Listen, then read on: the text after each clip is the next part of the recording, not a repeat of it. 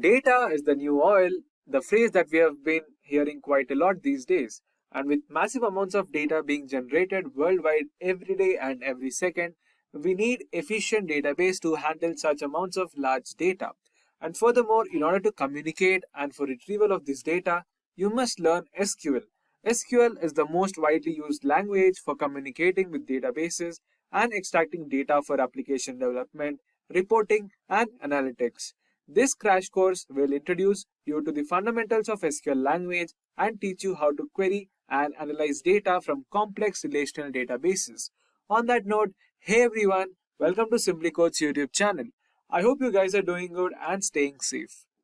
In today's session, we'll be taking you to this crash course on SQL, wherein we'll be covering all the important topics that you need to master this language. For this crash course, you don't need any prior SQL or coding knowledge. We'll take it slowly and lay the strong foundation on various concepts like SQL commands, data types, operators, functions, joins, and many more advanced level topics that you'll need to become proficient with SQL. This crash course tutorial on SQL will help you learn all about the language from the scratch with theoretical knowledge as well as practical examples. So without any further ado, let's get started. But before we begin, if you're new to the channel and haven't subscribed already, consider getting subscribed to our channel SimpliCode to stay updated with all the latest tech content and hit that bell icon to never miss an update from us. Over to our training expert.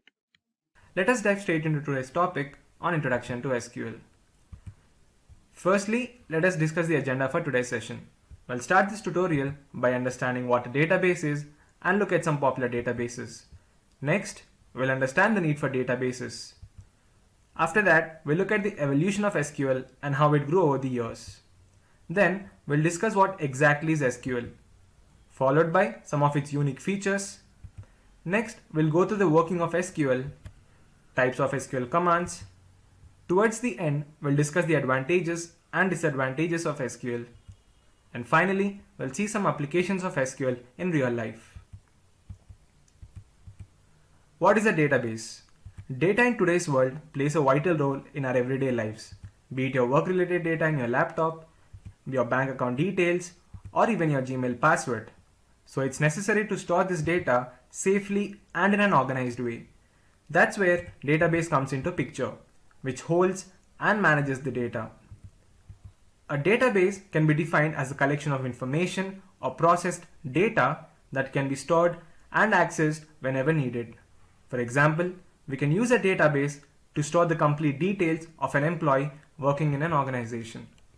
The primary goal of a database is to store and retrieve information efficiently. Popular databases. Some popular open source and commercially available databases are MySQL, Oracle Database, Microsoft SQL Server, MongoDB, and PostgreSQL. Why we need a database? Now that we've understood what a database is, let's understand the use of database and the need for it. Database came into existence in the early 1970s, but all the data was stored in computer files before that. As the technology kept advancing, it became difficult for computers to handle when the number of files increased and the volume of data grew. The so-called traditional file system was no longer able to store and retrieve data efficiently.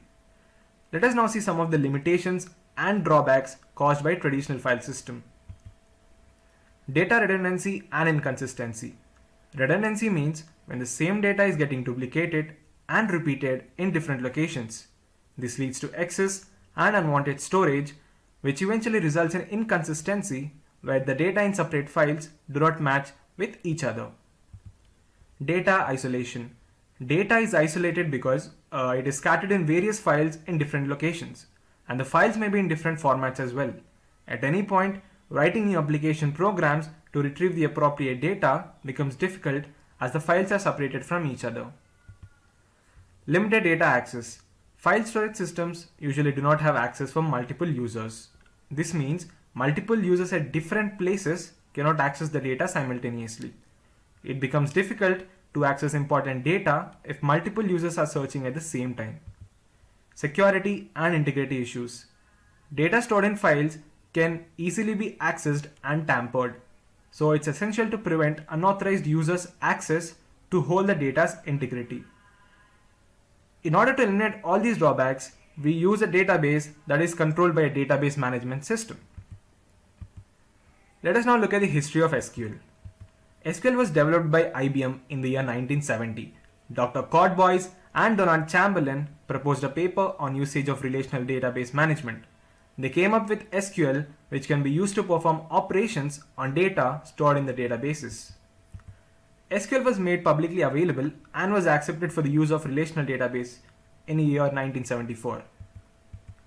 Initially, the language was known as Structured English Query Language, pronounced as SQL, which was later changed into SQL in the year 1978. The American National Standard Institute, ANSI, and other international organizations have standardized SQL as a language for database communication in the year 1986. Though companies use a different version of SQL nowadays, the latest version of it was released in 2019 by Microsoft. What is SQL? SQL is defined as a structured query language. It allows the user to manage and manipulate the database. So you might have got a doubt in your head that we have discussed databases earlier and why we are discussing SQL now. Well, you got it right. Both database and SQL are interconnected to each other. SQL allows you to perform operations like insert, update, modify, and delete in the database. In a nutshell, SQL is used to communicate with the database systems to retrieve the information. Features of SQL. SQL is one of the most demanding skills nowadays. With the ever-increasing amount of data, SQL serves as a powerful tool to provide insights to businesses while handling databases. SQL is used to define the overall schema, that is, the complete structure of the database by managing and manipulating the data accordingly and retrieving the information whenever required by the user. SQL also allows flexibility as it uses simple English words in its queries like create, delete, etc. SQL can handle large amounts of records stored in databases with utmost efficiency. Let us now see how SQL works. A typical SQL database engine includes a storage engine, which is a database server, and a query processor within the SQL engine. To understand simply, let us take an example. Suppose John is an HR manager working in an organization. He wants the information of all the employees who have joined last year. John writes an SQL query in his laptop to retrieve the data. In order to execute the query, it must interact with relational database management system within the database server. And the request should be a valid query before the SQL engine can process it. The SQL engine then writes to and retrieves data from the database server. Both database server and SQL engine work hand in hand together to process the required data. The system processes the SQL request and sends it to web server to access the information via SQL database. And if the information is found in the tables, the database server sends the information back to the user. In this way, John can retrieve the information from the database using SQL. Types of SQL commands.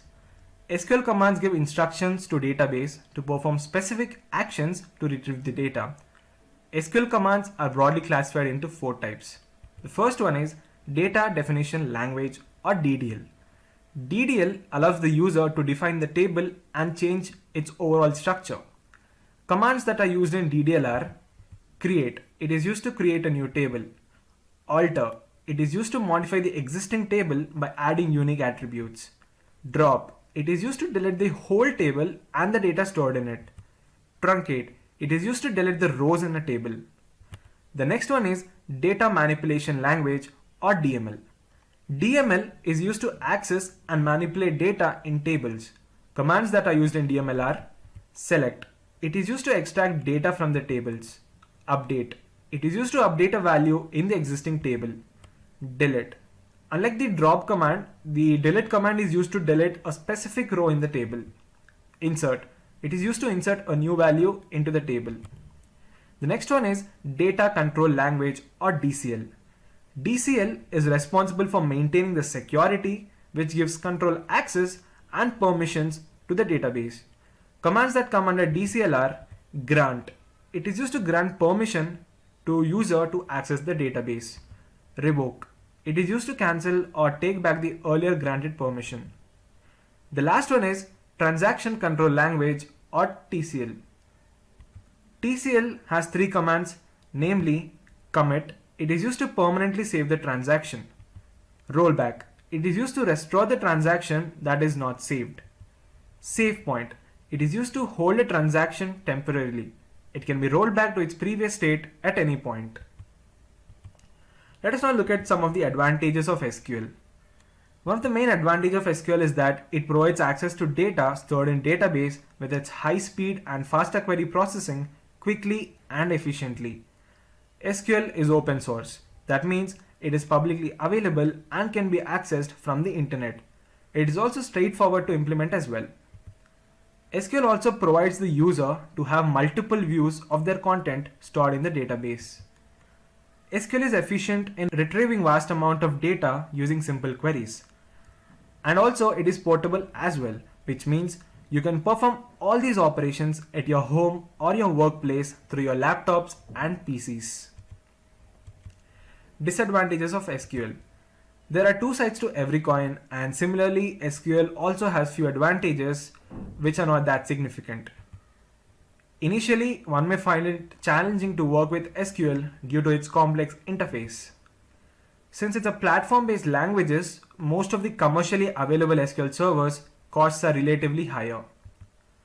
SQL is constantly working on these massive amounts of data stored in the databases, and hence maintenance costs are also high as well. Let us now look at some of the applications in real life of SQL. SQL is widely used in various sectors nowadays. Some of them are education.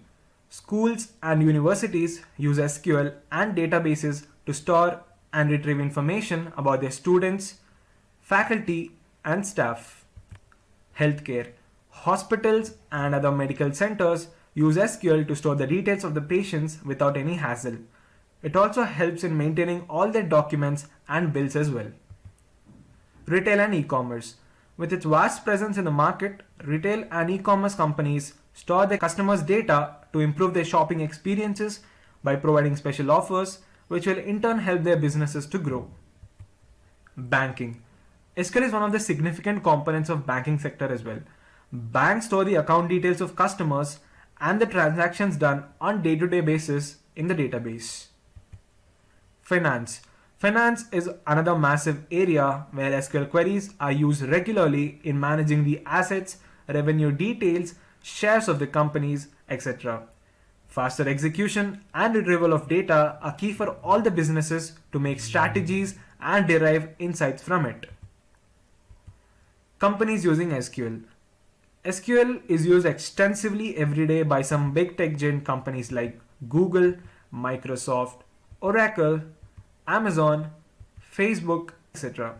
Even small companies and startups heavily rely on SQL to make better decisions and provide solutions and service to customers. With that, we have come to the end of this session on Introduction to SQL.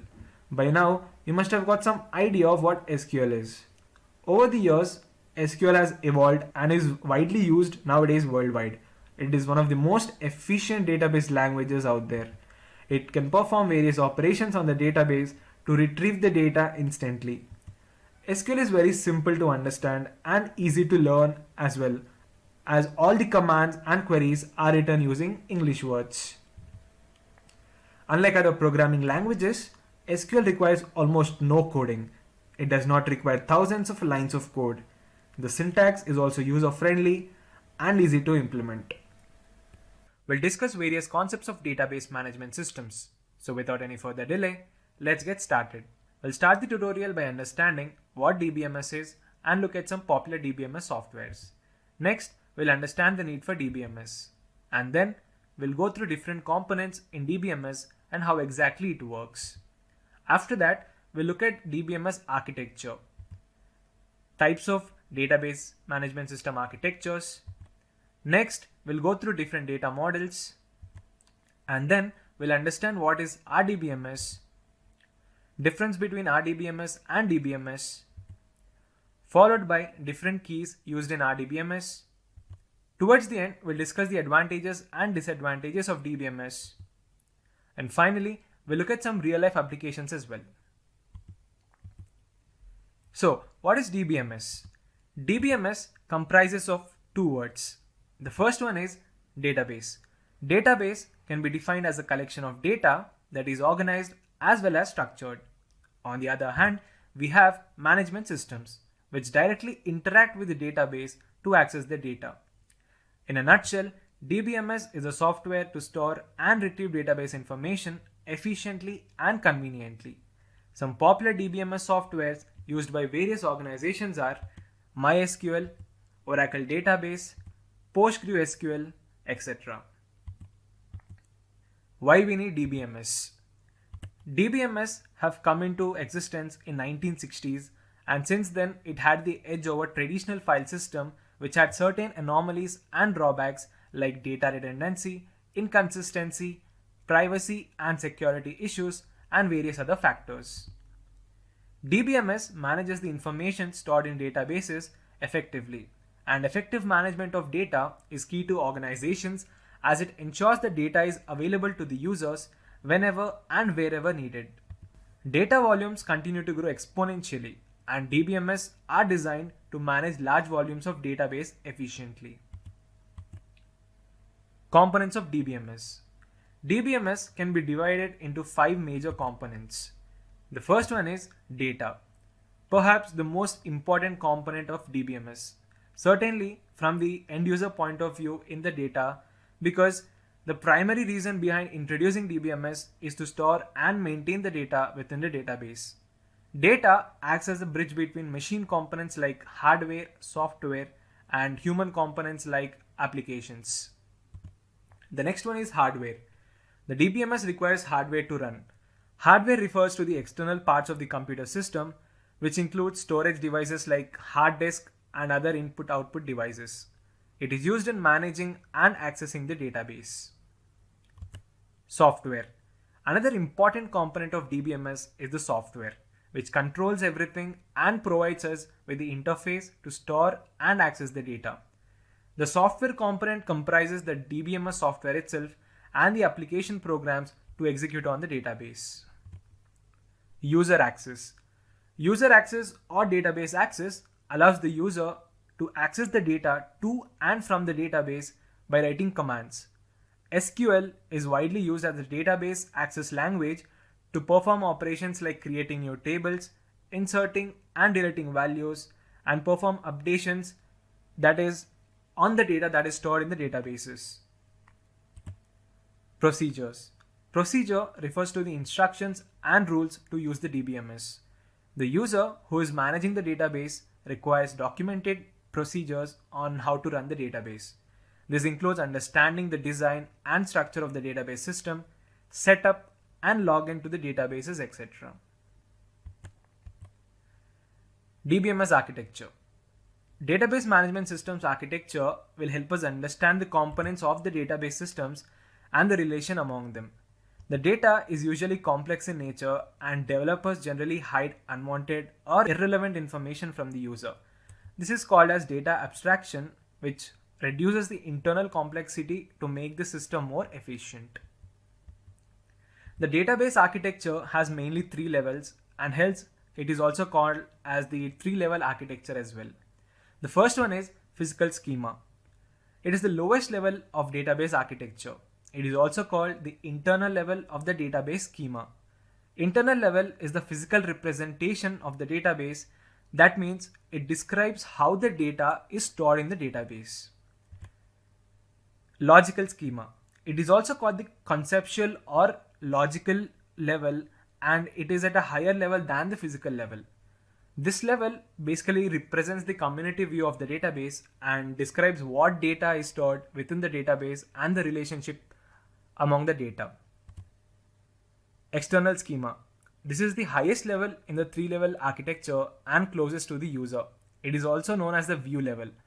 The external level only shows the relevant database content to the users in the form of view and hides the rest of the data. There may be a number of external views for database for different users. Types of DBMS architecture. There are three different types of DBMS architecture. The first one is single or one-tier architecture, two-tier architecture, and finally three-tier architecture. Single-tier architecture in DBMS is the simplest architecture of database. In this architecture, the database is directly available to the user. The user can directly access and use the database. For example, let's imagine you want to get all the employee records from the database. For that, you can directly communicate with the database from your computer itself. This is why this architecture is also known as local database system. Two-tier architecture. In two-tier architecture, the database system is located on the server machine and the DBMS application is present on the client level. These two are linked via a reliable network.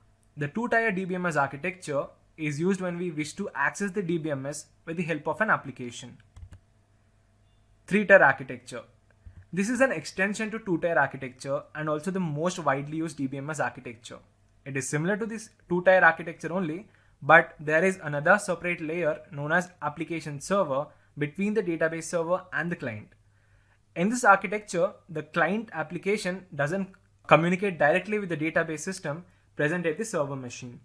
Instead, the client application communicates with the server application and then internally communicates with the database system present at the server. Data models in DBMS. Data model defines how data is connected to each other and how they are processed and stored inside the system. It also defines the logical structure and design of data in DBMS. Data models are broadly classified into four types. The first one is hierarchical model. It was one of the first DBMS models ever used. In this model, data is organized in tree-like structure and connected to each other by links. The next one is network model. It is an extension to hierarchical model. It can represent complex data relationships using graph-like structure where the data can have many-to-many relationships. The next one is entity relationship model. In this model, we represent real-life entities in a pictorial form using different shapes. Finally, relational model. It is one of the most commonly used models. It represents the data in the form of tables. What is RDBMS? Let us now discuss one of the most popular data models in DBMS, which is RDBMS. RDBMS stands for Relational Database Management System. All the modern DBMS like MySQL, Oracle, Microsoft SQL Server are based on RDBMS only. RDBMS stores the data in the form of tables, which is basically a collection of related data. This data is organized in the form of rows and columns. The data that is placed horizontally in table is known as the row, and the vertical arrangement of data is known as columns. Field. Every table is broken up into smaller entities called fields. Fields in the employee table are employee ID, employee name, job, department number, and salary. RDBMS versus DBMS. Let us now understand the difference between RDBMS and DBMS. Though both of them are used to store physical data in the databases, there are some difference between them as well. RDBMS stores data in tabular form, whereas DBMS stores data in individual files for an application like XML or JSON format, etc. RDBMS deals with vast amount of data, whereas DBMS is designed to handle small amounts of data and is meant for small organizations. RDBMS can support multiple users. On the other hand, DBMS is limited to a single user. RDBMS also supports distributed databases wherein you can manage and have the access for multiple databases at the same time, whereas DBMS do not offer the support for distributed databases. These are some differences between RDBMS and DBMS. Types of keys in DBMS. Keys play an important role in relational databases. They are used to establish a relationship between the tables. It is used to fetch information from one or more rows in a table. In DBMS, there are several keys which are almost interrelated to each other, but we'll look at some important and most used keys in RDBMS. The first one is primary key. It is one of the main key that uniquely identifies every row in a table. Super key. Super key contains additional or other sets of attributes that can uniquely identify a row within the table. Candidate key. Candidate key are selected from the set of super keys. The only difference is it shouldn't have repeated attributes. Hence, it is also called as minimal super key. Foreign key. It is used to create a relationship between two tables with the help of an already existing table. Basically, it acts as a cross-reference between two tables. Let us understand these keys with an example. Let us consider a table called employee, which has different fields like employee ID, employee name, job role, department number, PAN number, Aadhaar number, universal identification number, which is UAN. Now for the employee table, we can take employee ID column as a primary key because it uniquely identifies each record in the table. The super key can be PAN number, Aadhaar number, or even UAN because two employees can have the same name, and by definition a super key is a set of different attributes which can uniquely identify the table, and hence different employees have different PAN number, Aadhaar number, and UN as well. Candidate key can be taken from either of these three super keys which we have taken earlier. Except for the primary key employee ID, other attributes can be candidate keys. So I have taken UAN as the candidate key for this table. Now, each employee works in various departments and we cannot store the department name in the employee table. That's why we'll link the already existing table, that is the employee table, with a new table by taking the department ID as primary key and creating new attribute named department name. So in this case, department ID is considered as foreign key. Advantages of DBMS. One of the main advantages of DBMS is it controls data redundancy. Redundancy means storing the same data multiple times. By having centralized database system, unnecessary duplication of data is avoided. Data integrity. Integrity means the data in the database is accurate and consistent. DBMS ensures that the data is correct and consistent for all the users as it handles multiple databases at the same time. Data privacy and security. Data privacy is paramount for every user, and DBMS allows only authorized users to access the data from the database. Hence, DBMS provides improved data security under any circumstance. Data consistency. Data inconsistency occurs when the same files are located in different locations. But with DBMS, we can achieve increased data consistency because any changes in the database are immediately reflected to the user. Ease of sharing data. DBMS allows a user to share the data in any number of application programs. Users can also have access to the database simultaneously and share the data between themselves. Backup and recovery. DBMS takes care of recovery and backup on its own. Users are not required to take regular backups because the DBMS does it for them. It also restores the database after a system failure or crash to prevent it from reverting to its original state. Disadvantages of DBMS. Well, to store a huge amount of data, one needs a huge amount of space as well. Eventually, it requires additional hardware and software which are relatively of higher cost, and because of its constant functionality, the maintenance costs are also high as well. Complexity. DBMS is an extremely complex software. Initially, one may find it difficult to operate different functions on DBMS because of its complexity. End users must have proper knowledge while handling database systems, otherwise it may result in database failure. Speed and performance issues.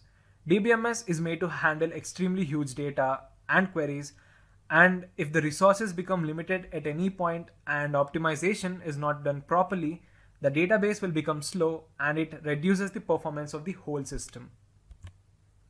Increased vulnerability. DBMS system works on the centralized system. That means all the users from all over the world have access to this database. Hence, any failure of this DBMS will impact all the users. So there is a high chance of losing the data. So these were some of the disadvantages of DBMS. Finally, let us look at some of the applications of DBMS. DBMS is widely used in various fields nowadays. Some of them are banking. DBMS is used in the banking sector to store the customer information, account details, and all the transactions done on a daily basis. Additionally, to keep track of the loan amounts, account balance sheets, ATM and deposit records, etc., are maintained with the help of database. Education. Schools and universities manage their students' information like personal details, course details, exam marks, grades, etc.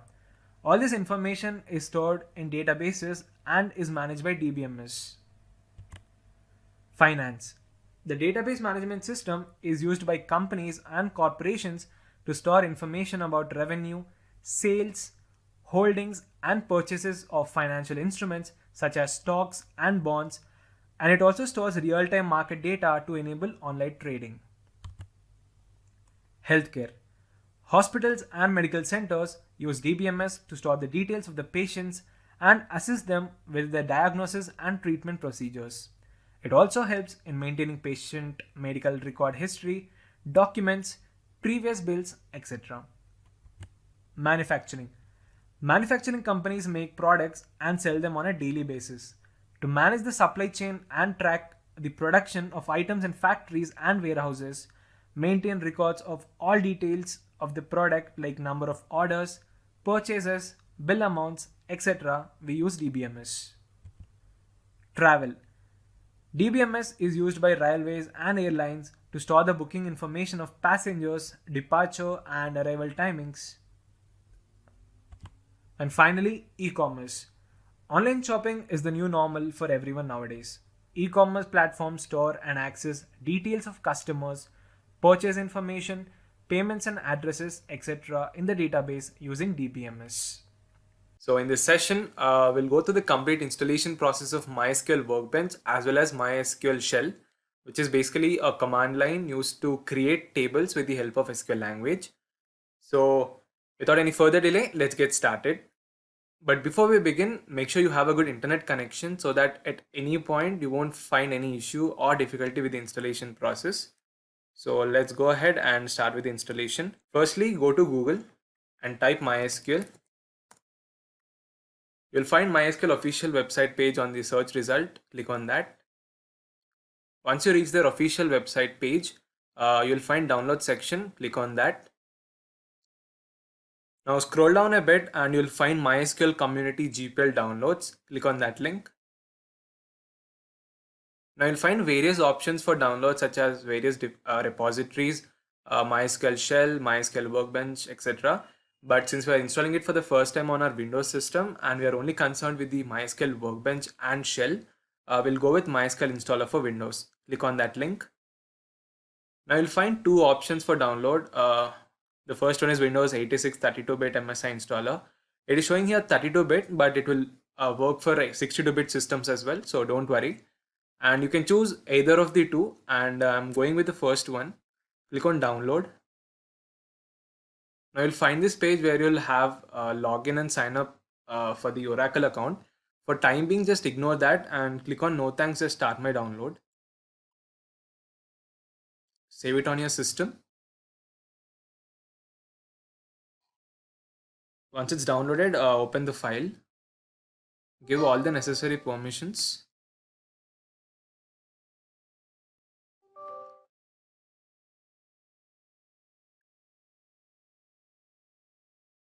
Now you'll find a setup page where you'll have different options such as developer, server, client, full and custom.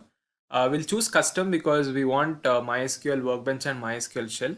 So click on next. Now we have to select the products which we want to install on our system. You can find MySQL Server, click on that and expand it. You'll find MySQL Server 8.0, click on that. You'll find the latest version of it, click on that and select the arrow and send it to the other side. Now scroll down a bit and you'll find applications, click on that. You can see MySQL Workbench.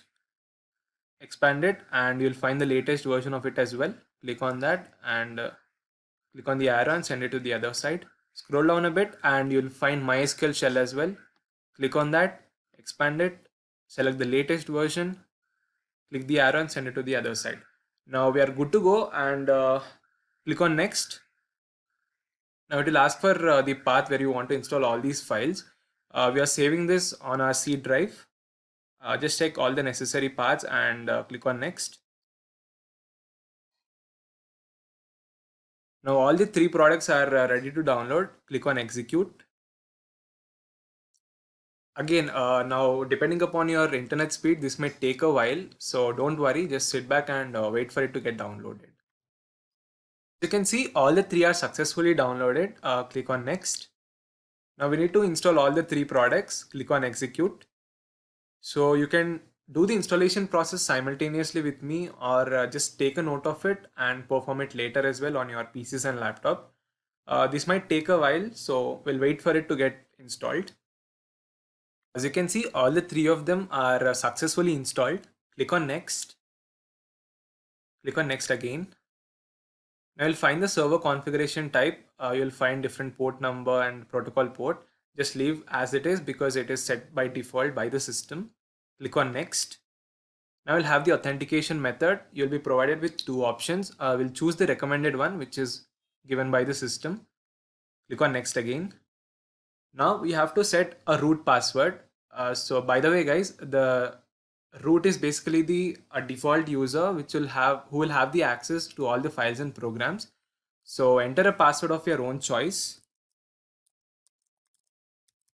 And make sure you take a note of it because we'll have to use it at a later stage. And also while logging into the MySQL server, you'll use the same password. So click on check.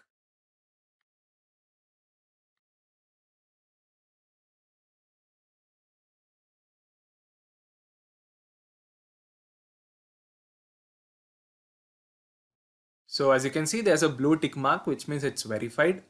So you can go ahead, click on next. Now you'll find the Windows service, which is the standard system account. Choose that and click next. Now you have to apply all the configuration for the system files.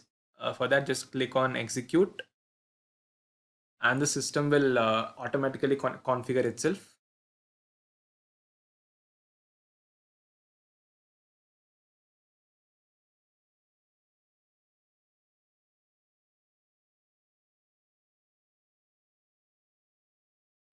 So this might take a while, so we'll wait for it to complete.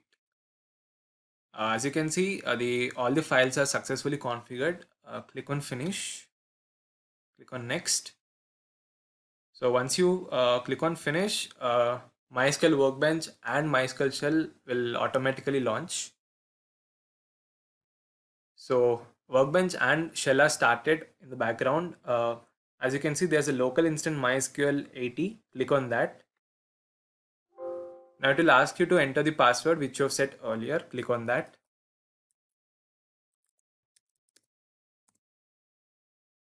So that's it, guys. We have successfully installed MySQL Workbench on our system.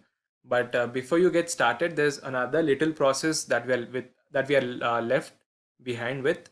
Now you have to connect all the files and packages to the server before you start working on the tables. So for that, we need to locate where the MySQL files are stored. For that, we'll go to File Manager. Since we have saved the files on local disk C, click on C drive, go to Program Files, click on MySQL, open MySQL Server 8.0, click on bin. Now these are all the files and packages that you have to connect to the server. For that, double click on location path, copy the whole address and open command prompt. On the command prompt, you'll have to type cd, that is the current directory, and paste the address that you have copied earlier and click enter. Now type mysql space myu root -p. Here -u is the user, which is the root user which you have taken. -p is the password. Click on enter. It will ask you to enter the password that you have set earlier. Type the same. So if you find what you're seeing in my system, that is Oracle is registered trademark of Oracle Corporation and all this thing, that means you've successfully downloaded and installed all the files and packages into the MySQL server, and you're good to go and start working on your tables right away. That's all for today's session, everyone. I hope you found this video helpful and informative. If you have any queries regarding the whole installation process, or if you're stuck at any stage while installing MySQL Server on your system, feel free to let us know in the comment section below, and our team of experts will guide you and help with all your queries at the earliest. Make sure you leave us a like and subscribe to our channel SimpliCode to stay updated with all the latest tech content videos. Until next time, stay safe and keep coding.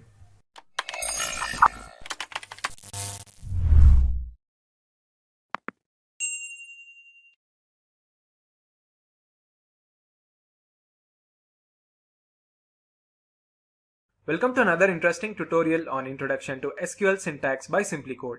So without any further delay, let's get started with today's topic. Firstly, let us discuss the agenda for today's session.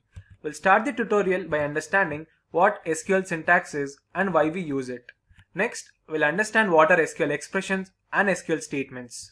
Then, we'll discuss about SQL data types, followed by SQL operators. Next, we'll go through SQL commands and its types.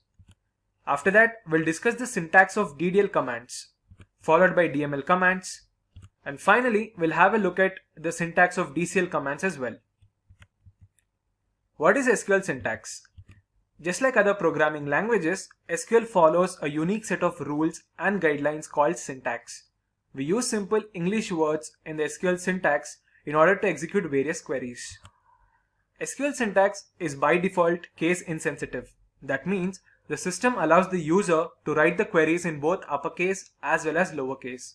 But if you're working with MySQL Server, then you need to give table names exactly as they exist in the database. We know that RDBMS is the basis for all modern database systems, including SQL, which manages and performs various operations on the tables like insert, update, modify, and delete. So in order to retrieve the data stored in the database, it is necessary to learn SQL syntax first. Before we move ahead with the topic, if you want to learn more about the basics of DBMS and SQL, make sure you check out our previous playlist videos on Introduction to DBMS and SQL on our channel. We'll leave the link in the description below. SQL expressions. SQL expression is a combination of one or more keywords and values, operators, data types, and other SQL functions. These SQL expressions are like a formula, which are similar to mathematical formulas which we generally use to solve a problem, and in this case, they're written in a query language using a proper syntax. SQL statement. SQL statements are basically a collection of SQL expressions. For example, let us consider an employee table to understand it in a better way. The table is having attributes like employee ID, name, age, city, and salary. Now, if I want to fetch the record of all the employees and their IDs, I'll write a simple SQL query.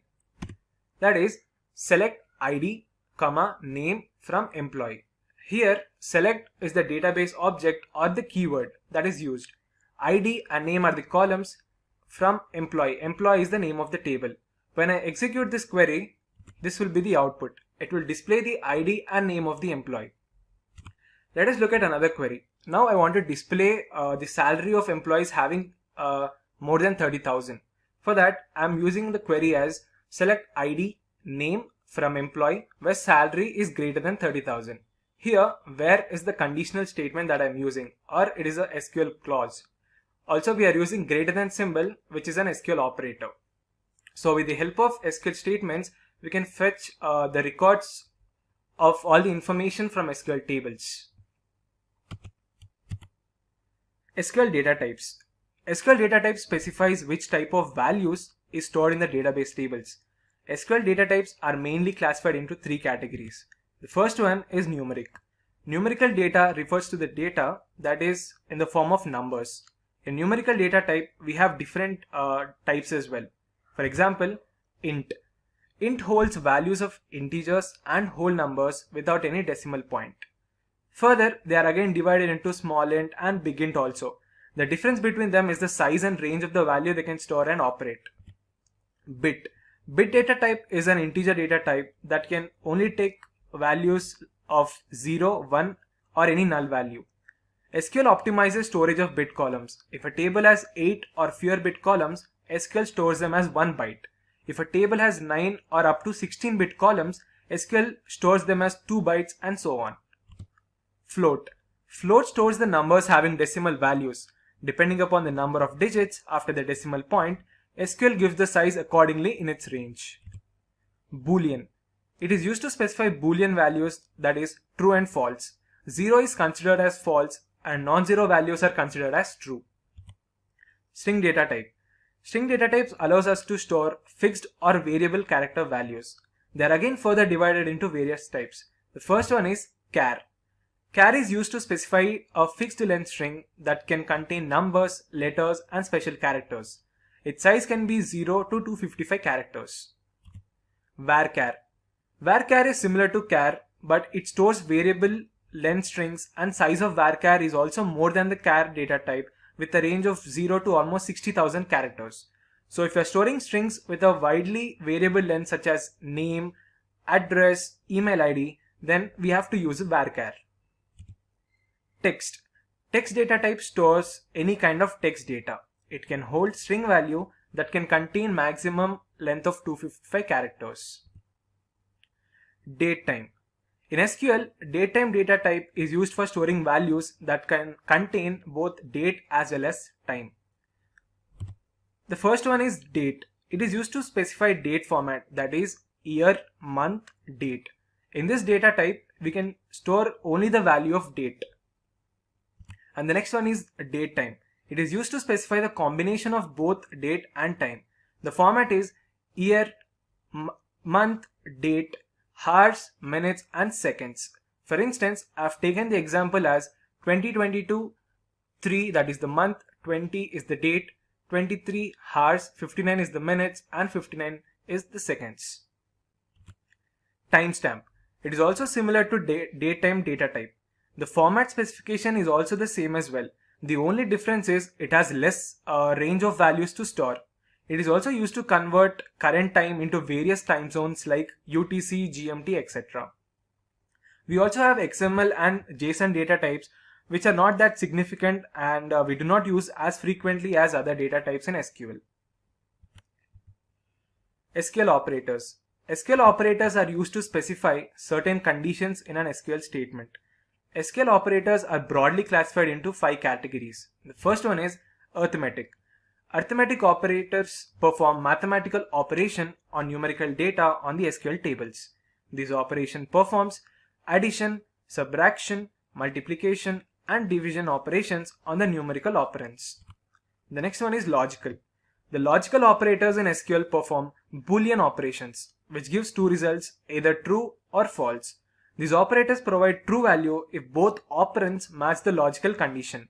Some logical operators are AND, NOT, OR, between, etc. Comparison. The comparison operator is in SQL compares two different data in the SQL tables and checks whether they are same, greater or lesser. The SQL comparison operator are used with a conditional clause where in the SQL queries. Equal to is highly used comparison operator in SQL. Bitwise. Bitwise operators perform bit manipulations between two expressions of any integer data type category. Bitwise operators convert two integer values to binary bits and perform AND, OR NOT operation on each bit, which finally gives the required result. Final one is set. The set operators in SQL combine a similar type of data from two or more SQL database tables. Basically, it merges the result which is extracted from two or more SQL queries into a single result. SQL union, intersect and minus operators are some of the examples of set operations.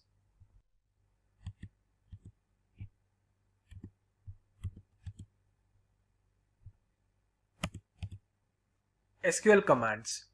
We know that SQL commands are broadly classified into 4 types. The first one is data definition language. DDL.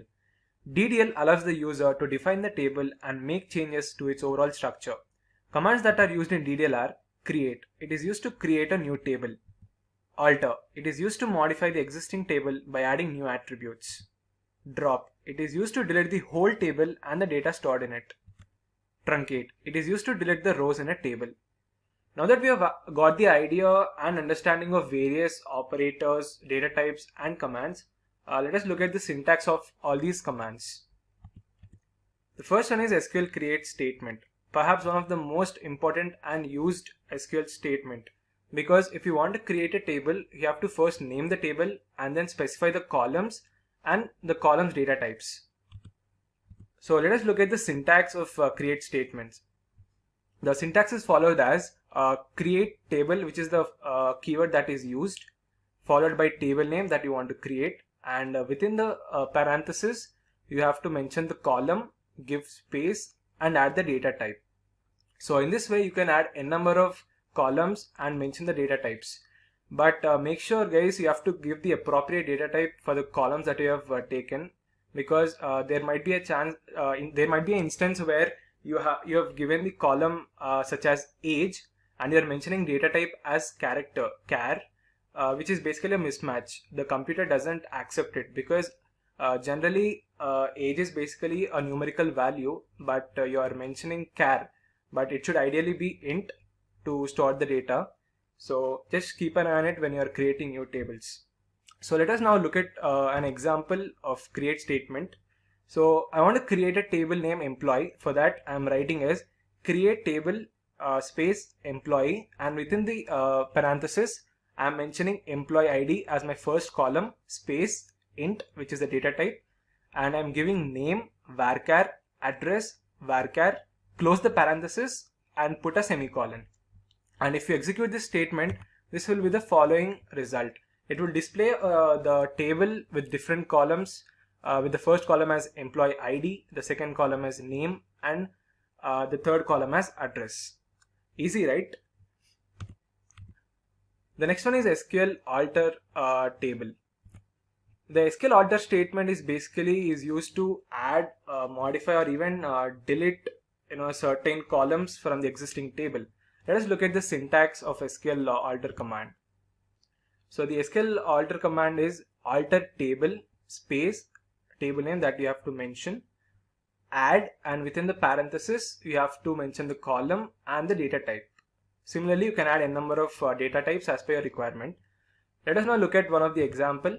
Now I wanted to add the date of birth of the employee in a new column. For that I'll write as alter table employee add, and within the parenthesis date of birth, and I'll mention the data type as well, which is the date. And if you execute this, it will show the result like this. It will add another column, date of birth, in the already existing table. Now due to certain reasons, if you want to drop or delete the date of birth column, for that we have to write syntax as alter table, give the employee table name, drop column, which is the keyword we use, and date of birth. So this will be the final output when you execute the query. It will completely drop the date of birth from the table. Next we'll look at SQL drop statement. SQL drop statement basically removes all the data and it changes the overall structure of the table by deleting the records in the table. So let us look at the syntax. The syntax followed is a drop table followed by the table name that we want to create. Let us look one of the example.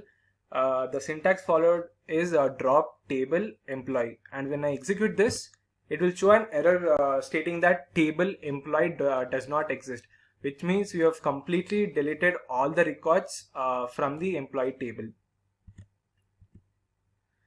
SQL truncate statement. Let us look at the SQL truncate statement syntax. The syntax is truncate table, which is the keyword that is used, and we have to specify the table name. For example, if you want to truncate the values in employee table, we have to write truncate table employee.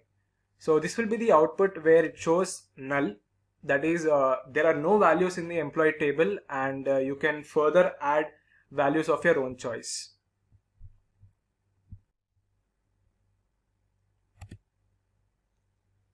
Let us now look at data manipulation language.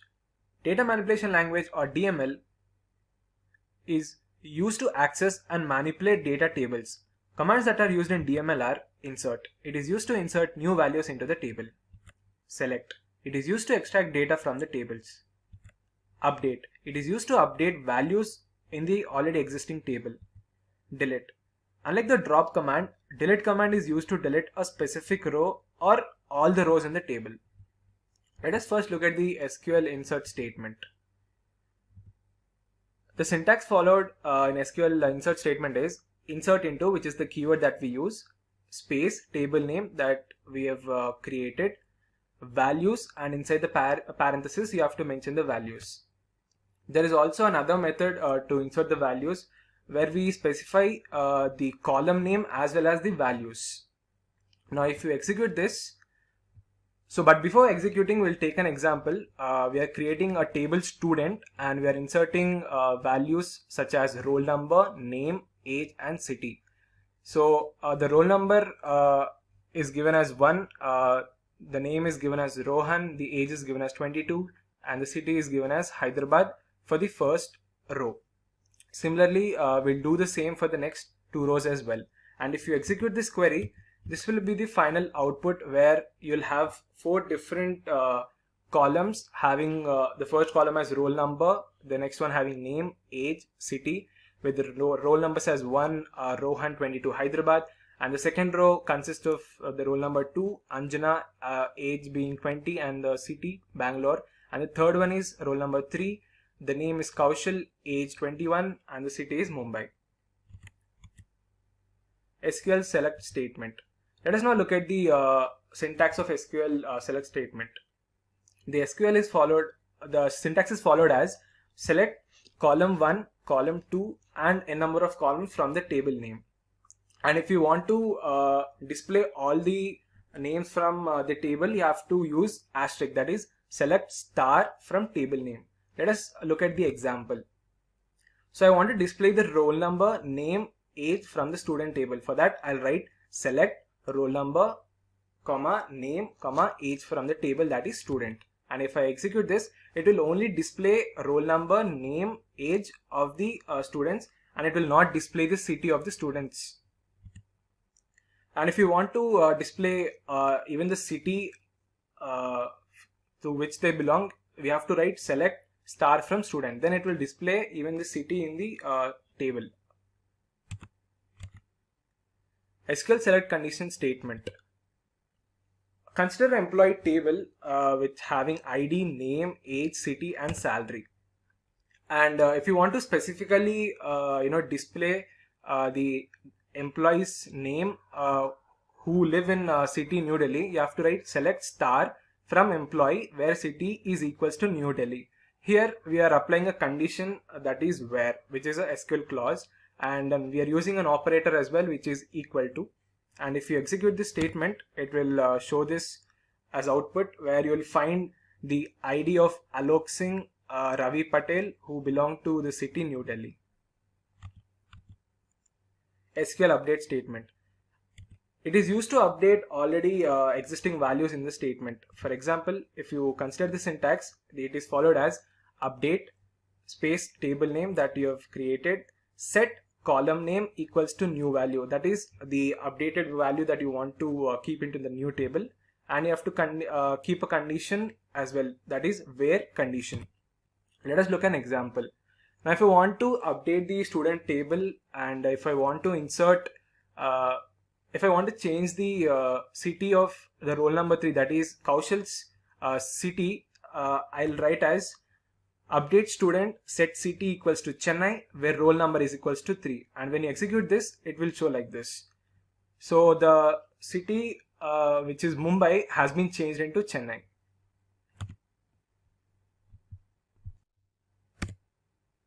SQL delete statement. SQL delete statement is used to delete a specific row or even all the rows from the table. The syntax is delete from table name. For example, if you want to delete all the records from the student table, we'll write it as delete from student semicolon. So this will be the output. It will only display the column names and the data inside it will be completely erased. And if you want to delete only a certain number of rows, we have to use query as delete from student where roll number is equals to 1. And when you execute this query, it will show like this. It will completely erase the records of the roll number 1 student. And the final one is data control language or DCL. DCL is responsible for maintaining the security which gives control access and permissions of the database. Commands that come under DCL are grant. It is used to grant the permission to user to access the database. Revoke. It is used to cancel or take back the permissions that were earlier granted. Let us now look at SQL grant statement. Sometimes user is restricted from creating or making any changes within the table. But with the help of grant statement, we can give privilege to the user to create or modify the records in the table. Let us now look at the syntax of SQL grant statement. It is followed as grant space privilege list. That is basically the set of commands that you are giving access or permission to the user to perform certain operations on the table that you have created. To user, we have to mention the username. Example, grant insert select on employee to Rahul. That means Rahul is able to access the employee table and can perform commands such as insert and select. SQL revoke statement. SQL revoke statement is basically the opposite of grant statement. It is used to take back the permissions that were earlier granted. The syntax is also similar to the grant statement. Instead of grant keyword, you have to replace it by revoke. Let us look at the example. Revoke insert on employee from Rahul. That means Rahul is no longer able to insert new values into the employee table. In this session, we'll understand how data is stored in the form of tables in SQL. So without any further ado, let's get started with today's topic. Firstly, let us discuss the agenda for today's session. We'll start the tutorial by understanding what is SQL table, and then we'll look at how to create a table. After that, we'll see how to drop a table. Followed by that, we'll see how to insert a new value into the table. And then we'll look how to delete a table. After that, we'll see how to truncate a particular table. And then we'll discuss how to alter an existing table. After that, we'll see how to rename an existing table. Finally, we'll look at how to copy a new table. What is SQL table? Tables are the essential elements of a database, and in particular for relational databases, as it is one of the most used data models to store and retrieve data from tables. Tables are basically an organized collection of data that consists of rows and columns. Another point to be noted is that a table has a specified number of columns but can have any number of rows. Let us understand this with an example. Here, the name of the table is taken as an employee. And in SQL, naming a table is very important because before performing any operation, you have to specify the name. Also, the name of the table should be unique and it should not match with other tables in the database. The horizontal values represented in the tables are called as rows or tuples, and each row represents a unique record. Similarly, the vertical values represent columns or the attributes of that particular table, and each column represents a unique field in the record. As we can see in the table, employee ID, employee name, job, department number, salary are the various fields or the column names. The data in these multiple columns, such as the employee name Rohan, who's having employee ID 1011, who's working as a data analyst, belong to the department 3 and having salary 50,000, is stored in the form of rows. I hope you've understood what is an SQL table now. So let us now discuss some basic SQL queries that are performed on these tables and execute them in MySQL Workbench as well. SQL create table. SQL create table is foremost thing to do in SQL. If you want to create a table, you should name the table and define its columns and each column's data type. Let us now look at the syntax of create table. The syntax is followed as create table, which is the keyword used here. Followed by that, we have to mention the table name. And within the parenthesis, you have to mention the column names Followed by that, you have to mention the data type. In this way, you can add a number of columns as per your choice. Now that we have understood the syntax, let us jump into MySQL Workbench and execute this. If getting your learning started is half the battle, what if you could do that for free? Visit SkillUp by SimpliLearn. Click on the link in the description to know more. As you can see, MySQL Workbench has started, and on the left side you can see that SimpliCode is the database which we are working on, and in that database we are going to create a new table. So let us now look at the syntax of create table. So the syntax is followed as create table, which is the keyword we are using. Followed by that, we have to specify the table name, that is, we have taken employee in this case, and within the brackets or the parenthesis, you have to mention the column names. Followed by that, you have to mention the data types. Here, I have taken column names as ID, name, city, job, and salary. And finally, I've chosen the primary key as ID because it uniquely identifies each and every record in the table. In the end, you have to close the brackets and mention semicolon. Let us now execute this query and see the output. As you can see, our table is successfully created. So in order to display the values or whether or not our table is created or not, we have the query as select star from the table name, that is employee. Let us execute this and see the output. As you can see, the table is created and it is showing the column names as ID, name, city, job, and salary. So in this way, you can create a new table. Next, let us discuss about drop table. Drop table, in other words, is to delete a table. The SQL drop table statement is used to remove the table definition and the overall structure of the existing table. Be careful that while using this command, because once a table is deleted, then all the information available in the data will also be lost forever. The syntax for the drop table is drop table, and then you have to mention the table name. So let us now look at the example. Now, for some reasons, if I want to delete the employee table, so the syntax would be drop table, followed by that the name of the table, that is employee. Let us execute this. As you can see, our table is completely dropped, and let us now see if it is actually deleted or not. For that, we'll use select statement.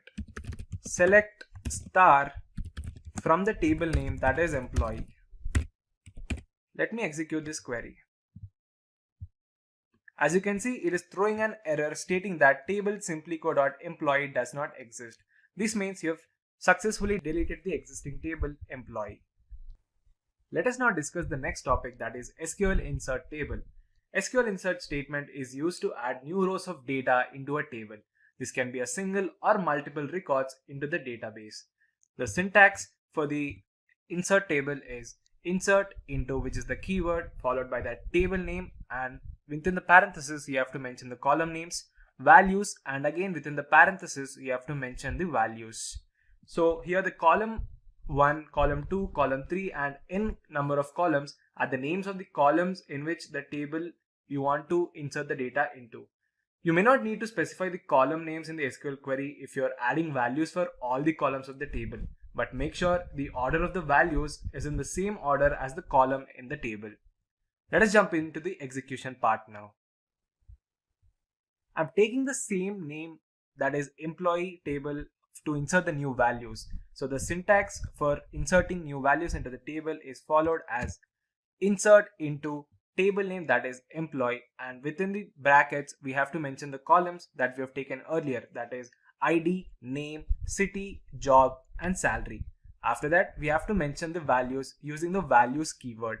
So within the brackets, I'm mentioning the ID name as 101, name as Rohan, the city that he belongs to is Hyderabad, and the job that he does is DA, that is data analyst, and the salary that he earns is 40,000. So let me execute this query and see the output. So as you can see, our query has been successfully implemented. Now let us display the results by using select query again. Let me select this whole query and execute this. As you can see, the details of employee name, that is Rohan, whose ID is 101, and the city he belongs to Hyderabad, his job data analyst, his salary 40,000 is being successfully displayed. So in this way you can insert new values into the table. Up next, let us discuss about delete table in SQL. Delete table in SQL is used to remove rows from a table. This can be a complete row from an existing table or a specific row. If you want to remove a specific row from a table, you should use where condition. But if you do not specify the where condition here, it will remove all the rows from the table. The syntax for delete statement is delete from the table name. So let us take an example now. Suppose if I want to delete the records of the employee who is having employee ID as 102 in the table employee. So the following query would be delete from table name, that is employee, specify the where condition keyword, that is where, ID is equals to 102.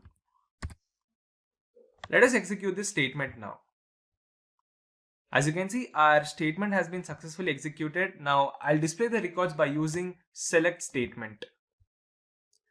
As you can see, the employee ID who is having 102 has his employee ID has been successfully deleted from the table.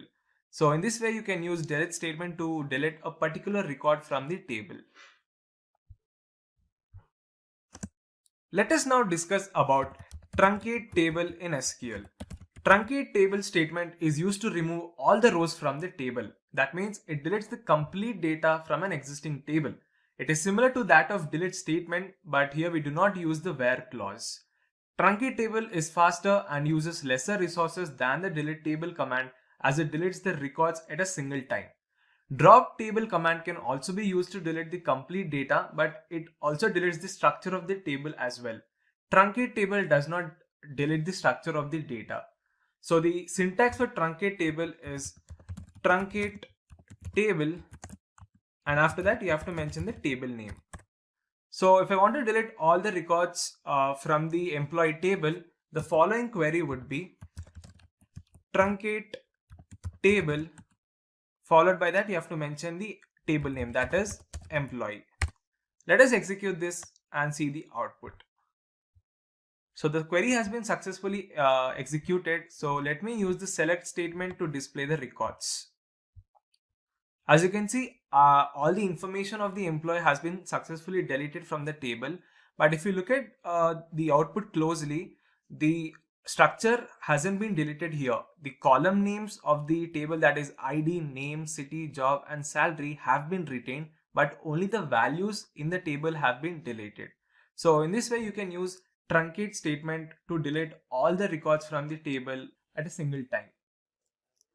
Make sure that you use this statement carefully, because the rollback process is not possible after using truncate table statement. That means if the data is once deleted, it is completely deleted permanently.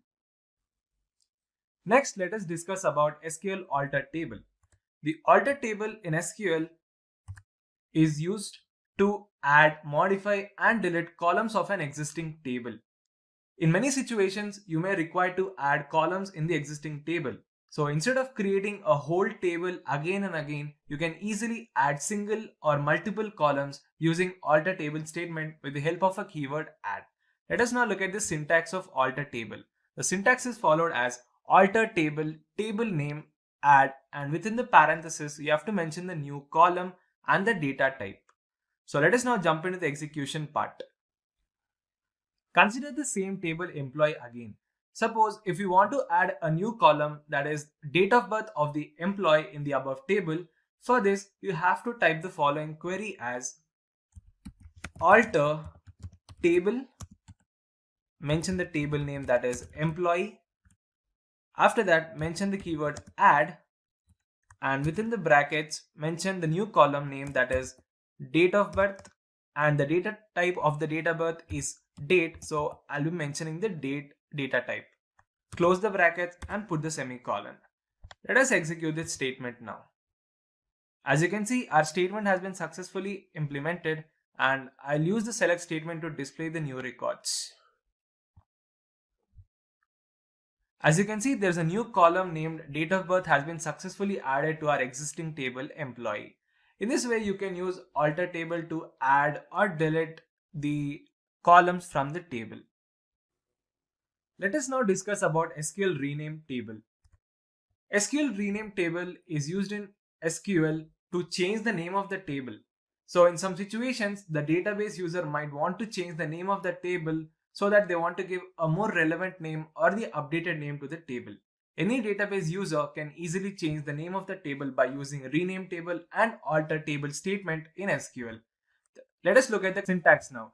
The syntax is followed as alter table current table name rename to new table name. Let us now execute this in MySQL Workbench. Consider the same table employee again, and suppose if you want to change the name of the above table employee into, let's say, employee new, for this you have to type the following query, that is alter table old table name, that is employee, rename to is the keyword that you have to use here, and mention the new table name. We are taking employee new as our new table name. So let us execute this and see the output. As you can see, our statement has been successfully executed. So let us update the schema here and see whether or not the name of the table is changed. So as you can see, our table employee which we had previously has been changed into employee new. In this way, you can use a rename statement to give a new name to your existing table. Finally, let us now look at SQL copy table statement. If you want to copy the data of one SQL table into another SQL table in the same SQL database, then it is possible by using the select into statement in SQL. The select into statement in SQL copies the content from an existing table into a new table. SQL creates the new table by using the structure of the existing table. The syntax is followed as select star into new table name from the old table name. Let us now execute this in MySQL Workbench and see the output. Consider the same employee table again, and suppose you want to copy the content of the employee table into a new table, let's say employee details. Now, as far as MySQL Workbench is concerned, there is a slight change in the query. Now, the syntax that we've discussed earlier is applicable to some other SQL databases like Microsoft SQL Server and Oracle database. But for MySQL Workbench, there is a different syntax to copy a new table. So the syntax is followed as create table, mention the new table name, that is employee details, now select star from the old table name, that is employee. Let us now execute this and see the output.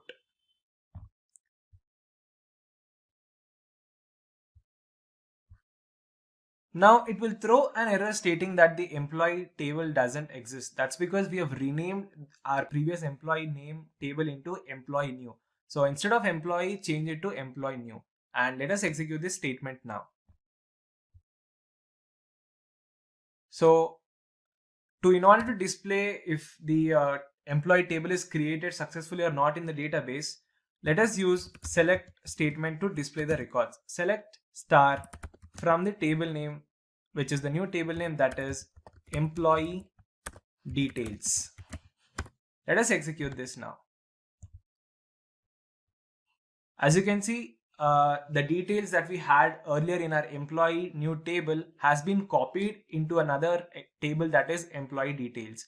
In this way, you can copy the content from one table, existing table, from another new table by using copy statement in SQL.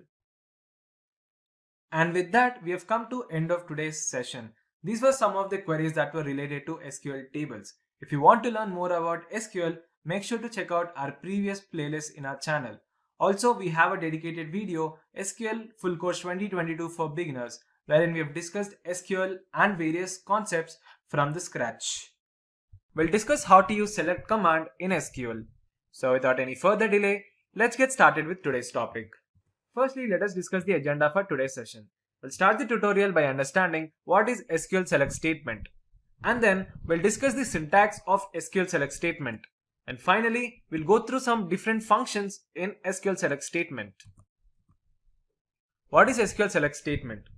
SQL select statement is used to fetch the data from a database table which returns the data in a form of a resultant table. In simple words, we can say that it is used to access the information from one or more database tables within the database. Let us look at the syntax of SQL select statement. The syntax is followed as select column from table name. In the select syntax, you can see column name 1, column name 2 and n number of columns are the name of those columns in the table whose data you wanted to read. And if you want to access all the rows from all the fields of the table, you can use the select star operator in the database by using select star from table name command. Let us look at an example. If you want to retrieve the information of the student who is having roll number, name and age, we can write a simple query as select roll number, name, age from student. In this way, we can display the details of the student. SQL select condition. Select statement is used with various clauses as well. That means it also retrieves the selected data that follows a particular condition with the help of a where clause. By using this command, we can access a particular record from a particular column of the table. Let's understand this with an example. Consider the employee table here, which is having ID, name, age, city and salary as its column in the table. Let's say if you want to access the information of those employees who's having age as 29. For that, we'll write a simple query as select star from employee where age is equals to 29. And if you execute this will be the following output, which shows the information of those employees whose age is 29. So in this way, you can use SQL select condition by specifying a where statement which is used to filter the data in a particular table. Now that we have understood the basics of SQL select statement, let us now jump into MySQL Workbench and execute this and understand it in a more better way. As you can see, MySQL Workbench has started, and for time being, I've already created a table employee which is having column names as employee ID, employee name, age, designation, date of birth, city that they belong to, and salary. And I've chosen primary key as employee ID because it uniquely identifies each and every record in the table. Now that we've created a table, in order to display all these records, we have to use this select statement ultimately. So to display all the values from each column of the table, that is the employee table, we have to write the following query as select star from table name, that is employee. Let us execute this and see the output. As you can see, it will display all the values of the employees, their employee ID, employee name, age, designation, date of birth, the city and their respective salaries. So if you want to display a particular column, so for that you have to write the query as, let's say if I want to select employee ID, employee name and the city of the employees. So for that I'll write select employee ID, comma, employee name, comma, let's say I want to display the salary, so I'm taking a salary from table name, that is employee. Let us execute this now. So as you can see, only the employee ID, employee name and the salary of the employees in the table are being shown here because we have only specified a particular column in this case. Now similarly, we can use where clause also. The where clause is used with select statement to return only those rows from the table which satisfy the specified condition in the query. For example, if I want to show the salary of the employee who is having more than 30,000. So for that, I'll write the query as select star from employee where salary is greater than 30,000. So let us execute this statement and see the output. So as you can see, it will display the records of all those employees who is having salary more than 30,000. Similarly, you can see, you can also check whether the city that they belong to is Mumbai. So for that, we have to take the SQL query as select star from employee where city is equals to, suppose I want to display the employee who belongs to the city Mumbai. So for that, I'll take the city as Mumbai and execute this statement. Okay, you have to mention Mumbai in single quotes, so that's the reason it is showing error here. So let us now execute this and see the output. So as you can see, there are only two employees who belong to the city. That is the employee Kavya and Pavan, who is having the employee ID 103 and 109. So in this way, you can use select statement to display a particular record by using where clause. Now that we've got an idea on how SQL select statement works, let us now discuss some select statement functions. The first one is select distinct. The select distinct in SQL is used to fetch identical or distinct column values from existing table without any duplicate values. Now suppose in a particular table there might be a higher chance that there exists a duplicate value, and if you want to retrieve only unique values in such scenario, you use SQL select distinct statement. I know it might be a bit confusing, so let me make it clear to you guys. Consider the same employee table again here, and if you look at the table, the values in the column city, the Hyderabad has been repeated more than once here, and not just Hyderabad, Chennai has also been repeated twice. So in this case, in a broader sense, if I just wanted to know from which city the employee is from, I'll just use the distinct select statement. So using this, instead of multiple values that are being displayed, the SQL distinct statement makes sure that the value is retrieved only once and there is no room for any repeated or distinct value. So let us now understand this syntax with an example. The syntax is followed as select distinct. Now let's say if I want to fetch a distinct designation of all the employees of the company. So for that, I'm specifying the column name here as designation from the table that is employee. Let us now execute this. There is a bit error in the code. Let me just check it. So let us execute the query now and see the output. So as you can see, this is the output that is being displayed where the unique values of the designation of all the employees are being displayed. That is business analyst, manager, HR, SD, and so on. So in this way, by using SQL select distinct statement, we can fetch distinct values from the existing table. Let us now discuss about select count statement in SQL. The select count is used to get the total number of rows from a table. Basically, it returns the total number of records present in the database table. Let's take a simple example. Consider the same employee table.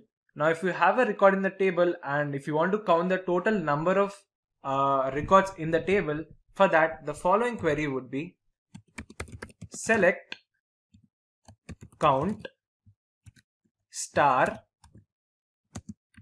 from the table name that is employee. Let us execute this and see the output now. So as you can see, there are total 15 records present in the employee table. Similarly, you can use the where condition as well.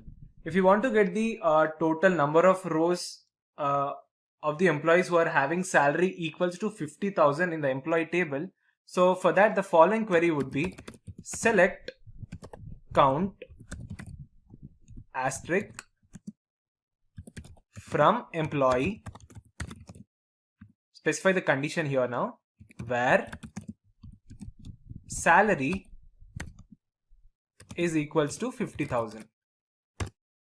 Let us execute this statement now. So as you can see, there are total 3 employees who are having salary equals to 50,000. Similarly, you can get the total number of rows in a table by using the distinct statement as well. Let's say if we want to retrieve a unique count of the city of the employees from the table, the following query would be select count, which is the keyword that we are using, and inside the bracket mention distinct keyword followed by the column name, that is city, from the table, that is employee. Now let us execute this statement and see the output.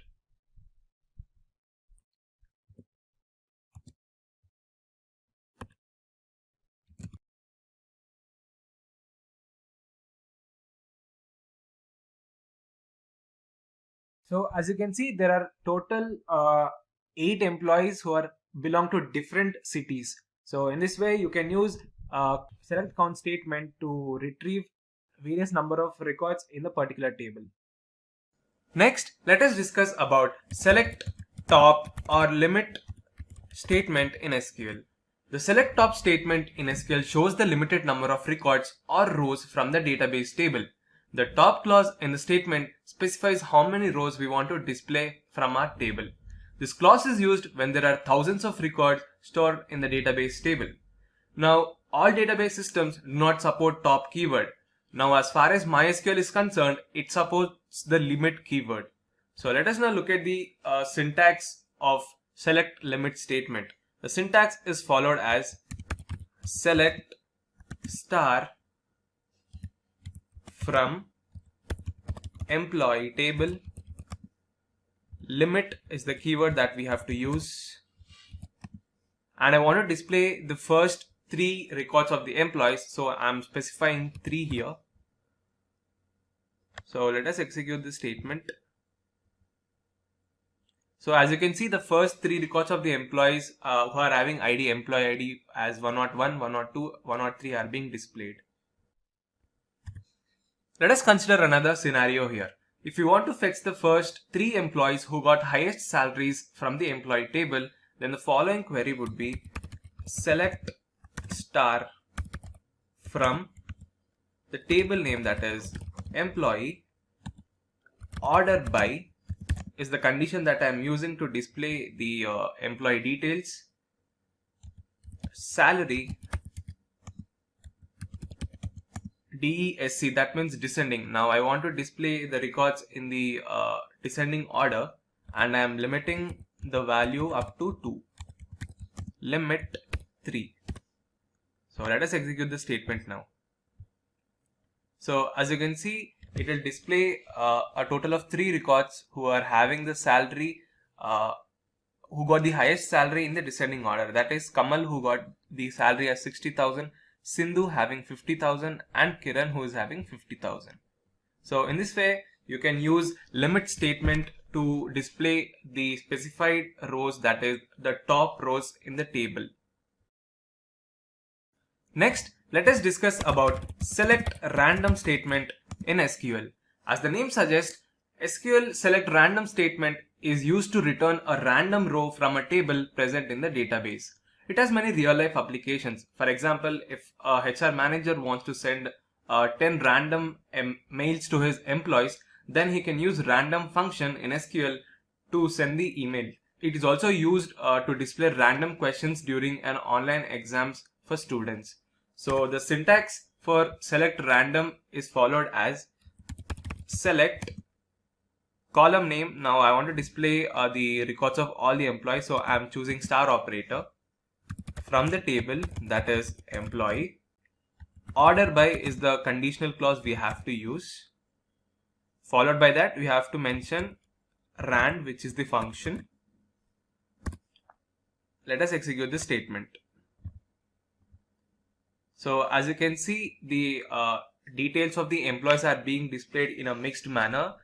That is, they are displayed in a random way. As you can see, the employee details of employee who is having ID 114 is being displayed here first, and then 112, and then 103. So in this way, you can display the values randomly using random function in SQL. Similarly, you can limit the values as well. If you want to show the top 3 random values of the employees, you can use limit statement here. So limit, And if I want to display the first 4 records of the employees, so I'm choosing 4. Let us execute the statement now. So it will show the details of the employees randomly up to 4. That is the top 4 details of the employees. So in this way you can use a random statement to display random values within a database table. Next, let us discuss about select in statement in SQL. The select in function is used to fetch specific rows or values from an existing table with multiple conditions. The conditions are specified with in clause. The operation of select in is same as OR operation. Select in is used to reduce the multiple OR operators in select statement. Let us understand this with an example. So if I want to fetch the details of employees who are having employee ID as, let's say, 102 or 104 or 107 from the employee table, then the following query would be select star from the table, that is employee, where employee ID, now we have to mention the in keyword here, and within the brackets mention the IDs. So I am taking 102, 104 and 107. So let us execute this statement and see the output. So as you can see, it is displaying the values of the employees who are having ID either 102 or 104 or 107. Next, let us discuss about select date statement in SQL. SQL select date is used to retrieve the values of date from a database. If you want to find a particular date from a database, you can use this statement. So let us understand with an example. Let's say if you want to display the records of all those employees who are born before 1995 Jan 1st. So the following query would be select star from the table, that is employee, where date of birth is less than 1995 Jan 1st. Make sure you incorporate the date in the single quotes, otherwise it will throw an error. So let me execute this statement. So as you can see, it is displaying the records of all those employees who are born before 1995 Jan 1st. Similarly, you can use a greater than operator as well to show the employees who are born after 1995. Similarly, if you want to fetch the employees who have born between a particular date, let's say who are born between 1996 and 1998, then the following query would be select star from employee where date of birth between is the keyword we have to use. Between, let's say I'm using 1996 Jan 1st and 1998. 1998 Jan 1st. So let me execute this statement and see the output. So as you can see, it is displaying the records of all those employees who are born in between the particular date that we have given, that is in between 1996 and 1998. So in this way you can use the select date statement to retrieve the date values in the database. Next, let us discuss about select sum statement in SQL. Select sum is used to return the sum of all the values in a specified column. Now you have to make a note here that sum function is applied only on numeric or numeric related fields. Let us consider the same employee table again, and if you want to get the sum of all the employee salaries in the employee table, then the following query would be select sum is the keyword, and within the brackets mention the salary column from the table, that is employee. Let us execute this statement and see the output. So as you can see, it is showing the sum of the salaries of all the employees here, that is 6,05,000 is the total value of the combined salary of all the employees. Similarly, you can use the where condition here as well to get the sum of the salaries of employee by specifying a condition.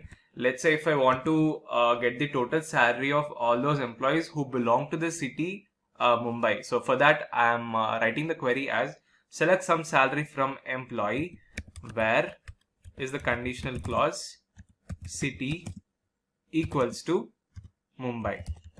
Make sure Mumbai is in single quotes, otherwise it will throw an error. So let us execute this statement now and see the output. So as you can see, it is displaying the sum of all the salaries of those employees belonging to Mumbai as 80,000. So in this way, you can use the select sum statement in SQL to display the sum of values in a particular column. And finally, let us now look at the select null statement in SQL. Null in a table represents that the field has no value. These null values are used to represent the missing data in a particular table. Now, a null value is different from a zero value. That means a field with a null value is the one that has been left blank during the record creation. Now, to verify the column value is null or not, we can use the keyword is null or is not null. Now, we should make a note here that null value can't compare with operators like equals to, greater than or less than. So let us take an example to understand the syntax. Now, if you want to fetch the details of the students whose marks are null, that means the marks that they have scored in the final exam are yet to be assigned to the students. So for that, the following query would be select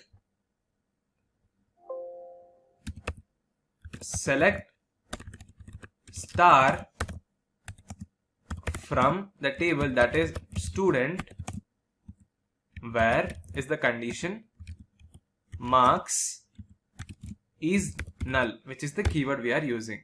So let us execute this statement and see the output.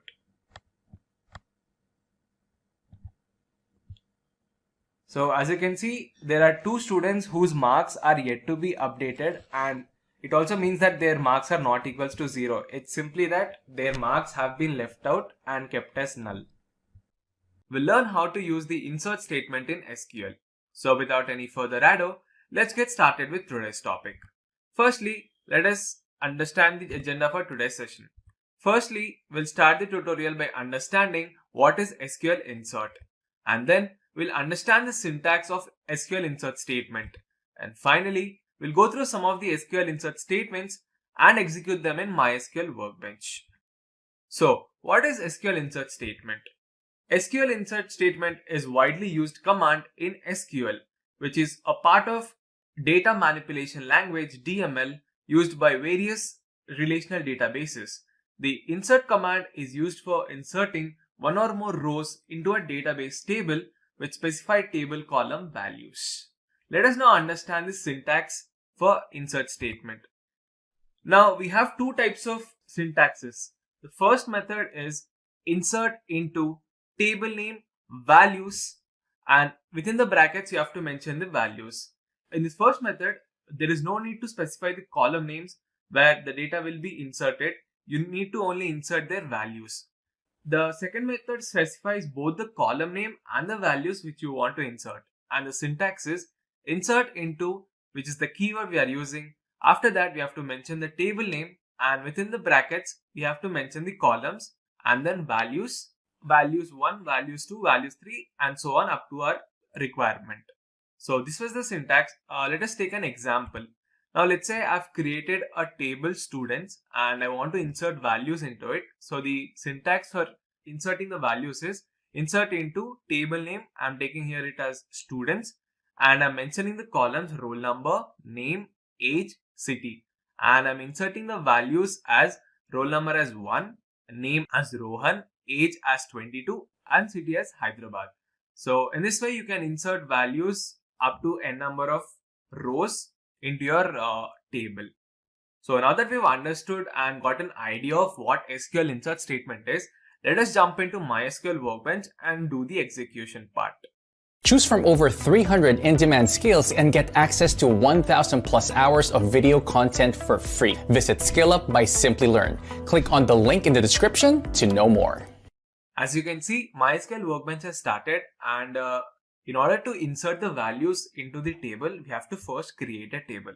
So let us first create a table, and the syntax is followed as create table, which is the keyword that we use. And I'm creating a new table that is customer, and which has column names as customer ID, customer name, their age, address, the product they have purchased, and the purchase date of the product. And I'm taking primary key here as customer ID because it uniquely identifies each and every record. So let me just use the select statement to display whether the table is created or not. Select star from the table, that is customer. So as you can see, our table is successfully created with the column names that we have specified. Now that we have created a table, let us see how to insert the values into it. For that, first let us discuss the insert into value statement. The insert into value statement is used to insert either all the column values or a specified number of column values in the table. Inserting only specified column data in the row requires the column name should be specified in the insert statement. So let's say if I want to insert all the columns into the customer table, the following query would be insert into table name, which is the customer. Now within the brackets, we have to mention the column names. So the columns that we have taken are customer ID, customer name, their age, address, product that they've purchased, and the purchase date. Close the brackets. Now mention the values keyword, and again within the brackets specify the values for each of the columns. So I'm taking customer ID as let's say 1011, comma, customer name, let's say Rahul. Now make sure you mention the character values inside the single quotes, and for integer values you need not mention the single quotes. Next, their age, let's say 25, comma, address, let's say the city they belong to is the address, so I'm taking as Hyderabad, comma. Next, the product that they have purchased, let's say they have let's say Rahul has purchased a phone as the product. And finally, purchase date, let's say 2022 March, and let's take date as 25.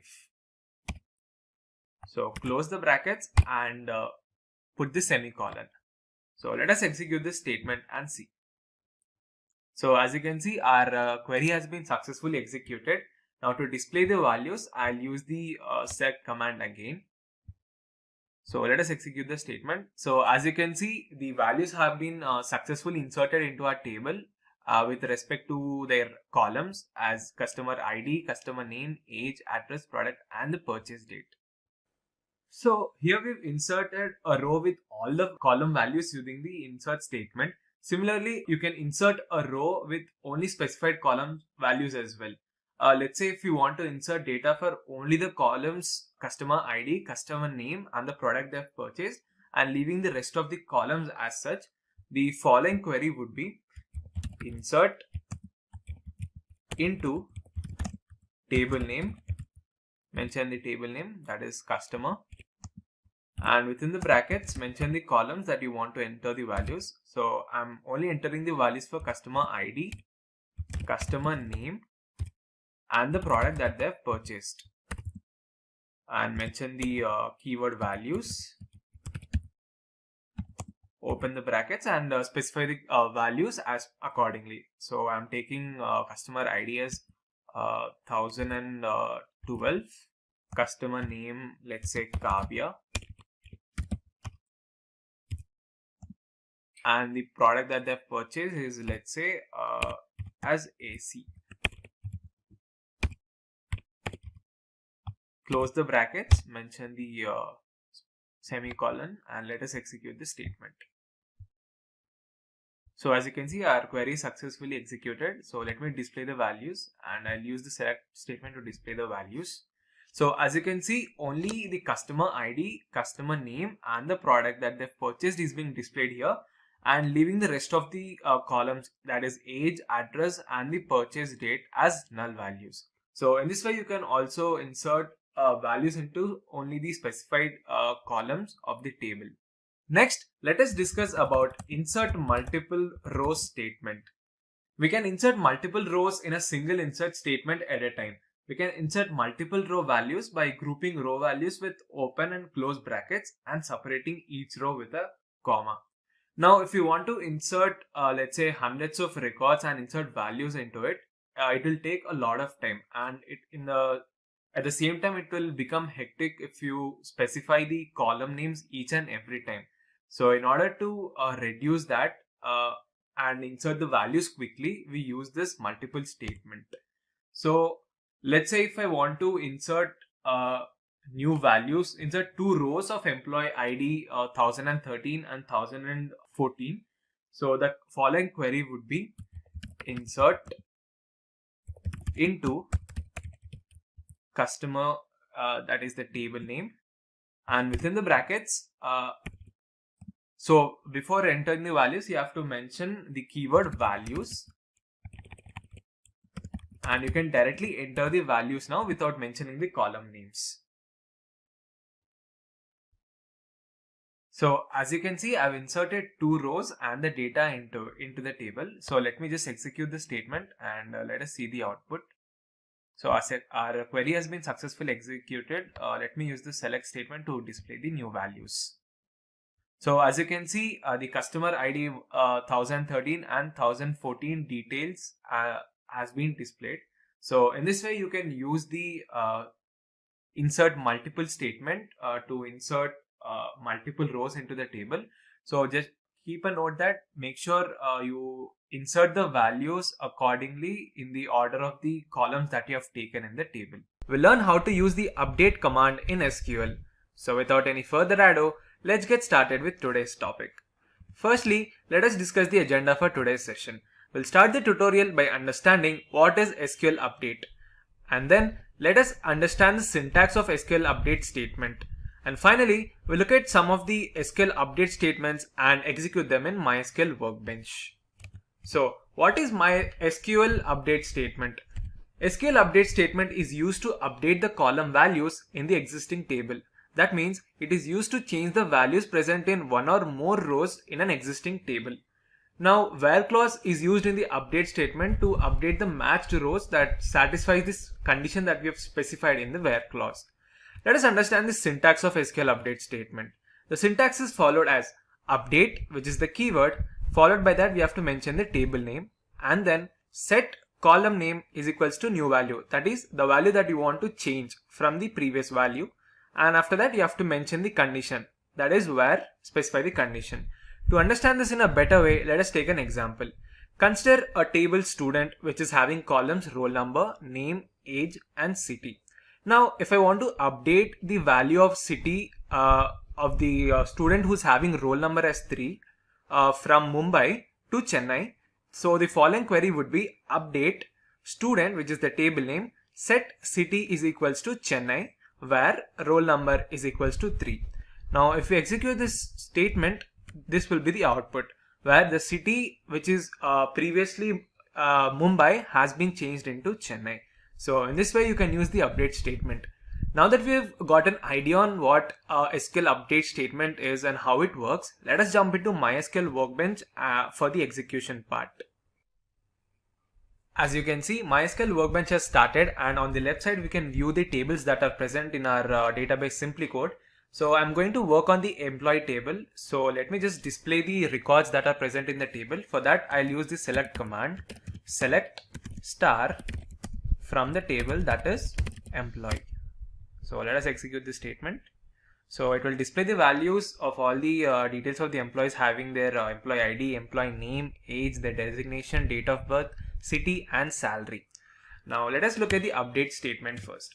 Now if I want to update the salary of the employee who's having employee ID as let's say 106 to 35,000. Now initially the employee ID 106, the employee is having the salary 25,000. Now if I want to change into 30,000, the following query would be update table name, that is employee. Use the keyword set.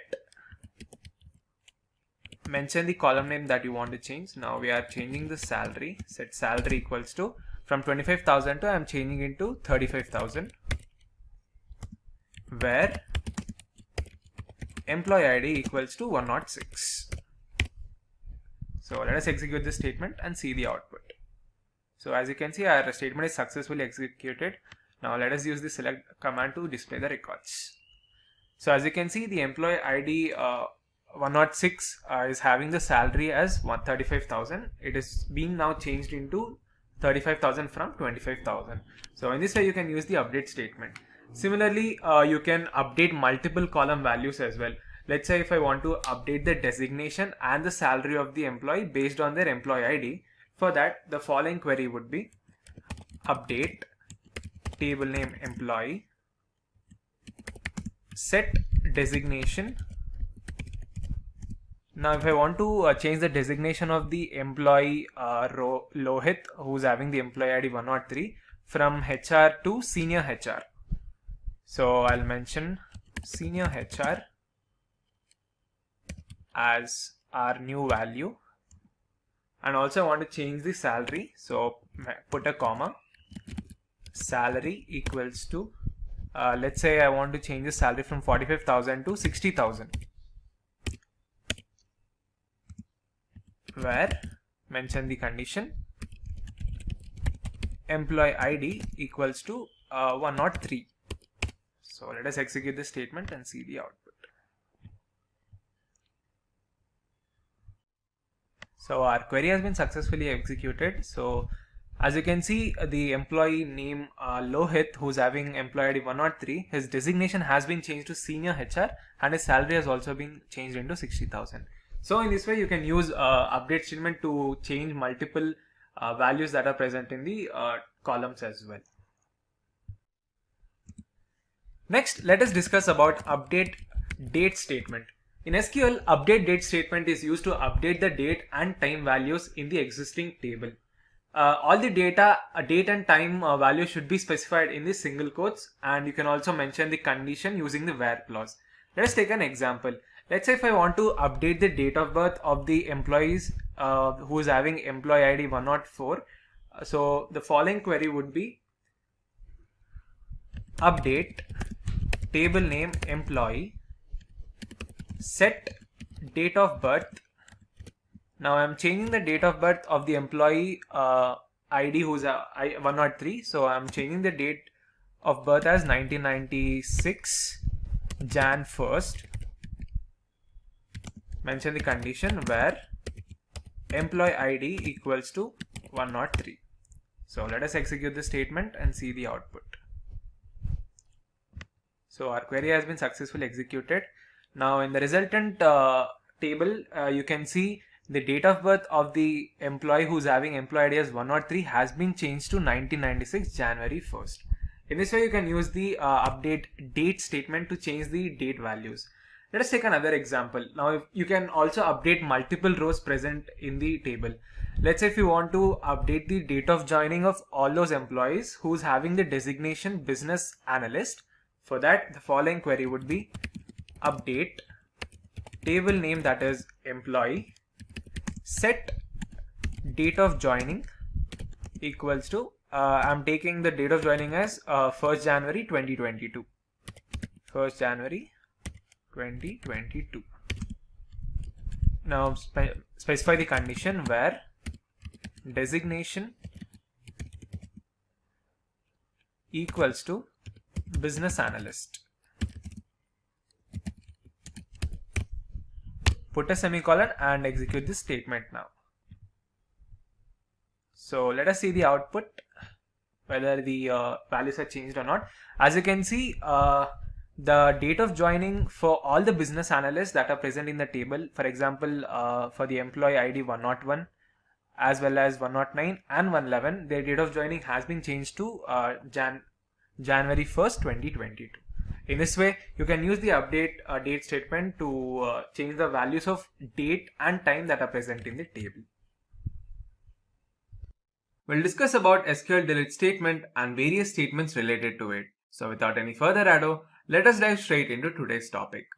Firstly, let us discuss the agenda for today's session. We'll start the tutorial by understanding what SQL delete statement is, and then we'll understand the syntax of SQL delete statement, and finally we'll look at some SQL delete statements and execute them in MySQL Workbench. So, what is SQL delete statement? SQL delete statement is one of the data manipulation command DML that is used to remove rows from a table. That means you will able to delete the existing records from the table. Now you can either delete a single row, multiple rows or values from the existing table depending on the condition that is specified.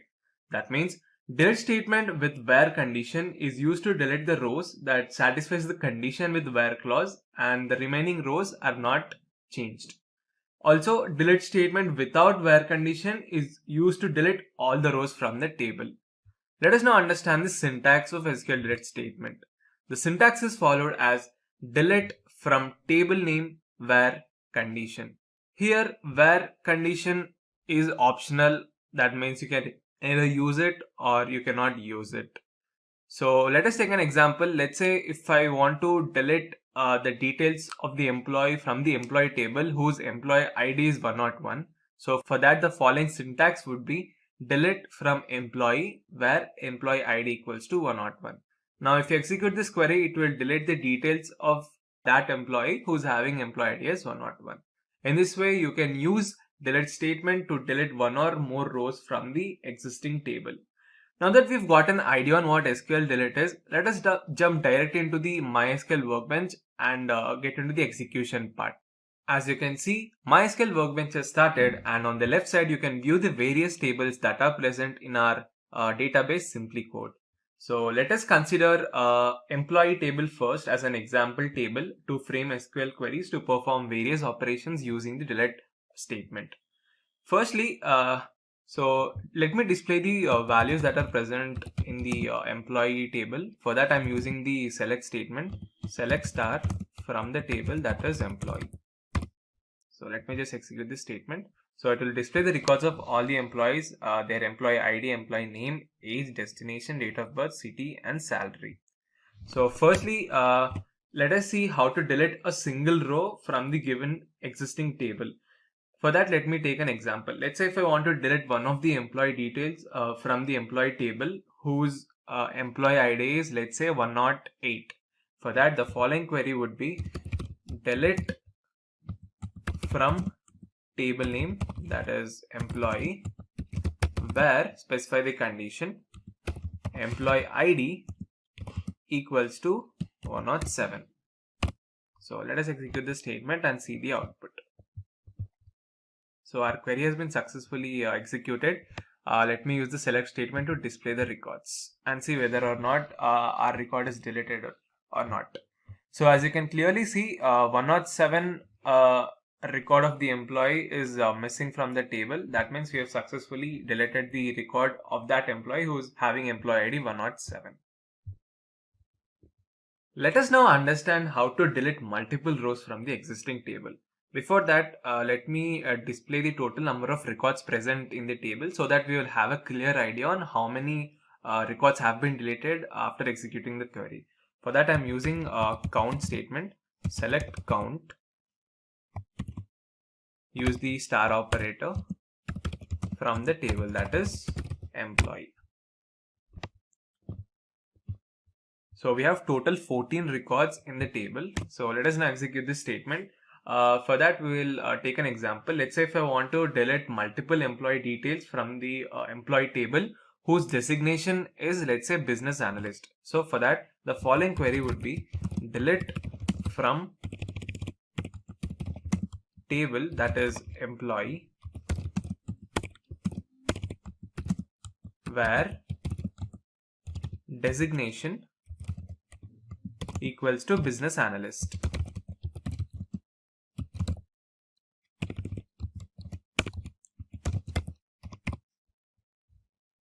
So let us execute this statement and see the output. So as you can see, our query has been successfully executed. Let us again use the count statement to see the values that are deleted. So as you can see, the total count of the employees in the table has been changed to 11. That means there are a total of 3 employees whose designation is business analyst. And since we have specified the condition where we want to delete only those records from the table whose designation is business analyst. So in this way, you can delete multiple rows by using the where condition statement. Now, similarly, you can delete multiple records from the table using multiple conditions as well. This can be done using various operators like and, or, between, etc. So let us take an example for that. Suppose, let's say if I want to delete the employee details from the employee table whose designation is, let's say, data analyst, and their salary is less than 30,000 by using or operator. For that, the following query would be delete from table, that is employee, specify the condition where designation equals to data analyst or their salary is less than 30,000. So let us execute this statement now. So our query has been successfully executed, and let us see the output. For that, I am using the select count statement as well again. So as you can see, only one record has been deleted from the table. That means there is only a record of the employee whose designation is either data analyst or their salary is less than 30,000. So in this way, you can use multiple conditions to delete the records from table as well. Let us now take another scenario. Let's say if I want to delete multiple employee details from the employee table whose salary is in between, let's say 30,000 and 45,000.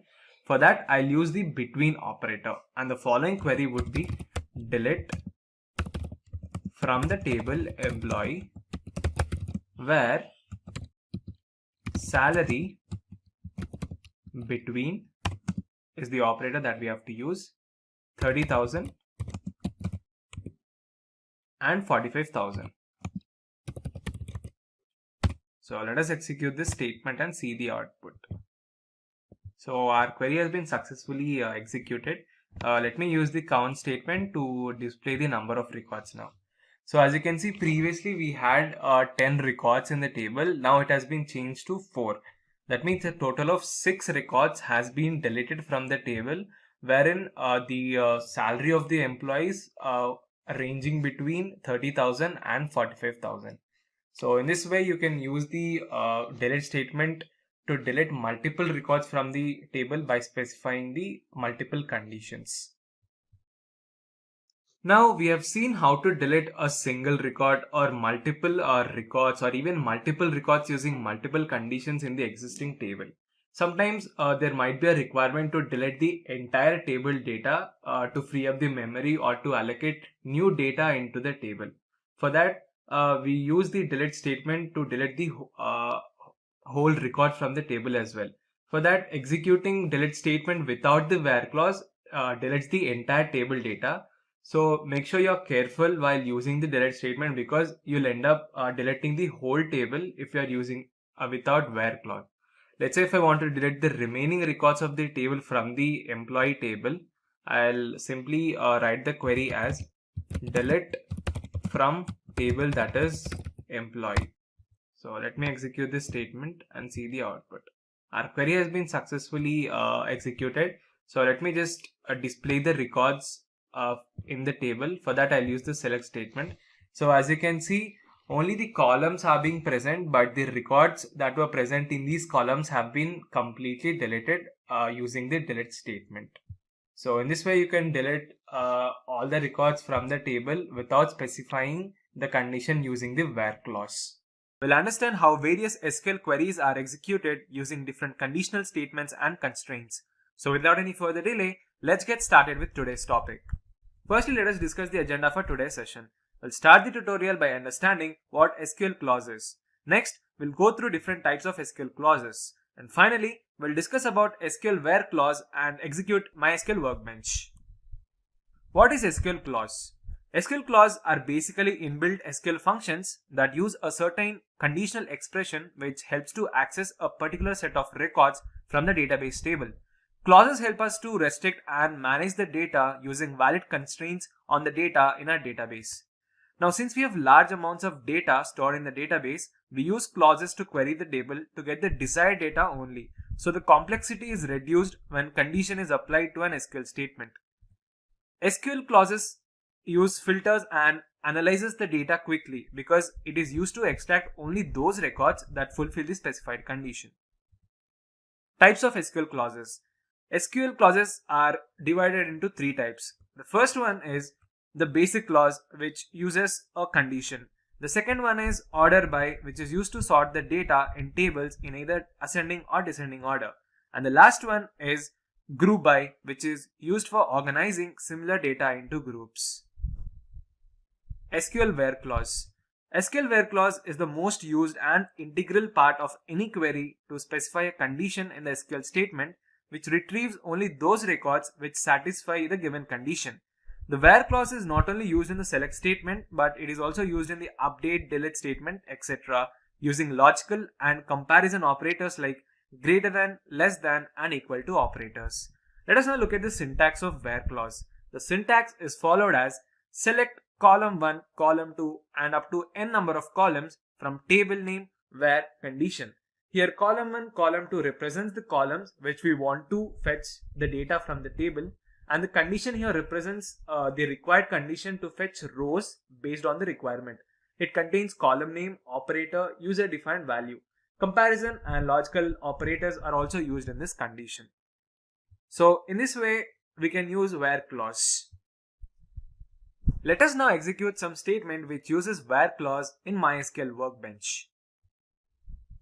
As you can see, the MySQL workbench has started, and before we write queries using a where clause, we have to first create a table.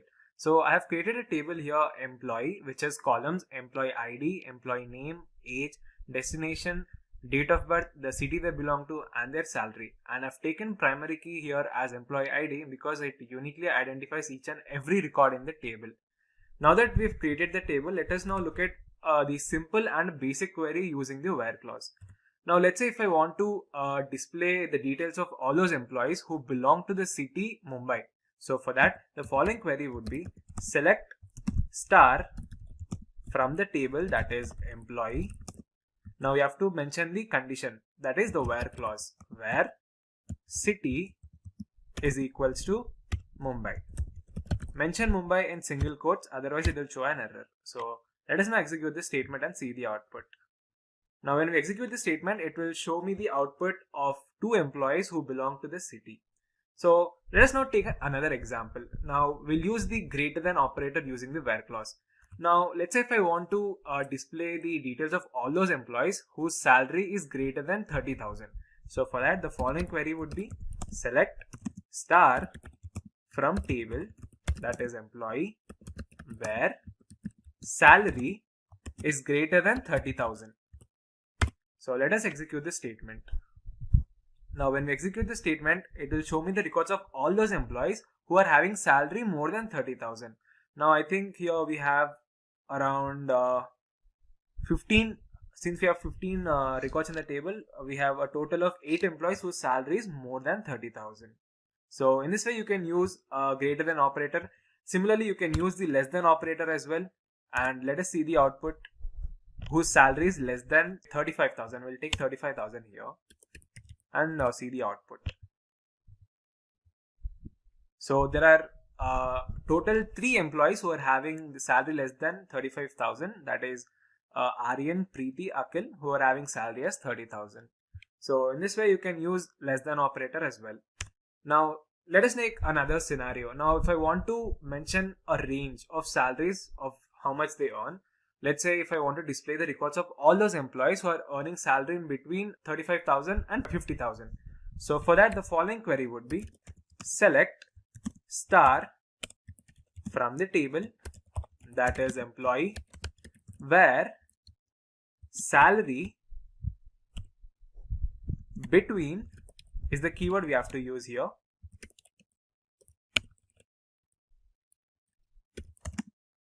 $35,000 and 50,000. Let us now execute this statement and see the output. So now these are all the records of the employees who are having salary in between 35,000 and 15,000. So in this way, you can use various comparison operators to perform queries using where clause. Similarly, you can also update the values in the table as well using the update command. Let's say if I want to update the salary of employee whose employee ID is 104. So for that, the following query would be update table name, that is employee, set is the keyword we have to use here, salary. Now I want to change the salary as 25,000. So I am choosing 25,000. Specify the condition where employee ID is equals to 106. So let us execute this statement and see the output. So as you can see, our query successfully implemented, and the employee who ID 106 who's having salary, like before he used to have some salary, now his salary is changed into 25,000. So let us see whether it is changed or not. We'll use the select command again to display the details of all the employees. So for that, the query would be select star from the table, that is employee. Let us now execute this statement. So 106 employee name is Varsha, who's working as a software developer, and salary has been changed to 25,000. So in this way, you can use where clause to perform various operations using certain conditions. If getting your learning started is half the battle, what if you could do that for free? Visit SkillUp by SimpliLearn. Click on the link in the description to know more. Now that we have understood how to write a query using the where condition, let us now look at some other conditional statements which uses where clause. First, let us discuss about SQL and condition. SQL and condition is used to specify multiple conditions in where clause. And condition basically returns the rows or those values that satisfies both the conditions that are written after the where clause. In simple terms, you can say that it will only return those values when both the conditions are met.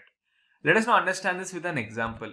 Let's say if I want to access the records of all those employees whose designation is business analyst and their salary is 35,000. For that, the following query would be select star from the table, that is employee, where I'm specifying the condition here, designation is equals to business analyst and is the keyword that we have to specify here, salary is equals to 35,000, and let us execute the statement now. So as you can see, it is displaying the records of two employees whose designation is business analyst and their salary is 35,000. But if you look at the employee table carefully, let me just display the values. There is the employee ID 101 who belongs to the designation business analyst, and similarly we have another employee whose employee ID is 109 and whose employee ID is 111. Here we have three records, but instead it is displaying only two records. That's because there's an employee ID 109 who belongs to the designation business analyst but is having 40,000. So in this case, he is not meeting the other condition. That is why it is being displayed only two values. So in this way, you can use AND statement to filter the records from the table. Let us now look at the next statement, that is OR. SQL OR condition is used to specify again the same multiple conditions in where clause, which is used to fetch the rows or values which satisfy any of the condition. Now, unlike AND statement, if any of the condition that is provided is true, then it will return all those values. So let me just execute this with an example. Let's say if I want to access the records of all those employees whose designation is manager and the city that they belong to is Chennai. So for that, I'll write the query as select star from the table, that is employee, where designation is equals to manager, or the city that they belong to is Chennai. So let me just execute this statement and see the output. So when I execute this statement, it will show a total of 3 records of all those employees whose designation is either manager or the city that they belong to is Chennai. Now we have the records of employee who belongs to city Bangalore, Indore as well. But it is showing here because the designation is manager. That is, here it is satisfying either one of the condition. That is, either the designation that is manager or the city that they belong to is Chennai. So in this way, you can use OR statement to filter the records. Next, let us discuss about the limit condition in SQL. The limit condition is used to fetch those records that have only limited number of values. Let's say if I want to access the records of first 5 employees from the table, then I'll write the following query as select star from the table, that is employee. Now I have to mention the keyword limit. Now I want to access the records of first 5 employees, so I'm specifying 5 as the condition here. So let me execute this statement. So it will display the first 5 records of the employees from the employee table. Now this limit condition is used like when you have thousands of records in a table, and if you want to access the first 100 records of the employees, then you can use the limit condition here with the example. Next, let us discuss about SQL as condition statement. Now SQL as condition is used to rename a column temporarily in a given table. Now in simple words, we can say that SQL as keyword is used to give an alias name to the table or column name in the query. And in this way, we can increase the readability and understandability of the query and also the column headings in the table. So let us understand with an example. Let's say if I want to change the column name of salary to the total salary, then I would write the following query as select salary as, within the single quotes, mention the new column name, that is total salary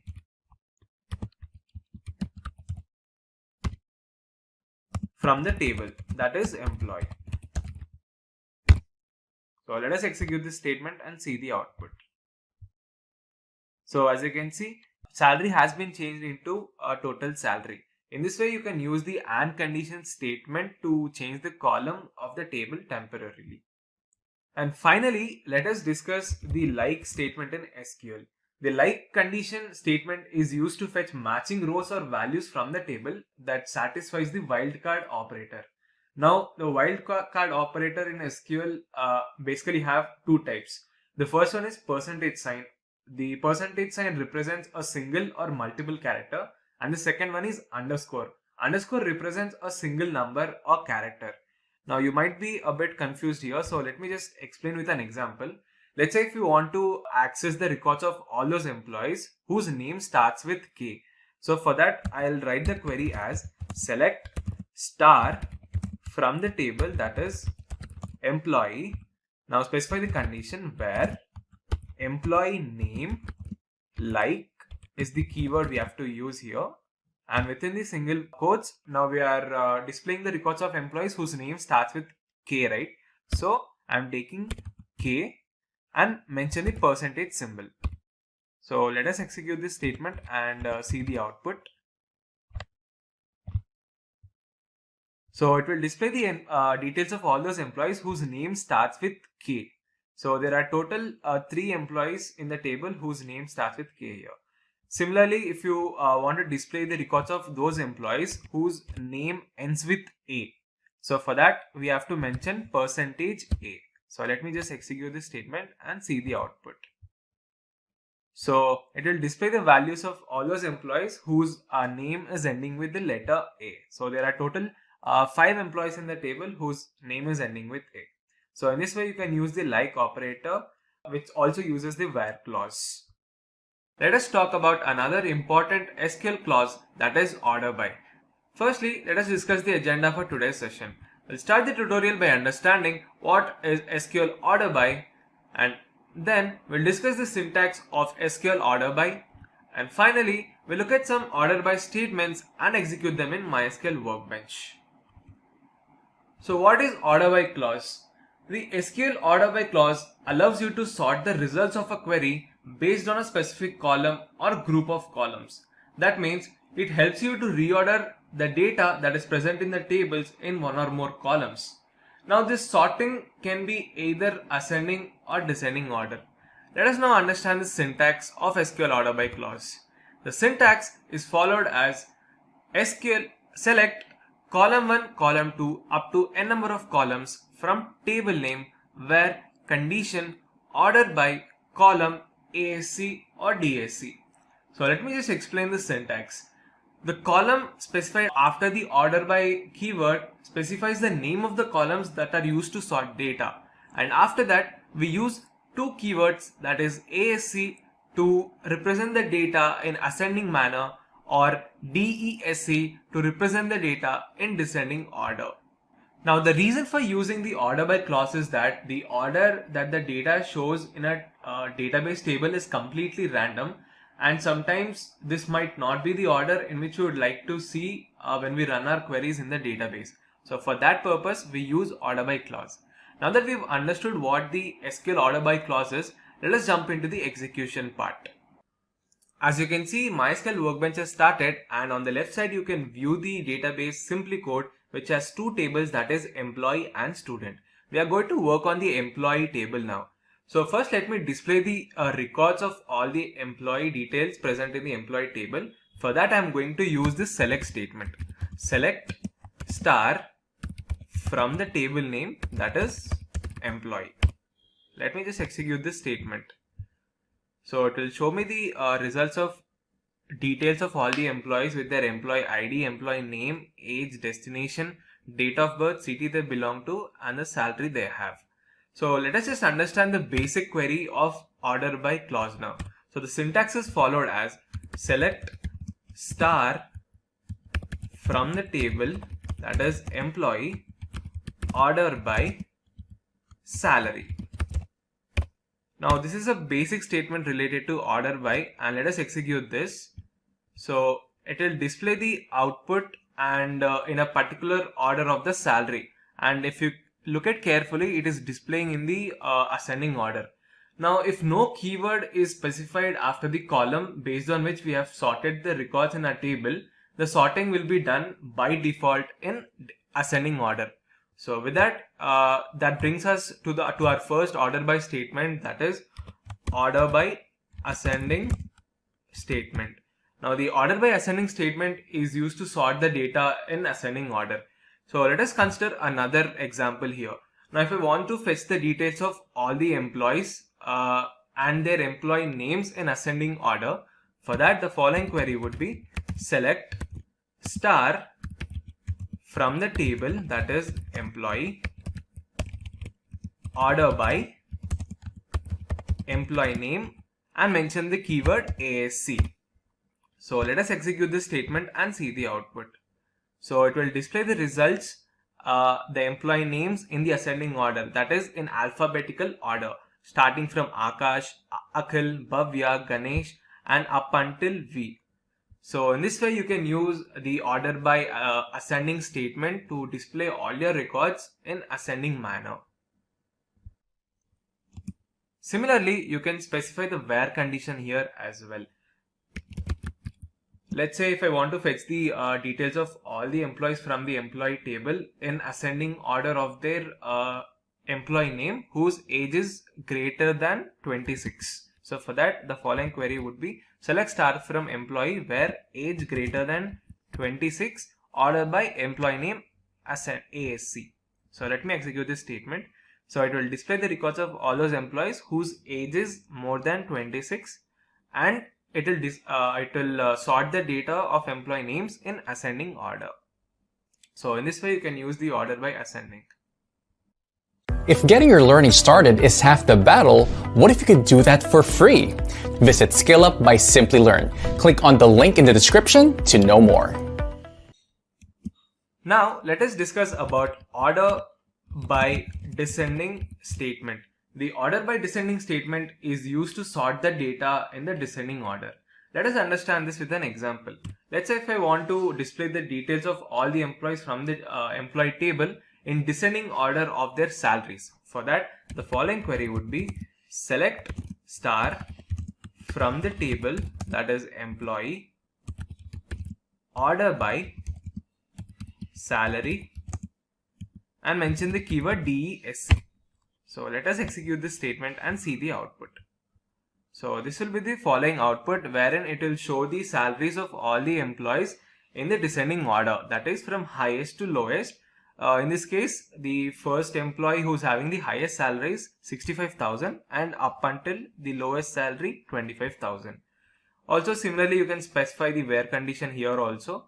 So if you want to display the details of employees whose employee ID is greater than, let's say, 106, and want to sort their salaries in descending order, for that I'll use the query as select star from employee, mention the keyword where employee ID greater than 106. So let us execute this statement and see the output. So it will display the records of all those employees who's having employee ID more than 106, and it will sort the data of their salaries in descending order, that is from highest to lowest again. So in this way you can use the order by descending statement to display all your records present in the table in an ascending manner. Let us now discuss the next order by statement, that is SQL order by random and as well as limit statements. The order by random statement is used to display the records present in the table randomly, and the syntax for the order by random is select star from the table, that is employee, order by, mention the keyword, random is the function we are using here, so we have to mention RAND, and let us execute the statement now. So it will display the records present in the table in a random order. Similarly, we also have a limit statement which is used to display only a specific number of columns in the database table. So let us now look at the syntax of order by limit. Now let's say if I want to fetch the first 6 employee details from the table in descending order of their salaries. So the following query would be select star from employee, order by salary. I want to display the salaries in descending order, so I'm specifying the DESC keyword, and I'm using the limit function here. So let us display the output of this query. So it will show me the random 6 details of the employees in order of their salaries from highest to lowest, that is in a descending order. So in this way you can also use order by random and limit statement in your SQL queries.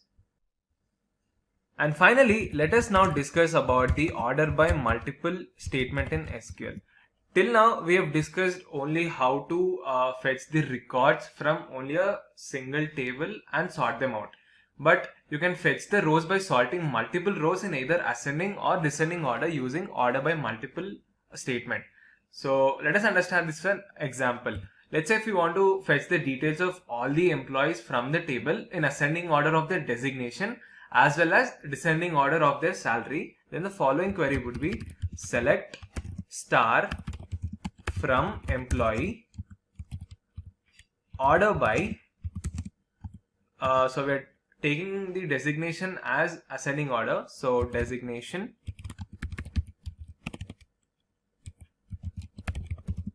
mention the keyword ASC, comma, and their salary in descending manner. So let us display the statement. So as you can see, it will display the designation in ascending order, that is business analyst, and then customer care, data analyst, HR, and so on, and their respective salaries in descending form. So in this way, you can fetch the data from multiple rows using the multiple statement in SQL. We'll understand what are SQL joins and how they work in SQL. So without any further ado, let's get started. Firstly, let us discuss the agenda for today's session. We'll start the tutorial by understanding what is SQL join, and then we'll discuss why we use SQL join. And then we'll go through different types of SQL joins such as SQL inner join, SQL outer join, SQL left join, and finally SQL right join. So without any further delay, let us dive straight into today's topic. So what is SQL join? In relational databases, the information you want to retrieve is often stored in various different tables. In such scenarios, you'll need to join these tables to view data in a much better way. This is where SQL join comes into picture. SQL joins is widely used clause in SQL essentially to combine and retrieve data from two or more tables based on related columns, or you can say common fields between them. Now consider two tables here. Table 1 has 3 columns A, B, C and 3 records. Let's say for reference we'll take them as 1, 2, 3. Similarly, table 2 also has 3 columns B, C, D and 3 records 3, 4, 5. Here I've taken a different color combination to represent values that are present in various columns. Now instead of querying each table every time to retrieve data, I'll simply join these two tables and this will be the following resultant table. Also, make sure when you're joining two tables, it should compulsorily have a common column. Here, C is the common field which forms the basis to join these two tables here. Why we use SQL join? Flexibility. SQL join allows the user to access and manage records from more than one table easily. Let us understand with an example. Consider Mercedes-Benz, which is one of the leading car manufacturers in the world. And let's say they want to access the records of their customers from the database. Now in the database, let us take they have various different kinds of tables such as customer table, order table, vehicle table. Now if they want to get the vehicle details of so and so customer XYZ, for that they have to first query the customer table to get the customer ID. Now once they get the customer ID, they have to query the order table to get the order ID. And finally, with the help of order ID, they can get the vehicle details. Now, as you can see, this is a time-taking process and hectic at the same time. Now, instead of that, I'll just simply join these tables, which will allow the users to combine rows from two or more tables based on different types of conditions. In this way, you can access and manage your records easily. Data redundancy. SQL join allows the user to maintain data redundancy as much as low as possible so that we can maintain the amount of data anomalies, that is the duplicate values that are repeated in various tables in the database. Finally, efficiency. SQL join executes the query faster and shows the result much more quickly because instead of using various subqueries for each and every table individually, we can just simply join two tables using a simple single query. Types of SQL joins. SQL joins are broadly classified into 4 types. They are inner join, outer join, left join, right join, and additionally we also have cross join, which is not that significant in its usage because most of the times we use the first 4 joins. Now that we have gone through different types of SQL joins, let us discuss each of them in detail. Firstly, let us discuss about SQL inner join. SQL inner join joins two tables based on a common column and selects records that have matching values in these columns. Now when the condition is applied for these columns, the query checks all the rows of table 1 and table 2. Only the rows that satisfy the join predicate are included in the resultant table. Let us now understand the syntax of the SQL inner join. The syntax is followed as select table1.column1, table1.column2, table2.column1 and so on. From table 1 inner join table 2 on table1.column equals to table2.column. Now inner join syntax basically compares rows of table 1 with table 2 to check if anything matches based on the condition provided in the on clause. And when the condition is met, it returns matched rows in both tables with the selected columns in the select clause. Let us now discuss about the SQL outer join. SQL outer join, or else it is called as SQL full join or full outer join, is used to get all the rows which are present in both the tables. That means it will return all the records which are present in either left table, that is the table 1, or the right table, that is table 2, even if there are no matching records present in both the tables. Let us now understand the syntax. The syntax remains same, that is select table1 dot column 1, table 1 dot column 2, and so on up to table 2 dot column 2. From table 1, full outer join is the keyword that we use here. Table 2 on table 1 dot column equals to table 2 dot column. Now here you have to mention the same or the similar column name in the after the on predicate statement. Next we have SQL left join.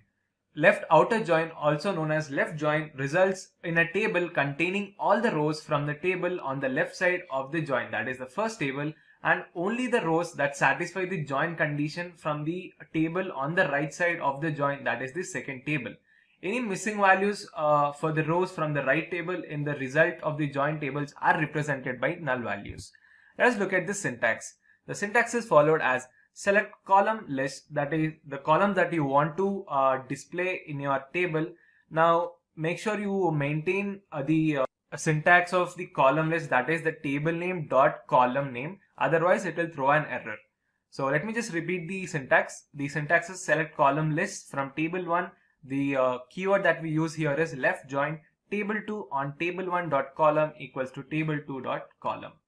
So in this way you can use the left join to display the records. Next, finally we have the SQL right join. Now right join or right outer join is opposite to that of the left outer join. Now it follows the same rules as the left join, and the only difference is that all the rows from the right table and only the conditions satisfying the rows from the left table are present in the resultant table. That means it will return all the rows from the right table and all the matching records that are present in the left table. The syntax remains the same, that is select column list that you want to display in your table. From table 1, right join is the keyword we use. Table 2 on table 1 dot column equals to table 2 dot column. Now to sum up all these different SQL joins and how they work, I've taken a graphical representation of two different tables here which will help us visualize the real-time working of SQL joins. Now consider table 1 here, which is columns A and B and records two different records, let's say record 0, record 1, and similarly we have table 2 which have columns A and C and two records, that is record 0 and record 2. Now if you apply left join, and by the definition of left join, it will only return those values which are present in the left table and the matching records that are present in the right table. Now here the matching value that are present in both the tables is 0 and the values that are present in the left table is 1.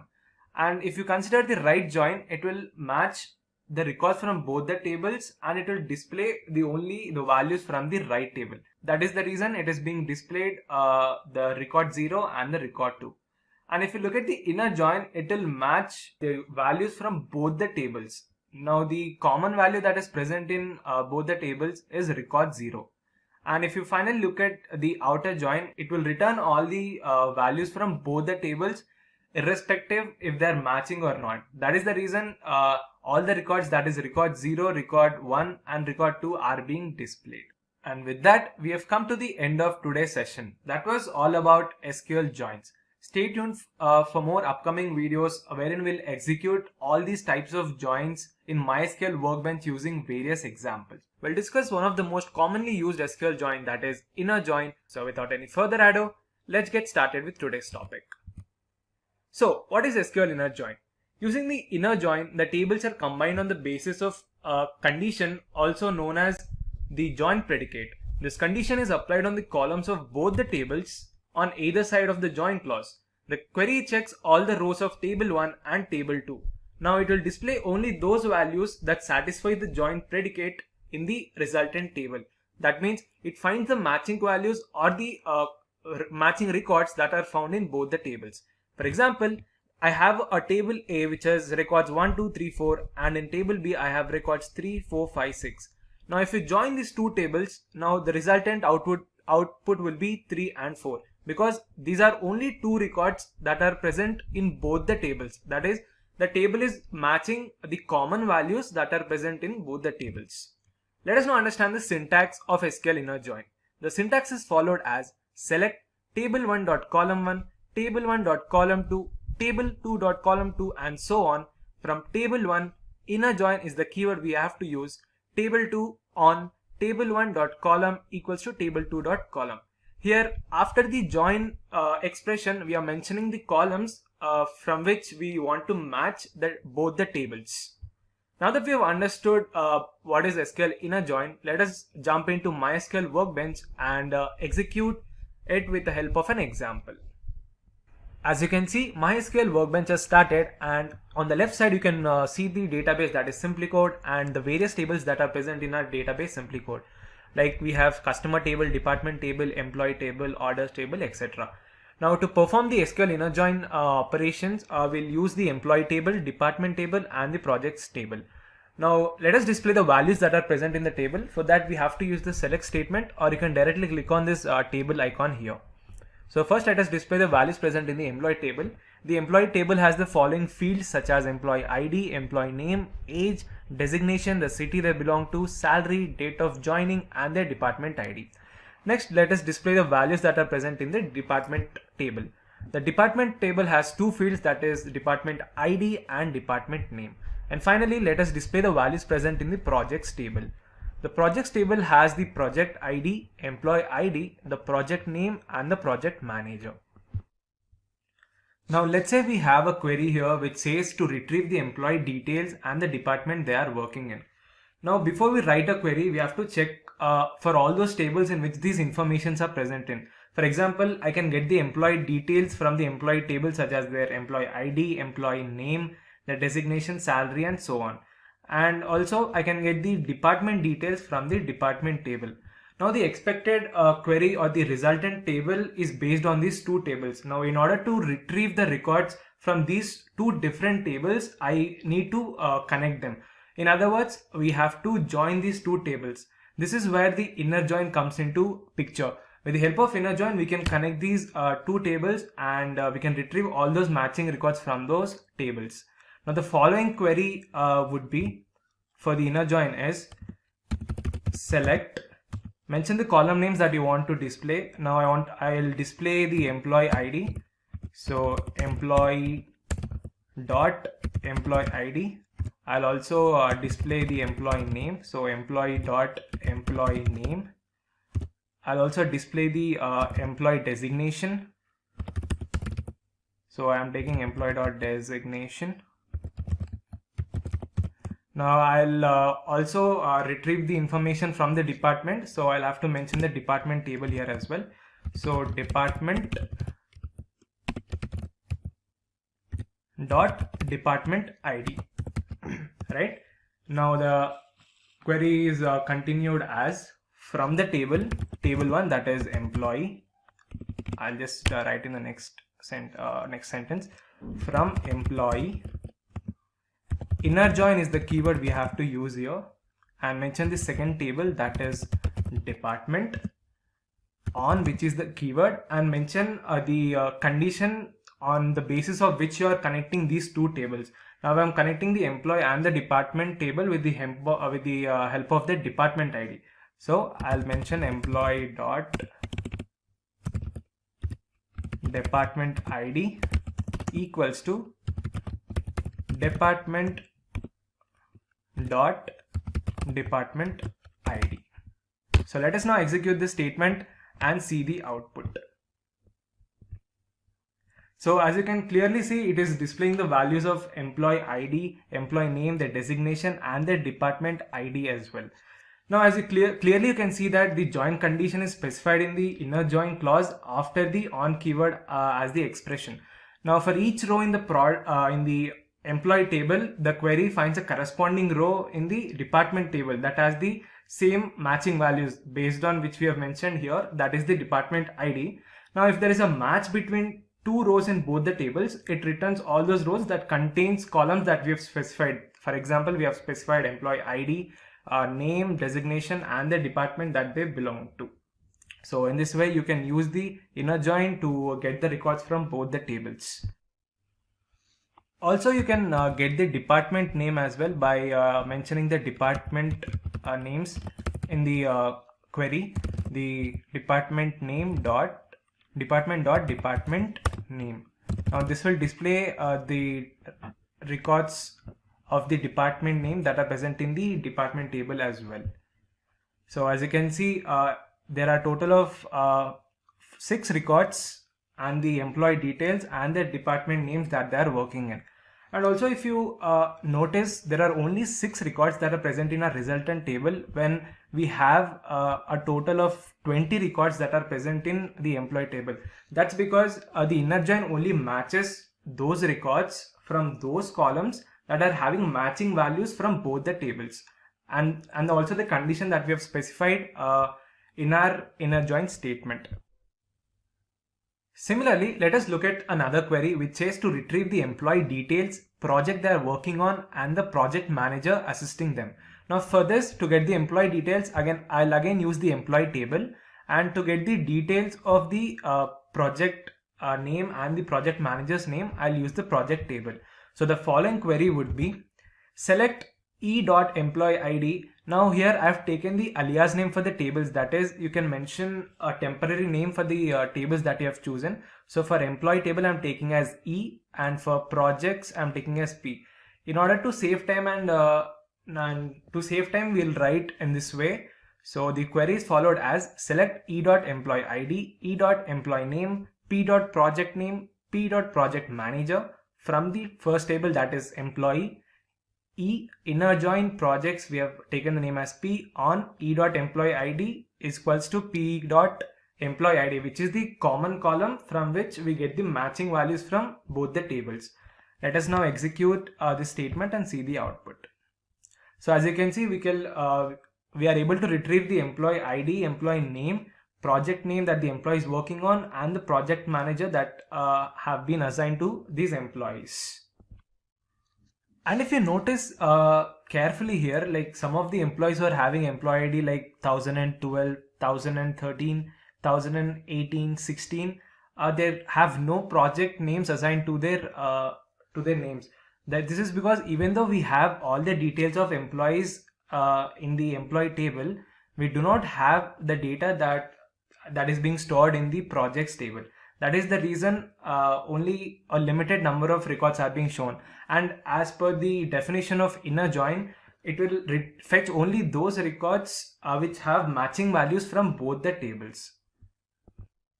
So in this way, you can join 2 or more tables using the inner join statement. We'll discuss what is SQL outer join and how to execute them in MySQL Workbench. So without any further ado, let's get started with today's topic. Now before getting into the execution part, let us just quickly discuss what is SQL outer join. The outer join statement returns all those records which are present in either the left table or the right table. Now for example, if you consider the table here A, which has records 1, 2, 3, 4, and the table B, which has records 3, 4, 5, 6. Now if you apply the full outer join to these two tables, it will display all the records, that is 1, 2, 3 and up to 6. Now let us discuss the syntax of SQL outer join. The syntax is followed as select table1.column1, table1.column2, table2.column1 and so on. These are basically the columns that you want to display in your resultant table. From table 1, full outer join table 2 on table1.column equals to table2.column. Now as far as MySQL is concerned, this syntax is not applicable. Now if you're working on other databases like PostgreSQL and Microsoft SQL Server, you can apply this syntax. But if you're working on MySQL Workbench, there is a different syntax which I'll be discussing in a while. So now that we've understood what is SQL outer join, let us jump into MySQL Workbench for the execution part.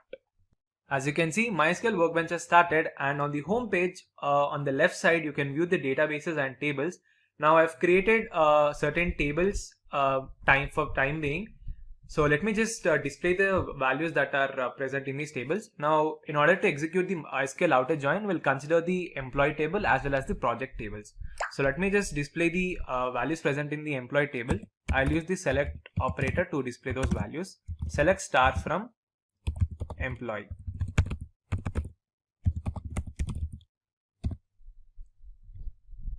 So it will display the records of all those employees having employee ID, employee name, age, their designation, city, salary, date of joining, and their department ID. Now similarly, I'll display the records of projects. Let me just take another tab. I'll use again the select statement to display the records. Start from projects. Now if you execute this statement, it will display the project ID, employee ID, project name, and the project manager details. Now let's say if I want to fetch the details of all the employees from the employee table and the project details they are working on from the projects table, I'll have to use the full join to retrieve information from both the tables. Now as discussed earlier, the full outer join keyword is not applicable to MySQL database. So I'll have to implement a new logic here, which is quite simple. As you know, the full outer join is the result of combining the left and right table. So we'll first use the left join, then we'll use the right join, and finally we'll use the union operator, which is used to combine the resultant set of two or more select statements and execute it in a single statement. By the way, we haven't executed left and right join yet, so stay tuned for the upcoming videos on both these joins as well. If getting your learning started is half the battle, what if you could do that for free? Visit SkillUp by SimpliLearn. Click on the link in the description to know more. So the following query would be, let me just take another tab again. So the following query would be select, now mention all those column details that you want to display in your resultant table. So I want to display the employee ID, employee name, project name, and the project manager's name as well. So you have to mention the column names in the format of table name dot column name. So I'm taking the alias name for the employee table as E. So E dot employee ID, comma, E dot employee name. Now for the projects table, I am taking the alias name as P. So P dot project name,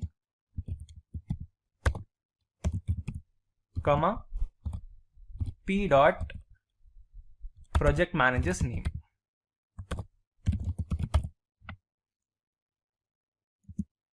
From the table that is project tables, sorry, the first table is employee, right? So we'll mention the employee. Now use the left join keyword,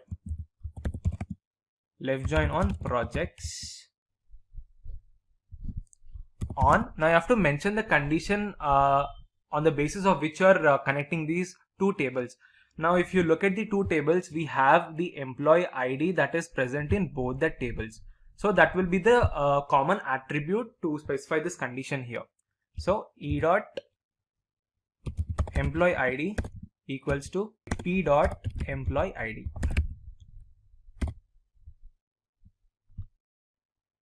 Now I'll just copy paste this same statement, and instead of using the left join, I'll use the right join keyword. So let's just replace the left join keyword with the right join, and I'll mention the union operator keyword to join these two tables. So that's it, guys. This is how you can use the full outer join in MySQL Workbench. Now let us just execute this statement and see the output. So there's a bit of error. Let me just check it once. So I forgot to mention the alias name here for both the tables, so that is why it is throwing an error. So as you can see, this is our output, and you can clearly see that the record from both the tables, that is the left table which is employee and the right table which is projects, are being displayed here. Now unlike the inner join which only fetches those records which have matching values in both the tables, full outer join retrieves all the values irrespective of whether they are matching or not. For instance, if you look at the employees having employee IDs, here 1012, 1013, 1016 and as well as 1018, we have their information present in table 1, that is the employee table here. But we do not have their information in the projects table here. And similarly, employees having employee IDs like 1022, 1023 and 1024, their information is present in the projects table, but it is not present in the first table, that is employee. You can see only the employee details having their employee's ID up to 1020 are being displayed in the employee table. Also, if you notice the resultant table here, guys, some of the employees like Kirti, Varun and Nitya have no projects assigned to their name. That's why we have null values in the project name column. That's because though their records are present in the employees table, but their employees IDs are not present in the project table. That means all these employees are yet to be assigned a new project.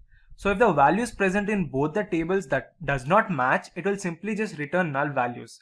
Similarly, we can see the other three projects that are present in the table, but there is no sign of employee details here, be it their employee ID or employee name, and it will just simply return the null values again here, because we do not have the employee information in the first table employee, even though their IDs are mentioned in the project table, and hence it will only return null values.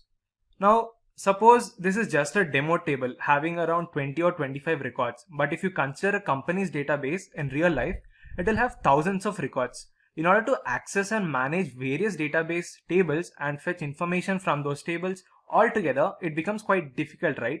So this is why we use full join to connect the tables and retrieve each and every information from them. And if any column has null values, they can just simply update those rows or even delete them as per the requirement. We'll learn about the SQL left join statement and execute in MySQL Workbench. So without any further delay, let's get started with today's topic. Let's just have a quick recap on what is SQL left join. So SQL left outer join, also known as left join, results in a table containing all the rows from the table on the left side of the join, that is the first table, and only the rows that satisfy the join condition from the table on the right side of the join, that is the second table. The missing values for the rows from the right table in the resultant table of the join are represented by null values. For example, if you consider here two tables, that is table A and table B, which is values 1, 2, 3, 4 in table A and 3, 4, 5, 6 in table B. Now if you apply left join for both these tables, it will display only the values from the left table, that is 1, 2, and the matching values from the right table, that is 3, 4. So the resultant table will be 1, 2, 3, 4. Let us now understand the syntax of the SQL left join statement. The syntax is followed as select column lists. These are basically the columns that you want to display in your resultant table from table 1, left join, which is the keyword we are using here, table 2 on table 1 dot column equals to table 2 dot column. Now here you have to mention the a common attribute on the basis of which you are joining these two tables. So now that we've understood about SQL left join, let us now jump into MySQL Workbench to execute this using various examples. As you can see, MySQL Workbench has started, and on the home page on the left side in the schema section, you can view the databases and the tables that are present. So in this case, we have the database SimpliCode and various tables in that, such as customer, department table, employee, orders, and etc. Now in order to execute this left join statement, we'll be going to use customer and the orders tables. So let me just display the values from both these tables. For that, I'll use the select clause, select star from customer, which is the table name. So let us just execute. So as you can see, the customer table has various fields such as customer ID, customer name, age, address, and their phone numbers. Similarly, let us go to another tab and display the values that are present in orders table. Select star from the table, that is orders. So let us execute this statement. So as you can see in the output, the orders table has various fields such as product ID, customer ID, product name, that is the product they have purchased, quantity, the price of the product, and the purchase date. Now let's say if I want to fetch the details of all the customers and the product details that they have purchased, I'll have to connect these two tables, that is customer and the orders table, to get the resultant table. Now for that, I'll use the left join statement. So let me just take another tab and execute the statement. So the following query would be select, mention the column names that you want to fetch in your resultant table. So I'm going to take here alias name for both the customer and the orders table as C and O. That's because instead of writing the full name of the tables each and every time, you can just simply use an alias name, which is a temporary name, which will save time as well. So for customer table, I'm taking as C. So I want to display the customer ID. So C dot customer ID. I want to display the customer name, customer's address. So C dot address. Now from the orders table, I want to mention the product's name that they've purchased, the quantity, price, and purchase date. So we have taken O as the alias name for our table. So O dot purchase name. Sorry, product name that they have purchased.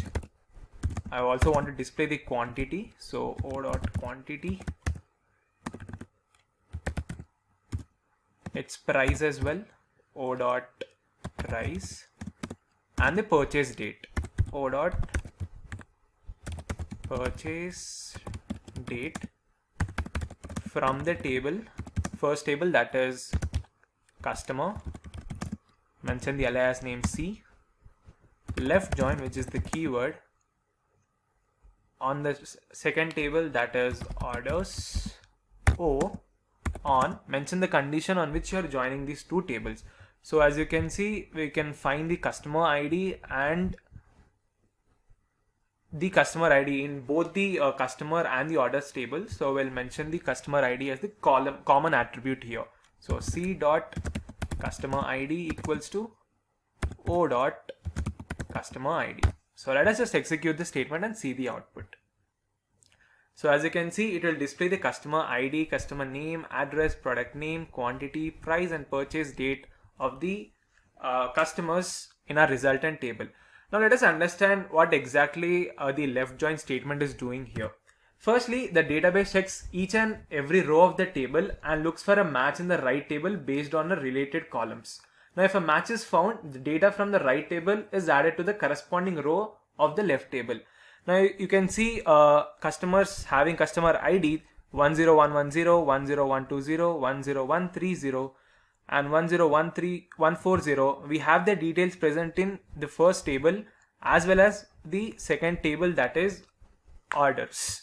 So it will display all those records. And then if there are multiple matches, now in this case we can see customer name Ajay is having two different records, who has bought sofa set and a TV. So the rows in the left table are duplicated here. That is, the records are repeated in the resultant table in order to include all the records from the right table. So now for all the columns that you have fetched from the right table, that is orders, which is not satisfying the join conditions, then the values present in the columns will be resultant as null. That means if there is no matching value found from the right table, it will simply retain the row from the left table and inserts null into the corresponding columns of the right table. Now let me just explain this. Now if you see here, the customers like Adarsh and Pranay, who are having details in the first table, that is customer table, but they do not have their details in the orders table. So there is no sign of any their customer ID in the order table. That's why we do not have their details present in the resultant table. So it will just show the null values here. So basically left join is a combination of inner join, we can say, because it just checks the matching values from both the tables first, and then it will check for any additional or extra values that are left out from the left table, that is the table 1. Now you might have a question that when to use and why to use the left join. Like there are times when you want to keep rows from the first table that don't have any corresponding records in the second table. Now in this case, if you consider our example, we might want to see information about all the customers in our resultant table, even if they didn't place any orders. So in that case, we'll use the left join, which will be used to combine data from two tables so that all the rows from the left table are included in the resultant set, even if there is no matching value from the right table. We'll discuss the last type of join, that is SQL right join. So without any further ado, Let's get started with today's topic. Now, before getting into the execution part, let us just have a quick recap on what is SQL right join. SQL right outer join, also known as the right join, works the opposite way to that of left outer join. It follows the same rule as the left join, and the only difference is that all the rows from the right table and only the condition satisfying rows from the left table are present in the resultant table. So basically the right join returns all the records from the right table and only the matching records from the left table satisfying the condition.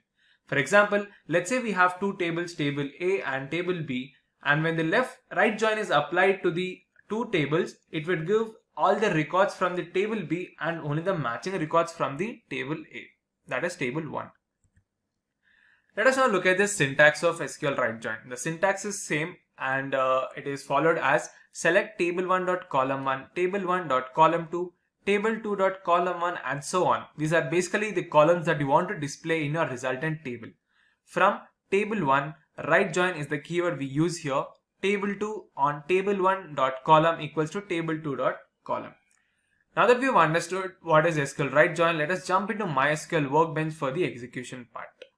Choose from over 300 in-demand skills and get access to 1,000 plus hours of video content for free. Visit SkillUp by SimpliLearn. Click on the link in the description to know more. So MySQL Workbench has started, and on the left side you can view the database SimpliCode, which has various tables such as customer, department, employee, orders. Now for time being, I've already created and inserted values into all these tables, and in order to execute the SQL right join, we are going to use the customer table and the orders table. So let me just display the values that are present in these tables. For that, I'm going to use the select statement. Select star from the customer table. So as you can see, the customer table has various fields such as customer ID, customer name, their age, their address and the phone number. Similarly, let us just retrieve the records from the orders table as well. Select star from orders table. So the orders table has various columns such as product ID, customer ID, product name that they have purchased, quantity, price of the product and the purchase date. Now, if I want to join these two tables, I am going to use the right join statement. So the following query would be select. Now I'm going to use an alias name for both these tables. For customer table, I'm going to take as C, and for orders table, I'm going to take as O. Now I want to display the columns from the customer table only. So the columns are customer name. I want to display their address as well. So mention the column names, customer name, C.address. Now from orders table, I am going to display the product name that they've purchased, quantity, price and purchase date. So O dot product name, comma, O dot quantity, comma, O dot price, and finally O dot purchase date.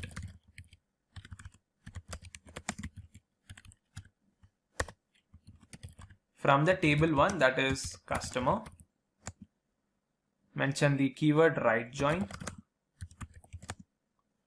mention the second table name, that is orders, on, mention the condition on which you're joining these two tables now. Now as you can see, we have customer ID as well as the customer ID present in both the tables customers and orders. So we'll be taking the customer ID here as the common column. On C.customer ID equals to O.customer ID. Let us now execute the statement and see the output. So there is just an error. Let me check. Okay, I didn't mention the alias name here. So mention the alias name for both the tables. I guess it will display now. Name, okay. So as you can see, this is our resultant table, which basically displays the various columns: customer name, their address, product name, quantity, price and purchase date. Let us now understand what exactly the right join is performing here. Now basically the right join clause starts selecting the data from the right table and matches it with the rows from the left table.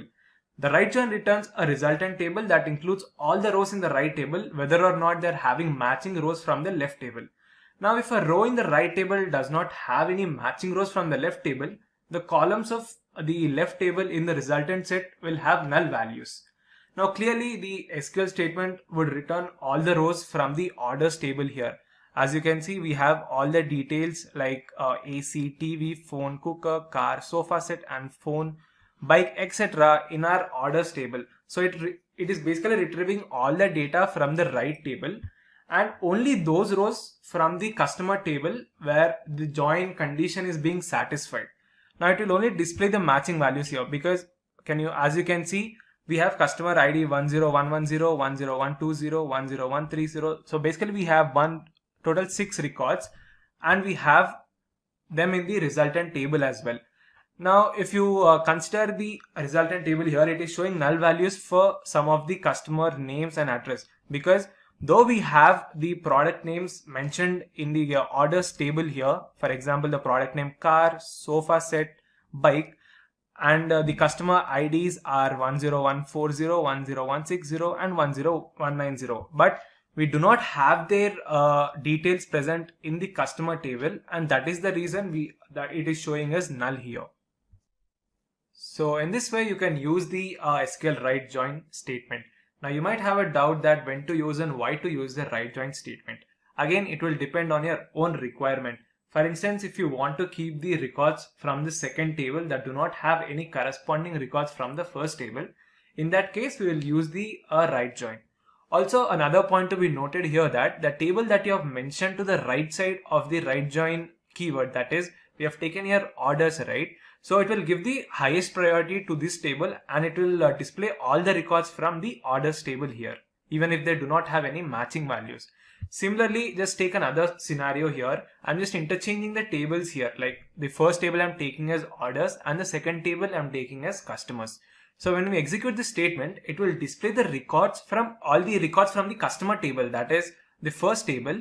And even if they do not have the matching values, it will just display the null values here. That's because now if you consider Adarsh and Pranay, we have their details in the customer table, but we do not have their information present in the orders table. And that's the reason we can see that only their details are present, but they do not have the orders details that we have present here. So in this way you can use the right SQL join statement as well. So with that we have come to the end of session, guys. That was all about the SQL right join statement. To learn more about the SQL concepts and about SQL joins, you can check out our video on our channel, Complete SQL Tutorial 2022 for Beginners, which will help you out. We'll learn what exactly are keys in SQL and look at some various types of keys that are used in SQL databases. So without any further delay, let's get started with today's topic. Firstly, let us understand the agenda for today's session. We'll start the tutorial by understanding what exactly are SQL keys. And then we'll understand why we use SQL keys. And finally, we'll go through some different types of keys that are used in SQL. So without any further ado, let's dive straight into today's topic on SQL keys. So what are keys in SQL? SQL keys plays an important role in relational databases. It is used for identifying unique rows from table. A key is a subset of columns in a table that allows a row to be uniquely identified. So a key can be more than just a column, and every row in the table will have a unique value for the key, or a unique combination of values if the key consists of more than just one column. Now, as you know, databases are used to store massive amounts of information which is stored across multiple tables. Now each table might be having more than thousands of records or rows. Now needless to say, there will be many duplicate rows with redundant information. So how do we deal with that? Now how do we manage these records that are storing only unique data? Now for that we might need a combination of one or more columns in the database table to uniquely identify a row in a database. So in that case we use the SQL keys. Now SQL keys creates constraints that can be used to enforce data integrity in SQL. Now as you know, a database must adhere to certain properties to maintain integrity and quality of the data that is storing. Keys and constraints are rules that define what data values are allowed in certain data columns.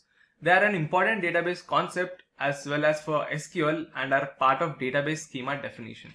Defining keys and constraints is part of database design process and ensures that data within a database is reliable and maintains its integrity. Let us now understand why we use SQL keys. SQL keys identify each record separately and uniquely. Now, a key is used in the definition of various kinds of integrity constraints, and a table in a database represents a collection of records or events for a particular relation. Now, since there are thousands and thousands of such records, some of which may be duplicated. Now, in order to identify these records uniquely and separately, we need SQL keys. SQL keys allows user to establish and identify a relationship between the tables as well. And finally, SQL keys access or manages the stored data quickly and smoothly. Now that we've understood what SQL keys are and why we use them, let us now discuss some of the various types of keys in SQL. SQL keys are broadly classified into various types such as primary key, super key, candidate key, alternate key, composite key, foreign key. Now let us discuss each and every type of key in detail with an example. Firstly, let us look at what exactly is primary key. The primary key is one of the most important and commonly used SQL keys in the databases. The primary key in SQL is a single or a group of fields or columns that can uniquely identify a row in a table. Putting it simply, it is a column that accepts unique values for each row. Therefore, whenever you use the insert into command to insert new values in a table, the value for a primary key column or columns need to be unique. Now, primary key advantages is mainly it uniquely identifies each row of a table. Also, it gets a unique index for each primary key column that helps with faster access. Now, there are properties which are helpful of SQL primary key. It enforces uniqueness by not accepting any duplicate values, and a primary key also uniquely identifies each field and can take only one primary key for a table. Now, a primary key column cannot accept null values as well. Let us consider an example here. Consider student table which is having various fields such as student ID, roll number, name, class, section, age and address. Now, if you look at the table clearly, student ID can be taken as a primary key here. Also, you can take the roll number, but since we are taking the records of all the students in a school, that's why we are taking the student ID as the primary key. Now, if you take the records of the students for a particular class, then you can take the roll number as a primary key as well. Let us now understand the syntax of primary key. Now, to create a new table with a column defined as a primary key, you can use the keyword primary key at the end of the definition of that column. And the syntax is create table, table name, and within the parentheses mention the column names and its column types, and finally mention the primary key inside the brackets. So for example, if I want to create a table which is having ID, last name, first name and age, in that I'm going to use the primary key here as ID. So in this way you can use the primary key in SQL. Next, let us discuss about the candidate key. A candidate key is defined as a set of one or more columns that can identify a record uniquely in a table. So basically, candidate key is a super key with no repeated attributes. By the way, we'll discuss about the super key in a while.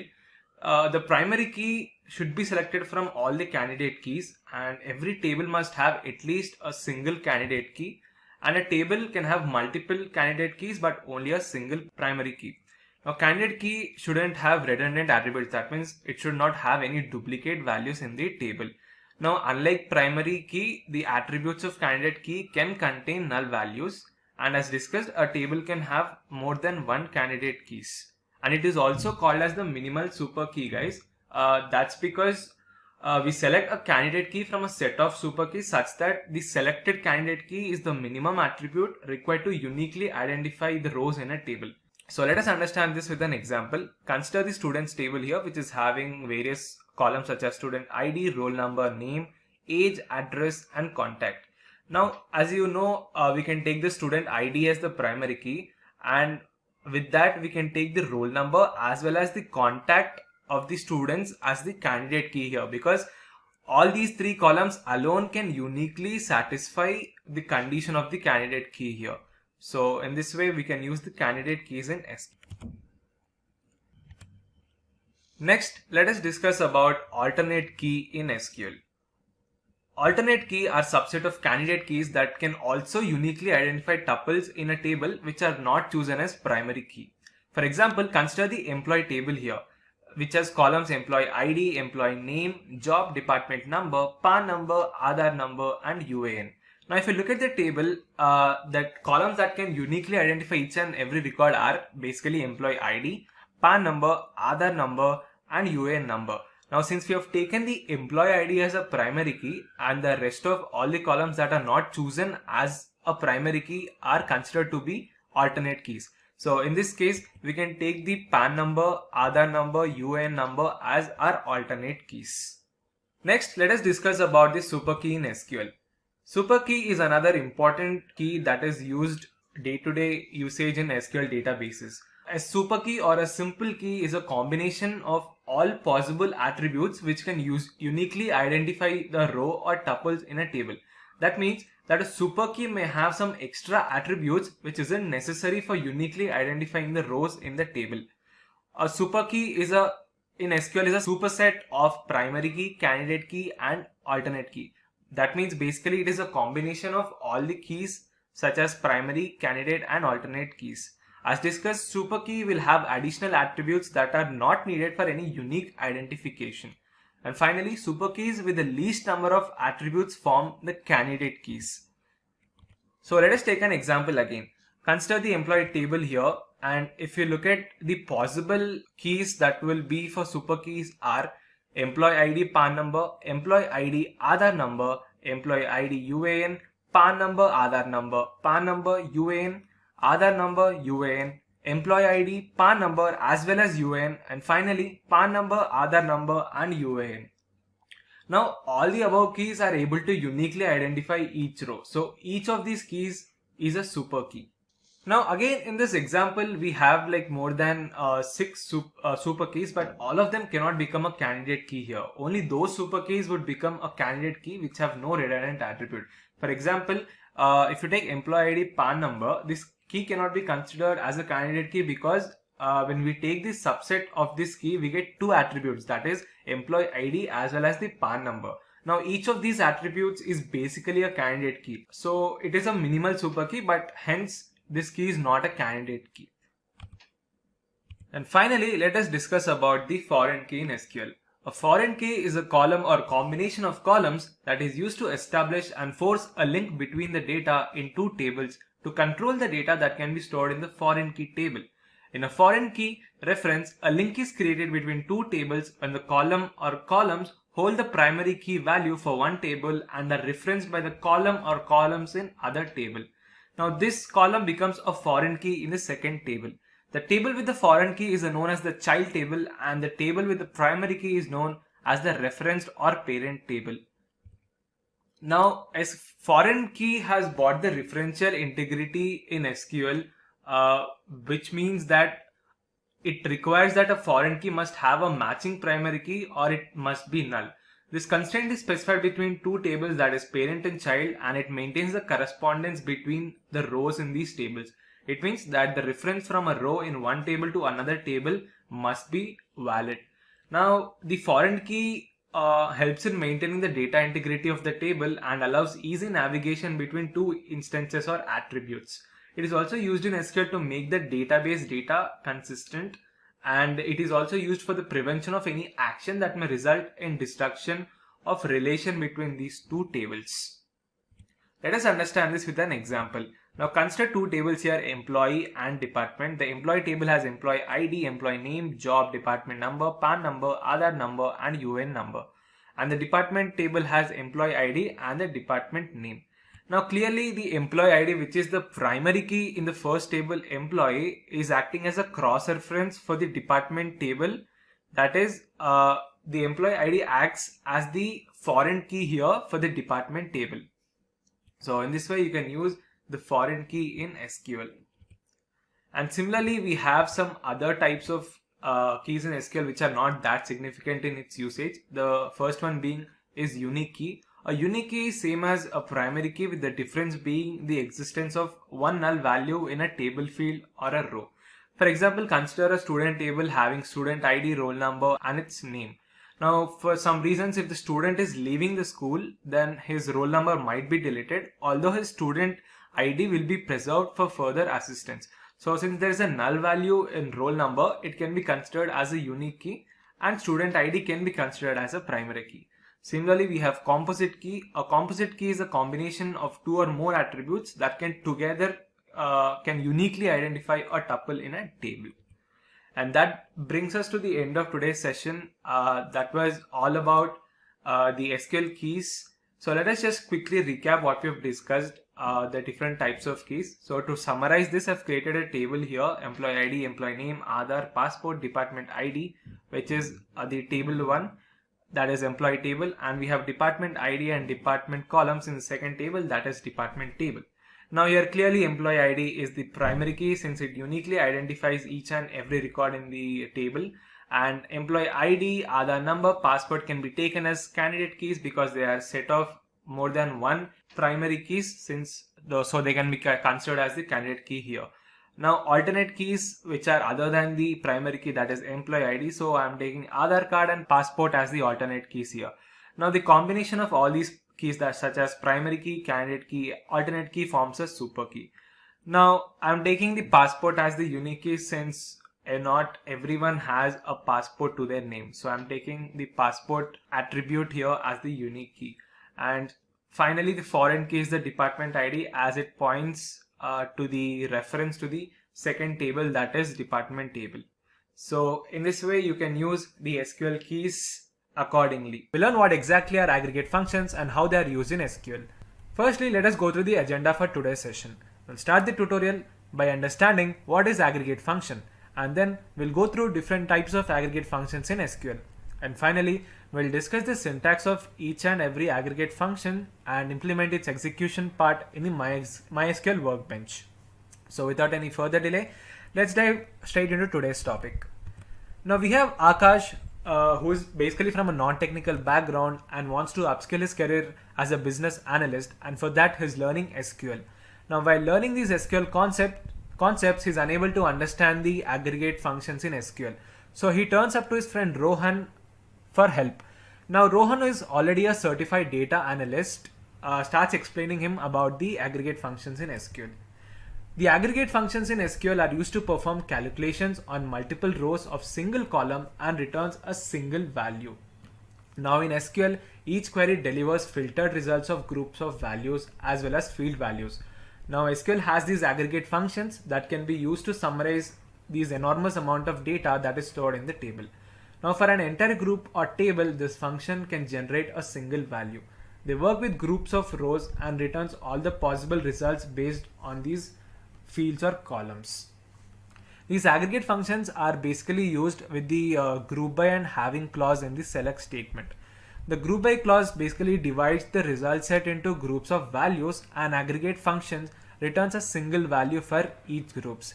That means the group by basically identifies all the records that are present in a particular field or a column and combines them into a single set. Now that we have understood what are aggregate functions, let us go through the various aggregate functions that are present in SQL. Now in SQL, there are broadly 5 types of aggregate functions. They are count, sum, average, max, and minimum. Let us discuss about them in detail. Firstly, let us discuss about the count function.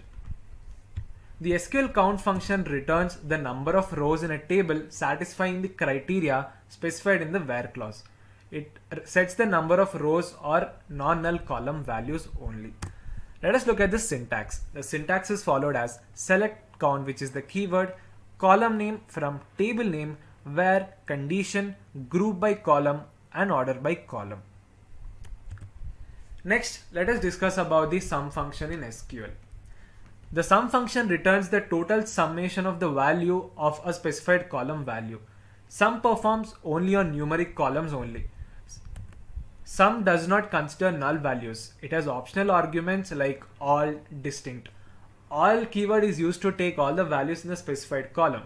Now if we specify distinct keyword, it will remove all the duplicate values or the redundant values. Let us look at the syntax. The syntax is followed as select sum, column name from table name, where condition, group by column and order by column. Next, let us look at the average function. The SQL average function calculates the average value of columns of numeric types. It returns the average of all null values. And the syntax is similar to that of count as well as the sum. Instead of the count and the sum keyword, you have to replace it with the average keyword. And the syntax is followed as select average, column name from table name, where condition. You can also specify the group by and the order by function as per your requirement here as well. Next, we have the max function. The SQL max function is used to find the maximum value or highest value of a certain column or expression. This function is useful to determine the largest of all the selected values of a column. And the syntax remains the same, which is select max is the keyword we use here, column name from table name. You can specify the condition as per your requirement using the where clause, and you can use the group by function as well. And finally, that brings us to the minimum function, which is opposite to that of maximum function, and the aggregate SQL minimum function is used to find the minimum value or the lowest value of a column or an expression. This function is useful to determine the smallest of all the selected values of a particular column or a field. And the syntax remains the same again. Instead of max, you have to use the minimum keyword here, and the syntax is followed as select minimum column name from table name, where condition and group by condition as well. So now that we've understood all these different types of aggregate functions, let us jump into MySQL Workbench for execution part. As you can see, MySQL Workbench has started, and on the home page to the left side we have the SimpliCode database, which has various tables such as customer, department, employee, orders and etc. Now as far as the SQL aggregate functions are concerned, we are going to use the restaurant orders table here. So let me just display the records that are present in this table. For that, I'm going to use the select statement. Select star from table name, that is restaurant orders. So as you can see, the table has various columns such as order ID, order date, item name, quantity and price. By the way guys, I have taken this dataset from Kaggle. So if you want to work on the same dataset, we'll leave the link in the description below. So you make sure you check this out. So firstly, let us discuss about the count function here. So if I want to count the total number of records that are present in this table, I'll use the count statement here, as the following query would be select count, use the asterisk operator because we want to display all the records from the table, that is restaurant orders. So let me just execute this statement and see the output. So as you can see, there are a total of 307 records that are present in this table. Let's take another example. Now let's say if I want to find the total customers that are present in this table. So for that, I'll use the order ID as the reference. That's because now if you consider for any customer, we'll get a different order ID when he places an order, right? So for that, I'll use the order ID. So the following query would be select count. Now I'll use the distinct operator here so that we'll have the unique values. Order ID from the table, that is restaurant orders. So let me just execute the statement and we'll see the output. So as you can see, there are a total of 48 customers that are present in the table who have placed orders on various items. Now let's take another example. Let's say if I want to find the total number of orders of each item that is present in the table, then the following query would be select, take the column name, that is item name. Now I want to count all the records that are present, so I'm taking the count operator from table name, that is restaurant orders. Now I want to group all the identical values that are present for each of the orders that are present, so I'll take the group by function here, item name, and similarly I'm using order by so that I want to display the orders in their alphabetical order. So item name. So let me just execute the statement and see the output. So as you can see, it will display the total number of records that are present on each of the item that the order has been placed. Now we have a total of let's say 4 records of aloo gobi and 8 records of Bombay aloo and so on and etc.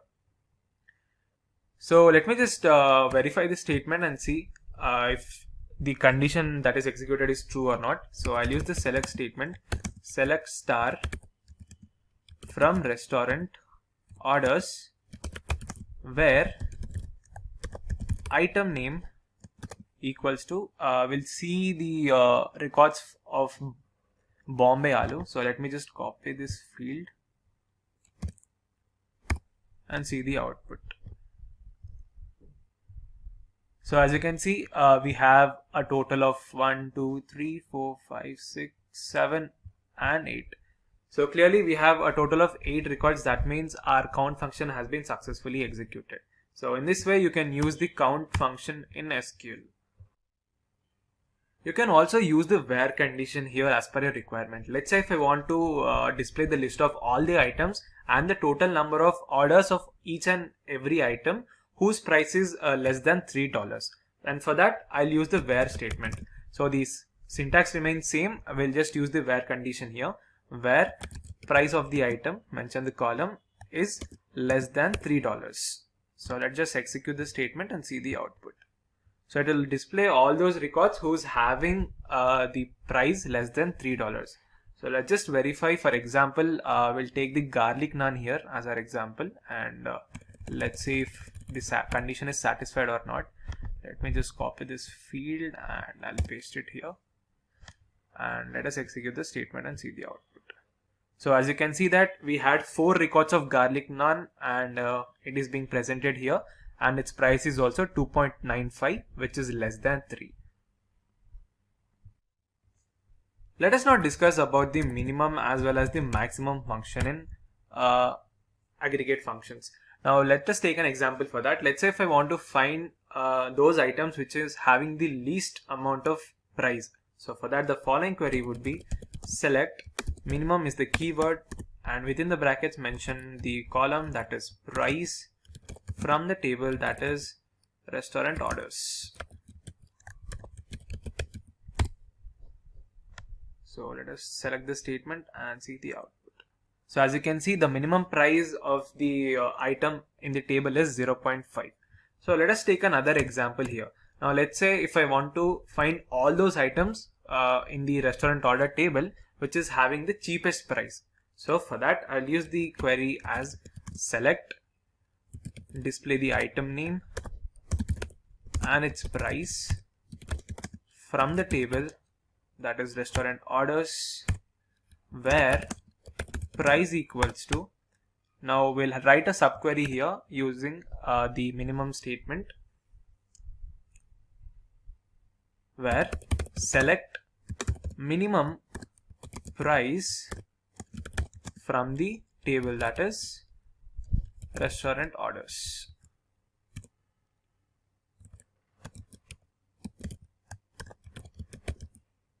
So let me just execute the statement and see the output. So it will display all the records in the restaurant order table and the item details which is having the least or the cheapest price. For example, mango chutney, onion chutney, mint sauce and red sauce is having the least price, that is 0.5. Now we can see there are duplicate values in our resultant table. So I'll just take the distinct keyword so that it will eliminate all the redundant values in the resultant table. So let me just execute the statement.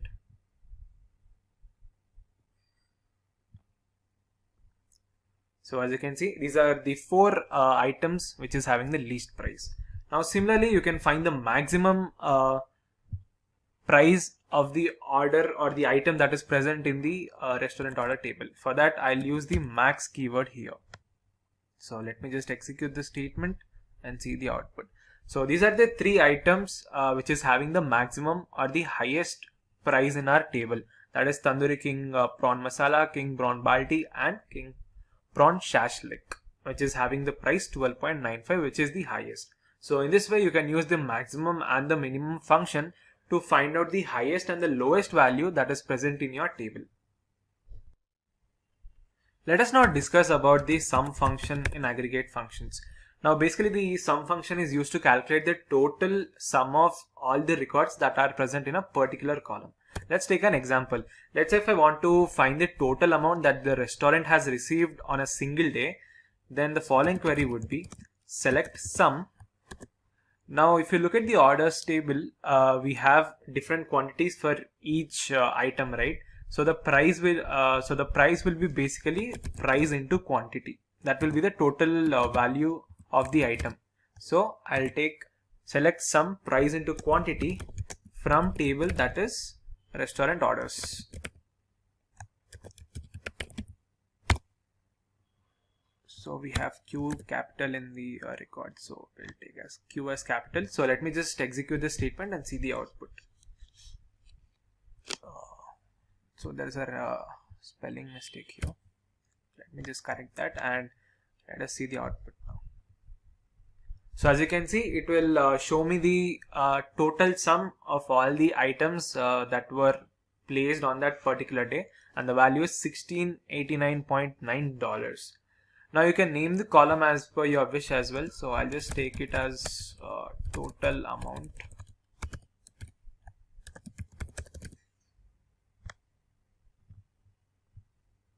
So in this way you can use the sum function as well. Let us now discuss about the average function. Now average function is also similar to that of sum, but basically it calculates the average of all the items or the records that are present in the table. Now let's say if I want to find the average price of all the items that are present in our restaurant orders table, then our following query would be select average price from restaurant table. So let us see the output. So as you can see, the average price of all the items that are present is $5.04. So in this way you can use the average function as well. Let's take another scenario for average price where we'll use the where condition. Let's say if I want to display all those items that are having price above the average price of all the items that are present in the table, then the following query would be select, I want to display the item name. So I'll take the item name column, their price from the table that is restaurant, where price is greater than, I'll write a subquery, select average price from the table that is restaurant orders.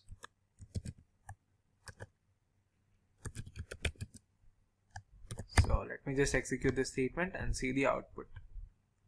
So basically these are all the items which are having price more than our average price that we have calculated earlier, that is 5.09. So in this way you can use the where condition as well as per your requirement. But there's a point to be noted here that the average and the sum function basically calculates only those fields which is having numerical values, whereas the count, minimum and maximum function can calculate the values of various data types such as character, string, as well as the numerical values.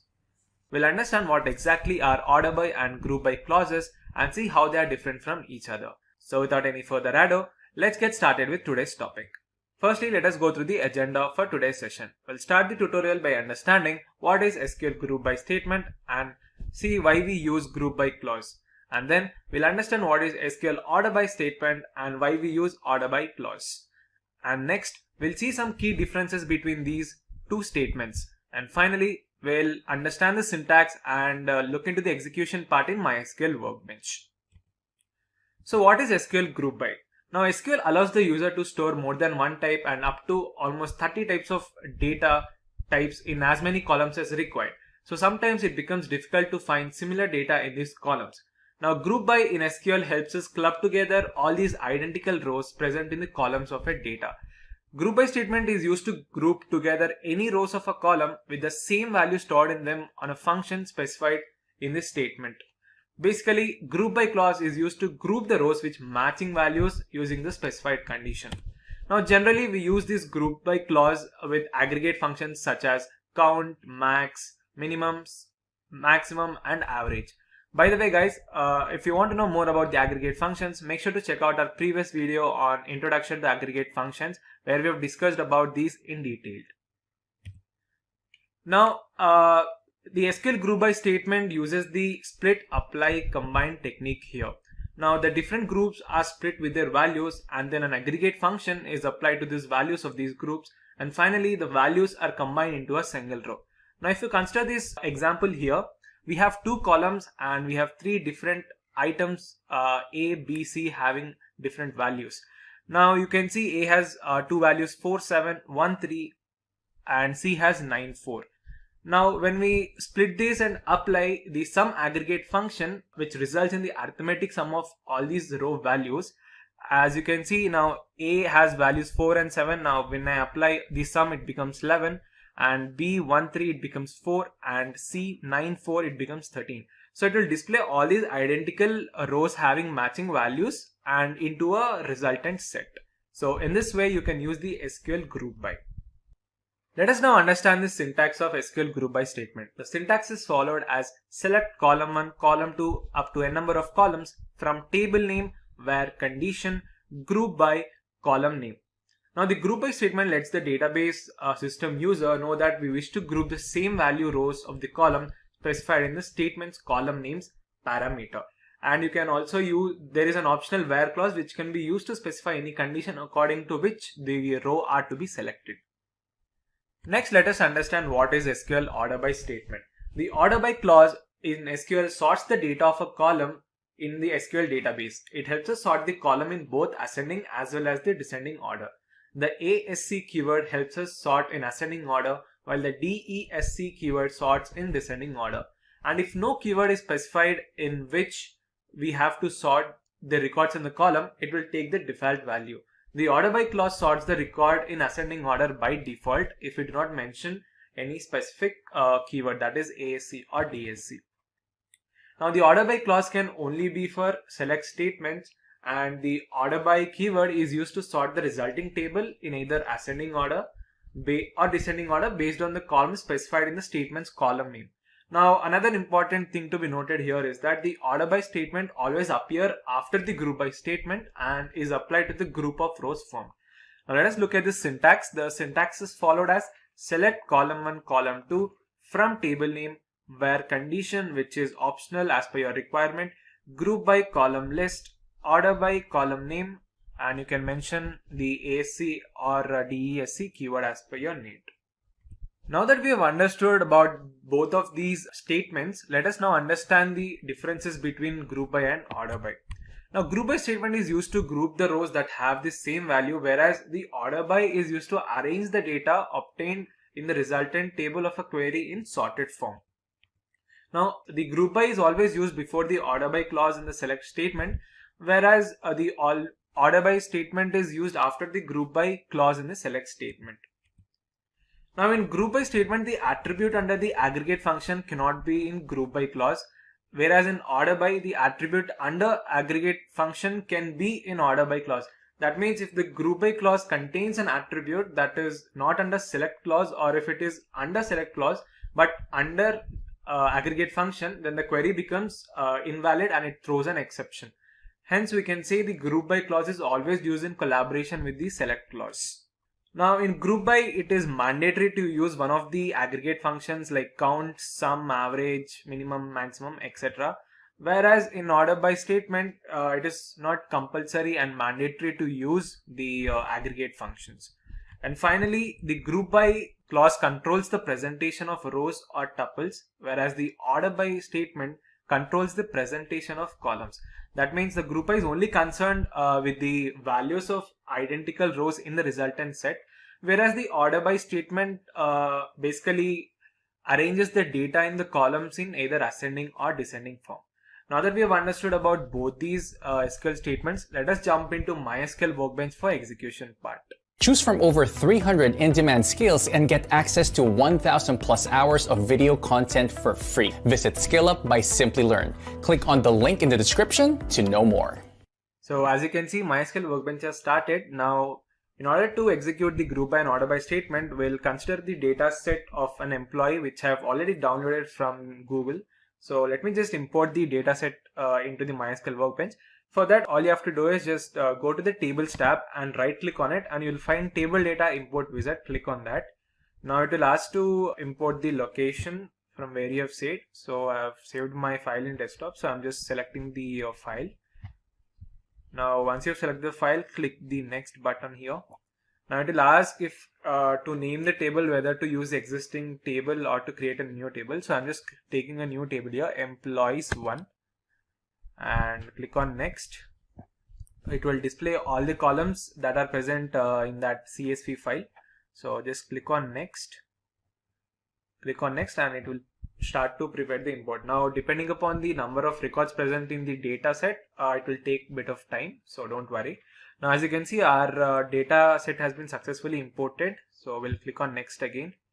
So it is showing that 49 records have been imported successfully. So let me just refresh the schema here, and as you can see, employees1 has been shown in the table section. So let me just display the records that are present in these tables. For that, I'm using the select statement. Select star from employees1. So as you can see, our employees1 table has employee ID, first name, last name, email, phone number, hiring date, job ID, salary, manager ID, and finally department ID. Now firstly, let us discuss about the group by clause. Now let's say if I want to fetch the total employees in all the departments from the employees1 table, then the following query would be select.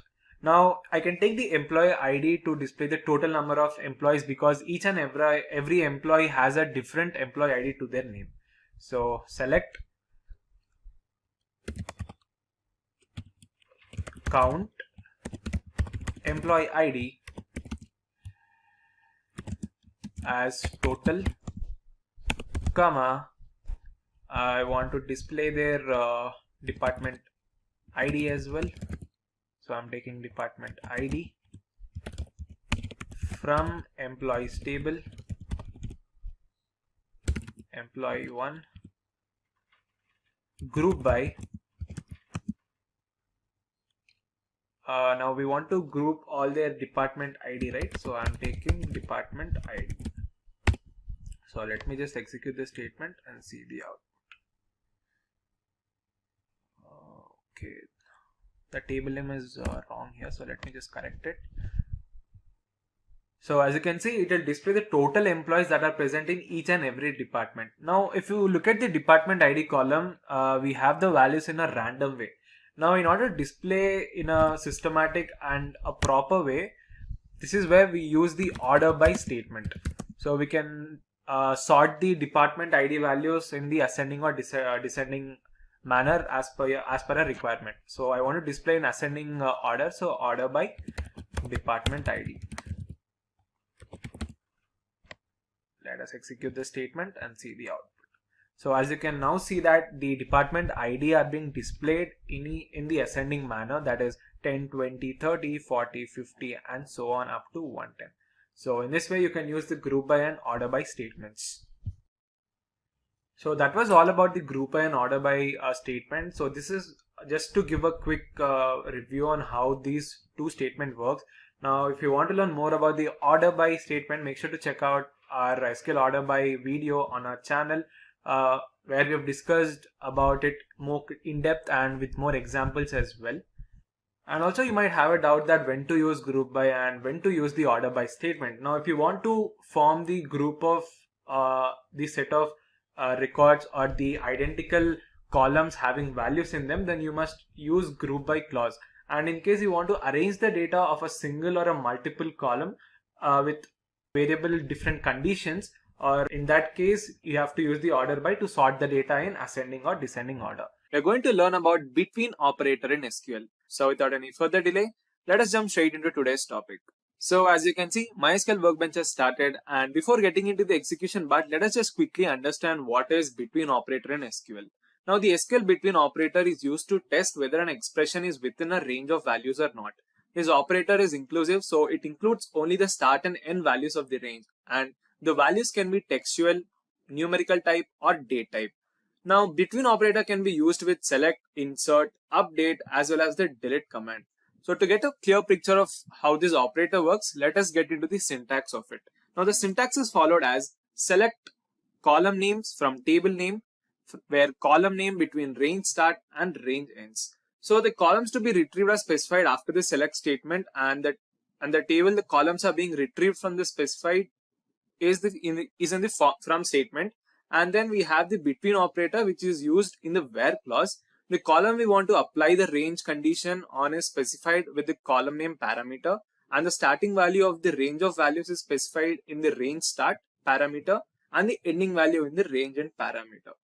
So now that we've understood how exactly the between operator works, let us get into some examples and understand its execution part. So let us take an example to understand the SQL between operator. So I'm taking the new employees as the example here. So let me just display the values. For that, I'm using the select operator, select star from new employees.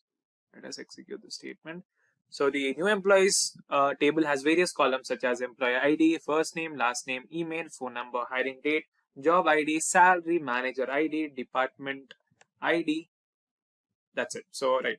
Now we'll take a simple example to understand the between operator. So let's say if you want to retrieve the ID and name of the employees with IDs in the range, let's say now we have IDs up to range like 198, 200, 201. So let us take the range between 110 and let's say 170. Then we'll use the following query as select employee ID, comma first name,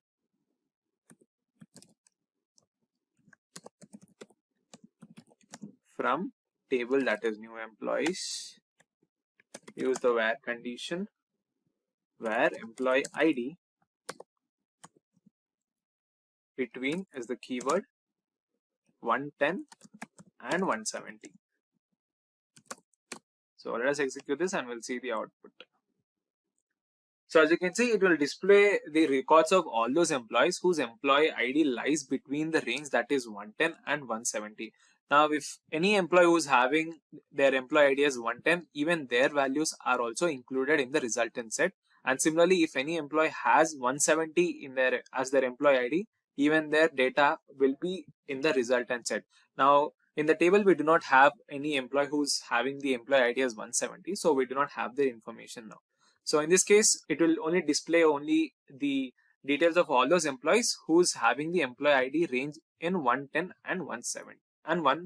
Well, moving ahead, let us take next another example. Now we can use the order by statement also to sort the result based on some columns. Now let's say if you want to retrieve the details of all those employees with salary ranging from 35,000 to let's say 75,000. And in order to sort this result based on the salary, we'll use the following query as select. I want to display all the details, so I'm using the star operator, select star from new employee, where salary between 35,000 and let us take let's say 55,000, right? And I'll use the order by salary, so that it will display the values of all the salaries in the ascending order. So let us execute and we'll see the output. So as you can see, there are only 5 employees in our new employees table. For example, Renske Ladwig, who's working as a clerk, is having salary 36,000, which is in the bracket of 35,000 and 55,000. Similarly, we have Diana Lawrence, whose salary is 42,000.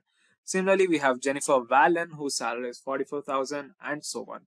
So in general, we use the between operator to find the range of values. Like for example, we are finding the salary range, right? So in a similar way, we can use the between operator to find the range between two given values of a particular column. Now, similarly, we can use the not operator with between as well. Now, we can also use the not operator with the between operator to select the values that do not belong to that specified range. Now, instead of using between, if I mention the not between keyword here, it will basically display all those records of employees whose salary is not in the range of 35,000 and 55,000. Now it will display the records of all those employees. Like if you take Herman Bear, whose salary is 10,000, which is not in the bracket or in the range of 35,000 and 55,000.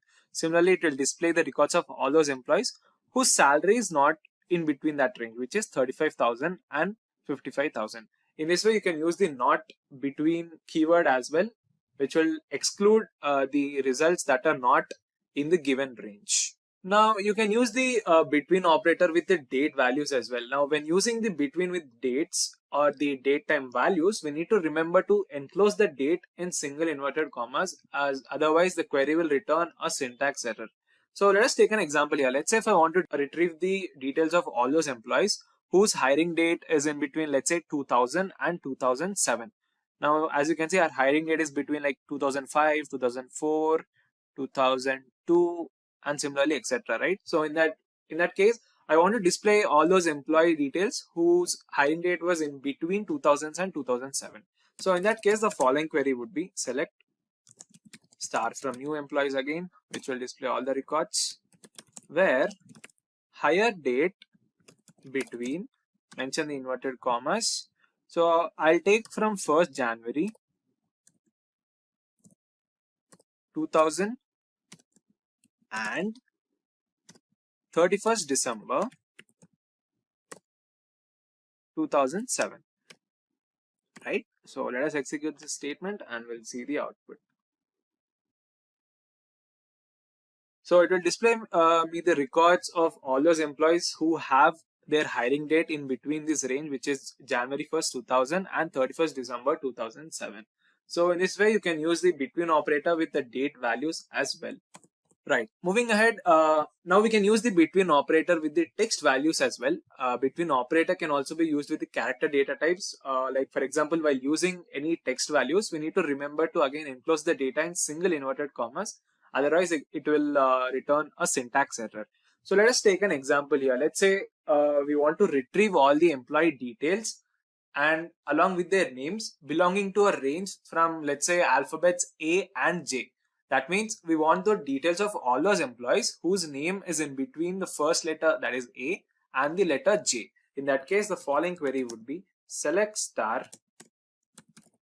from new employees where I'm taking first name, right? First name between letter A and letter J. Enclose them in the inverted commas and we'll see the output now. So let us also we'll use the order by statement so that we'll have in ascending order. I think there is no need for that, so we'll just directly execute this. So as you can see, it will display the records of all those employees whose name is in the range with starting letter A and the starting letter J. Now you can see Donald O'Connell, whose first name starts with D, right? So it is in the range of A and J. It lies between A and J. And similarly, we have Herman, we have Alexander and David, Guy, Himuro, etc.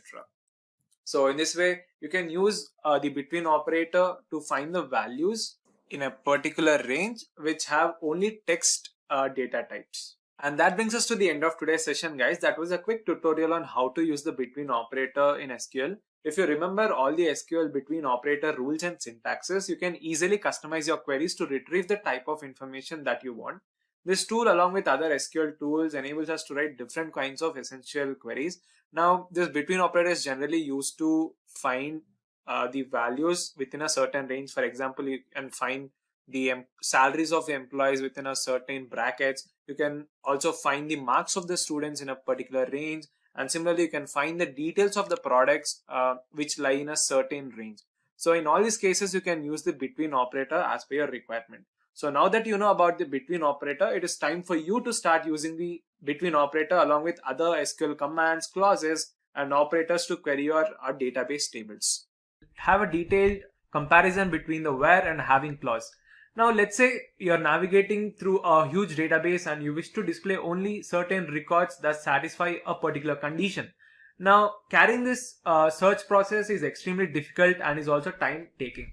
Now in order to save time and make your search easier, we use the where and having clause, which is used to explicitly filter out only those records that meet the conditions specified by the user.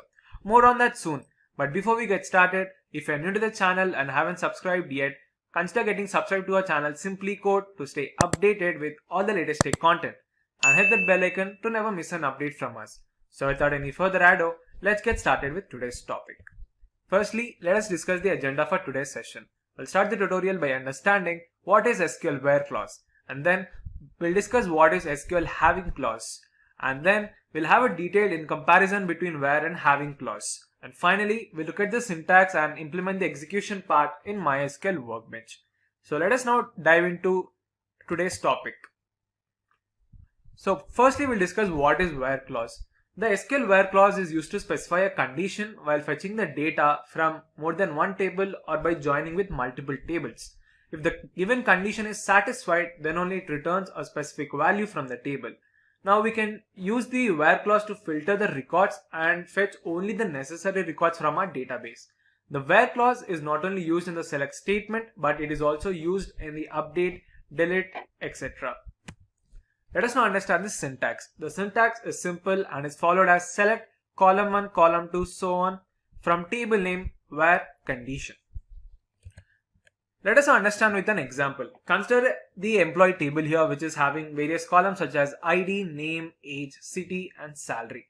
Now let's say if I want to find the employee who is having the maximum salary in this table, and for that I'll write a query stating select star from employee where salary is greater than 50,000. Now if you implement this query, it will basically show those records which is having salary more than 50,000. Now if you look into the table, Abhay Kumar, whose ID is 1175, is having 52,600 which is greater than 50,000. So in this way, where basically meets the condition that is set by the user. Let us now understand what is having clause in SQL. The having clause is generally used along with the group by clause, and having clause is used to filter the results obtained by the group by clause based on some specific condition. Having clause is quite similar to that of where clause, as both are used to filter records in SQL. But where clause cannot be used with the aggregate functions like count, max, sum and etc. Which is why having clause is needed, and that is the reason we use the having clause. Let us now understand the syntax. The syntax is also similar. You have to mention the having keyword here instead of where. And the syntax is followed as select column 1, column 2 from table name, group by, column 1, column 2, so on, having and mention the condition. Now group by clause is used to arrange the data into groups, and having clause is used in the column operations, and it basically group all the identical data and gives you the condition that is specified by the U. Let us understand this with an example. Again, consider the same employee table here, which is having ID, name, age, city and salary. Now as we know, we have to use aggregate functions, so I'm using the average function here, and since the having clause also uses a group by, so that is the reason I'm also using the group by. Now let's say if I want to find the average salary of all the employees from different cities, then the following query would be select city average salary from employee group by city. Now when I perform this query, this will be the following output, where it will show the resultant set of all the cities and their average salary. Now we have New Delhi that is being repeated twice, which is 2 records, and we have Ghaziabad, which is 2 records. Now New Delhi has 2 records which is having salary as 36,000 and 38,000. Now if you consider the average, it is basically 37,000. And similarly for Ghaziabad, we have 3 records which have salaries 46,500, 42,600, 52,600. Now when you calculate the average, it is showing us 47,233. Now that you have applied this, now let us have the having condition here. Now let's say if I want to find the average salary of all those employees from different cities who is having average salary greater than 40,000. Now in this case, if I implement this query, this will be the following output. As you can see, both Ghaziabad and Noida has the average salary more than 40,000, that is 47,233 and 48,000. So in this way, you can use the SQL having clause as well. Let us now look at the differences between these two clauses, that is SQL where and having clause. Now SQL where clause basically filters the individual rows in the table based on the specific condition, whereas the having clause filters groups instead of one row at a time. Now, as discussed earlier, where clauses can be used with select, update, delete statement, whereas the having clause can be used only with the select statement. Now, where comes before group by, which means that where clause filters rows performing aggregate calculations, and having comes after group by, which means the having clause filters rows after performing aggregate calculations. So consequently, having is slower than where in terms of complexity and efficiency as well. Now, as discussed earlier, where clause cannot contain aggregate functions, and having clause can contain aggregate functions such as count, sum, average, etc. Now, SQL where is considered as a pre-filter because it performs the row operations first, and having clause is considered as the post-filter because it performs the column operations after grouping the data. So now that we have understood about these both types of SQL clauses, let us jump into MySQL Workbench for the execution part. If getting your learning started is half the battle, what if you could do that for free? Visit SkillUp by SimpliLearn. Click on the link in the description to know more.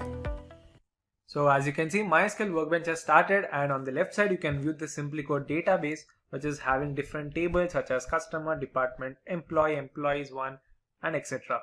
Now, to perform the where and having clause statements, we'll use the employees once table. So let me just display the records present in that table. So I'll use the select operator, select star from employee one table. Click on the execute button. As you can see, the employees one table has various columns such as employee ID, first name, last name of the employee, their email ID, phone numbers, hiring date, job ID, salary, manager ID, and department ID. So firstly, let us discuss about the where clause, or basically where condition. So let's say if we want to fetch the records of all those employees from these employees one table whose salary is let's say less than 5,000 and they belong to department 30. So in that case, the following query would be select star from employees table 1 where salary is less than 5,000. Now I'm using the AND operator, which is basically a logical operator. So whenever you're performing the where condition, you can use the logical operators and comparison operators, logical operators such as AND, OR, between, etc. And the comparison operators like less than, equal to, less than, greater than, equals to, etc. So I'm using the AND operator here, and department ID is equals to 30. So let me execute this statement and see the output. So as you can see, there are a total of 4 employees whose salary is less than 50,000 and they belong to the department 30. Now you can also, as discussed earlier, you can also perform the update operations using the where clause as well. Now let's say if I want to update the salary of employee who is having employee ID 116 as let's say 10,000, then the query would be update table name, that is employee 1, set salary equals to 10,000 where employee ID is equals to let's say 116, and the employee name is Shelly Baida. So I'm just taking that example. So let me just execute this query. So as you can see, our query has been successfully executed. So let me just verify whether it is executed or not. So I'll use the select statement, select star from employee 1 where employee ID equals to 116. So let me run this query and we'll see the output. So as you can see, the employee Shelly Baida, who's having employee ID 116, and their salary has been changed into 10,000 here successfully. So in this way, you can use the where clause as well. You can also use the where clause for delete also. Now let's say if I want to delete the details of the employee who's having employee ID as 120, let's say, then I'll use the delete statement. Delete from employee 1 where employee ID is equals to 127. So let me just execute this query.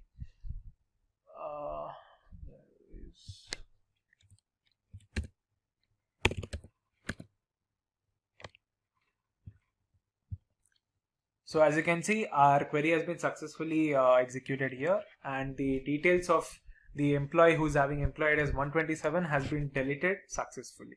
So in this way, you can use the where clause to perform various operations such as select, update, delete, etc. using comparison and logical operators.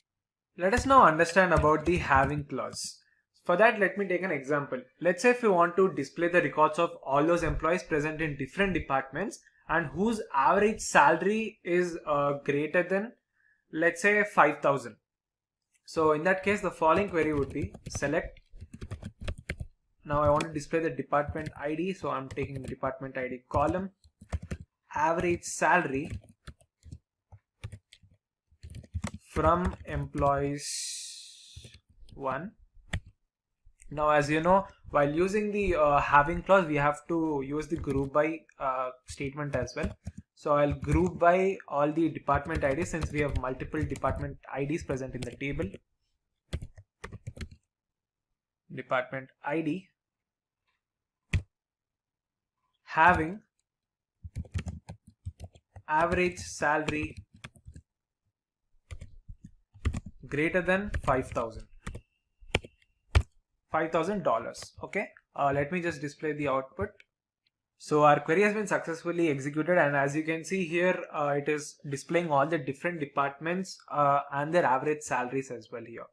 Now I can use the different aggregate functions here as well. If I want to count the number of employees in each department, I can take the count function. So let me just use it. Count employee ID, which will basically count all the total employees in the different departments. So let me just execute this statement. So as you can see, it will display the count of all the employees that are present in different departments and having average salary more than 50,000. So in this way, you can use the having clause as well. Now we can also combine both the where condition as well as the having condition as well. Now we can combine the where and having clause together in a select query. In this case, the where clause is used first to filter individual rows, and then the rows are then grouped to perform the aggregate calculations, and finally the having clause is used to filter the grouped data, that is the identical groups that are having the same values. Now as discussed earlier, we have to use the where condition before the group by. So I am just taking the where clause before the group by. And let's say if I want to display only those departments that are having more than 80 as the department ID. So department ID greater than 80. So let me just display. So as you can see, it will display only those records where the department ID is more than 80, that is 90, 100 and 110. And the details of all the employees whose average salary is more than 500. Now I can also use the order by statement here in order to mention all these records in a systematic manner, that is an ascending or descending order. So order by department ID. So let us execute this query. So as you can see, it will showcase the department ID values in the ascending order, that is 90, 100 and 110. So in this way, you can use the having clause as well in SQL. We are going to discuss how to use subqueries in SQL. So without any further ado, let's get started with today's topic. So what is a subquery? An SQL subquery is a query which is returned inside another query. A subquery is usually added within the where clause of another SQL select statement. In a subquery, the outer query's result is dependent on the result set of the inner query, and that is the reason why subqueries are also called as the nested queries. A subquery is also called as an inner query or inner select, while the statement containing the main query or the parent query is called as the outer query or outer select query statement. Now the inner query executes first before its parent query or the outer query, so that the results of an inner query can be passed to the outer query. Let us understand this with an example here. Now consider this syntax over here, which is followed as select employee name department from employee, where salary equals to select maximum salary from employee. Now select employee name department from employee is the outer query and the rest part is the inner query. Now when the above query is applied to the given employee table, here the subquery is executed first, which select the maximum salary from the employee table. Then the resultant is the passed onto the where clause of the outer query. Now this outer query is executed, which selects the rows, in this case the employee name and the department, from the employee table, where the salary is equals to the resultant of the subquery, which is it selects the maximum salary from the employee table, returns the final result.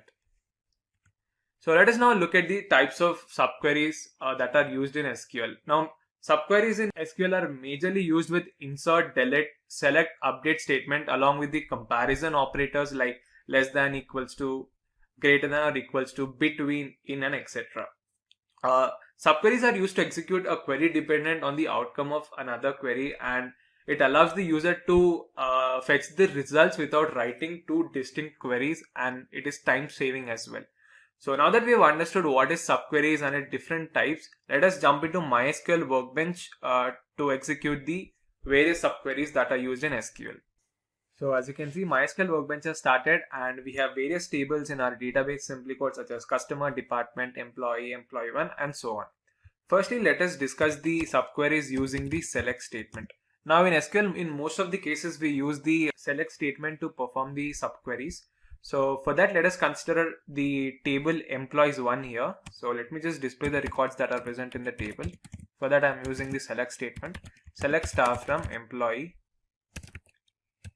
So let us run the query and see the records. So as you can see, the employees1 table has various columns such as employee ID, first name, last name, email, their phone number, hiring date, job ID, salary, manager ID, and department ID. Now let us understand this concept with the help of an example for executing the select statement using the subqueries. Now let's say if I want to find all those employees whose salary is less than the average salary of all the employees that is present in the employees1 table. So in this scenario, we'll use a subquery to get those employees whose salary is less than the average salary from the employee table. And the following query would be select. Now since I want to display all their records, I'm using the star operator from employees1 where salary is less than, and within the parenthesis we have to mention the subquery, that is select average salary from employees1 table. So let us execute the statement and see the output.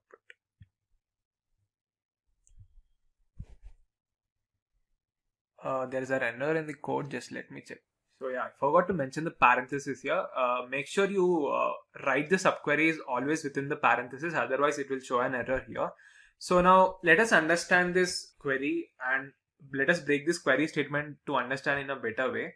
Now here the query to find out the average salary is the subquery here.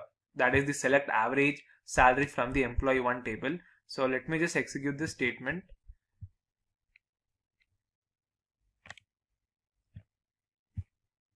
So we have the average salary, that is 6,708.66.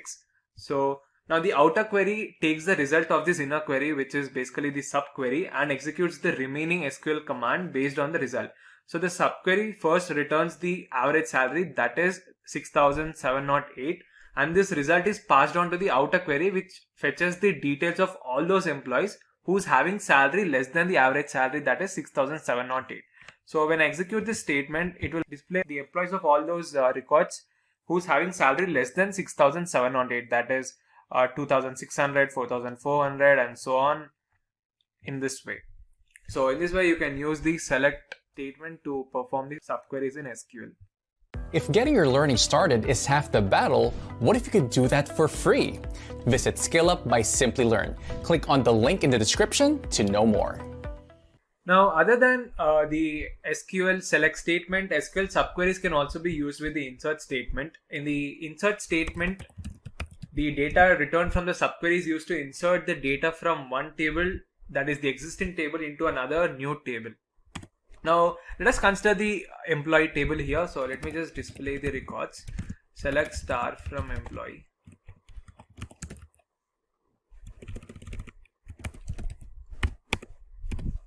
Let me just display the records now. So the employee table has various fields such as employee ID, employee name, age, designation, city, total salary, date of joining, department ID, and bonus. Now, if I want to copy this data from the employee table into a new table, let's say employee new table, so I can use the subqueries with the insert statement here. So let me just create a new table here, and the query is followed as create table employee new.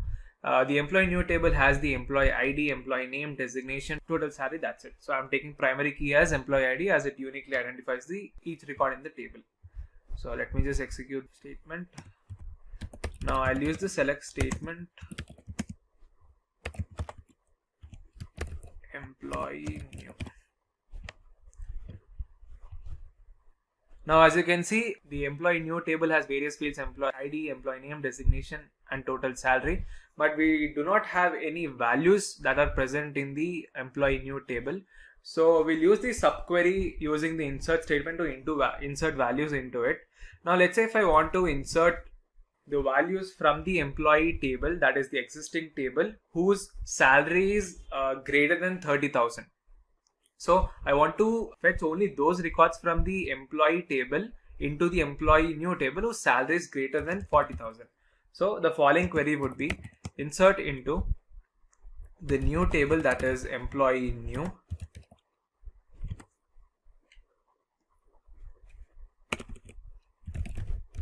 select. Now, since we are only concerned with the employee ID, employee name, designation, and total salary, we'll mention only those columns: employee ID, employee name,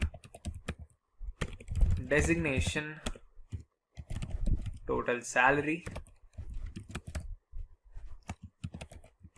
from the previous existing table, that is our employee table, where total salary,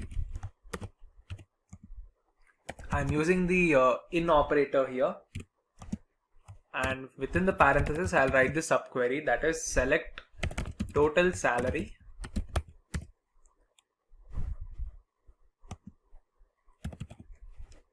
from employee where total salary is greater than 40,000. Close the parenthesis and let us execute this statement now. So our statement has been successfully executed. So let me just display the records again. Select star from the table employee new.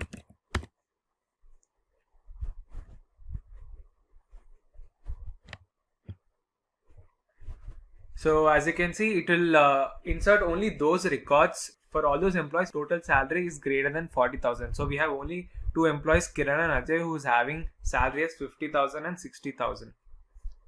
Now the insert statement basically specifies that new data is added to this table, that is the employee new table.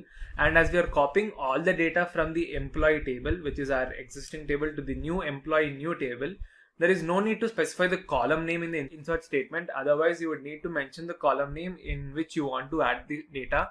The only thing that you have to keep in mind is that the table structure has to remain the same. Even if the column names are a bit different, the column data types must remain the same in order to insert the data using subqueries from one table to another table. So in this way, you can write subqueries using the insert statement as well. Also, in a similar way, you can use the update as well as the delete statement to modify the existing data that is present in the table. To know more about it, make sure to check out our SQL full course for beginners 2022 on our channel. So that brings us to the end of today's session, guys. That was all about subqueries in SQL. So in today's session, we'll create a simple user-defined function using the SQL statements. So without any further delay, let's get started with today's topic. Now to create and for the execution part of the functions, let us jump into MySQL Workbench. So as you can see, MySQL Workbench has started, and before understanding the syntax of how to create a function, let us just understand what a function actually is. Now a function in SQL is basically a set of SQL statements that performs a specific task. Now if you have to repeatedly write larger SQL queries to perform a task, you can simply create a function for that. Now next time, instead of rewriting the whole SQL query, you can just simply call that function to get the desired result. Now these SQL functions are basically programs either developed by the user or already provided by the SQL system. Now we have several inbuilt functions or the system defined functions like aggregate functions, string functions, date functions, etc. Now other than that, we can create a user defined function as well. So firstly, let us go through the syntax on how to create a function. So the syntax is followed as delimiter, which I will explain in a while when we are creating the actual functions. So let us keep it aside for a while. Create function, function name, and inside the parenthesis mention the parameters. Now you can create a number of parameters as per your choice. The thing is, you have to mention the parameter name as well as its data type. Returns data type, deterministic, begin, and inside that we have to write the code, that is the actual code for the function, and use the end. So let me just explain how this syntax works. Firstly, we are specifying the name of the stored function that we want to create after the create function keyword. Next, we have to list all the parameters of the stored function inside the parenthesis followed by the function name.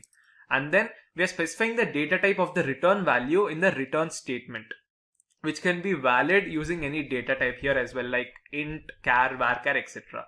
And then we are specifying if a function is deterministic or not.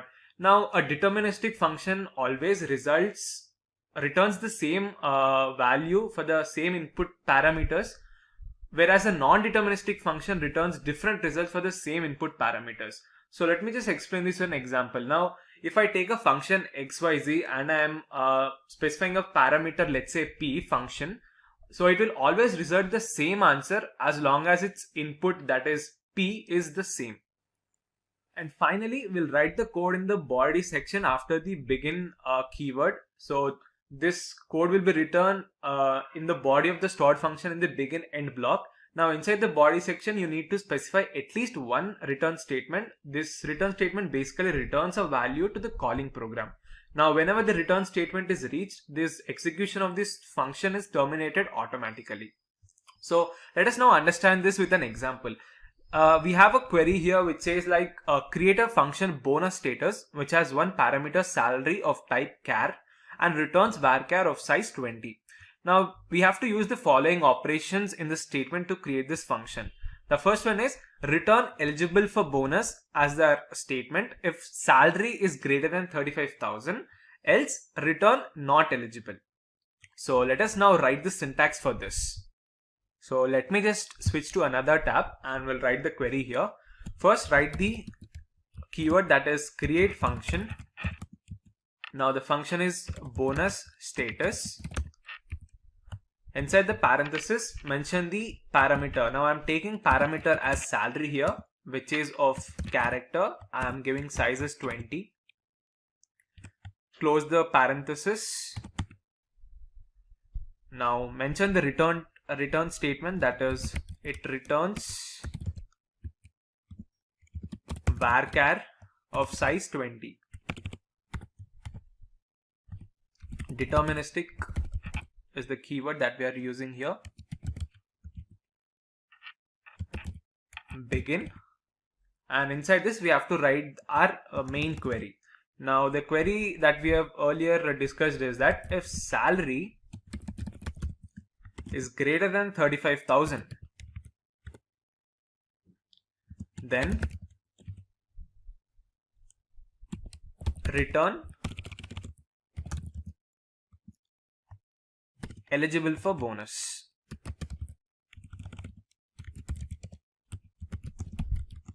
Eligible for bonus, and close the parenthesis. Else return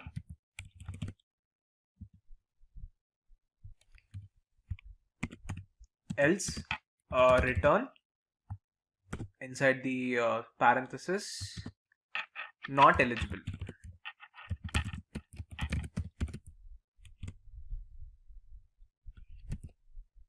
Mention the double quotes and close the parenthesis and put a semicolon.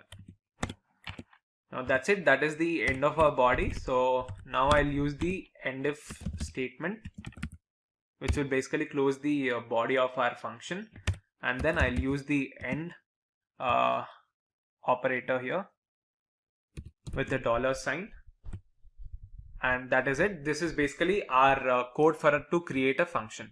So let us now execute this statement and see the output. Now while I execute the statement, it will throw an error, and this is where we'll use the SQL delimiter.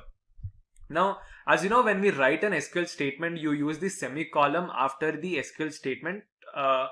Like if you write a two separate statement, for example, if I say select star from, I'm taking an example as employee, and I'm taking another example as select star from orders. Now when I execute this query, it will throw an output because I haven't selected which query I want to execute. Now for that, we'll place an individual semicolon at the end of our statement, right? So in a similar way, MySQL uses the delimiter function to separate statement and executes each statement separately. Now, however, a function consists of multiple statements separated by a semicolon. So if you used to define a function that contains semicolon characters, then it will not treat the whole function as a single statement but many statements. Therefore, you must redefine the delimiter temporarily so that you can pass the whole function as a single statement.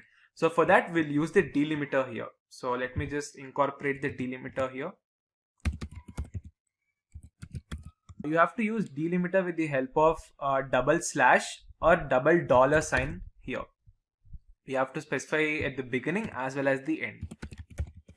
Delimiter, and I'll mention 2 double. So that's it. Now our code is complete, and let us execute the statement now. So our query has been successfully executed. Now to see whether our function is created or not, let us just refresh the schema here. And as you can see in function section, you can see bonus status, which is the function we have created earlier, has been created successfully. So let us now just verify whether our function is working or not. So I'll just write a simple query as select bonus status. Let us take 40,000 as our example. So let me just execute this statement and we'll see the output.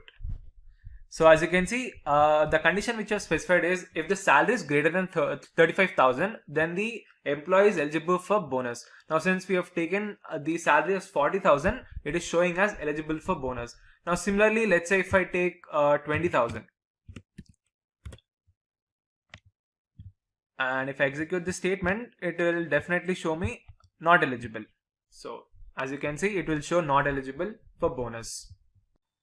So in this way, you can create a user-defined function by passing certain parameters to get the desired result of your choice. So now that you've created a function, you can query an already existing table by calling that function in an SQL statement by passing certain parameters into that function. Let us understand this with an example. Consider the employee table here. So let me just display the records in that employee table. So as you can see, the employee table has various columns such as employee ID, employee name, age, designation, city, total salary, date of joining, and department ID. Now using these already created functions, let's say if I want to know whether the employee is eligible for the bonus or not using their total salary, I'll use the function. And to achieve that, I'll simply use the select statement to display the records. So let me just write the query here. Select. I want to fetch the employee ID, employee name, their total salary. So I'm mentioning the columns employee ID, employee name, their total salary,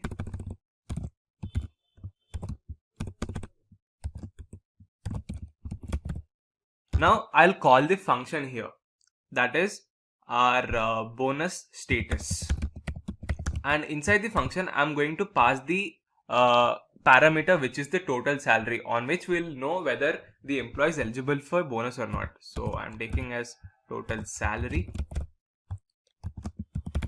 from the table that is employee. So let us execute this statement and see the output. So there was a mistake in the function name. So let us execute the statement now and we'll see the output.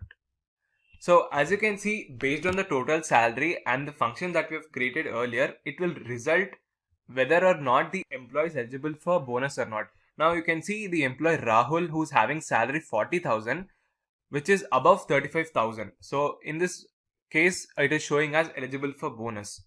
Now if you consider another employee Varun, whose salary is 30,000, which is less than 35,000, so that is why it is showing as not eligible. In this way, and for the rest of the employees also, it will show the same as per the condition that we have specified in our function, that is the salary should be greater than 35,000. So in this way, you can simply call a function using its name and provide the parameter and get the required output. Now the other important thing to notice here is that we have used the function as a column as a parameter in our select query. Now we have passed the parameter, that is total salary, into our function, that is bonus status, and the function returned a result of this calculation. Now in this way, SQL function can be very useful as we have avoided writing complex calculations in a select query, and also we can reuse this function later in any other queries as well. And that brings us to the end of today's session, guys. I hope you understood how to create a user-defined function. We're going to talk about another important function, that is conversion functions in SQL. So without any further ado, let's get started with today's topic. Firstly, let us discuss the agenda for today's session. We'll start the tutorial by understanding what is cast function, and then we'll discuss what is convert function, and next we'll have a detailed comparison between the cast and convert function and see how they are different from each other. And finally, we'll execute these two functions in MySQL Workbench using various examples. So let us get started with today's topic. So firstly, what is cast function? The cast function in SQL is one of the most commonly used conversion function, which allows the user to convert from one data type to another. It is very useful for concatenating results from various data types. Now this conversion can be either a single expression or the values from the columns in the SQL tables. It also allows the user to perform calculations on two different data types as well.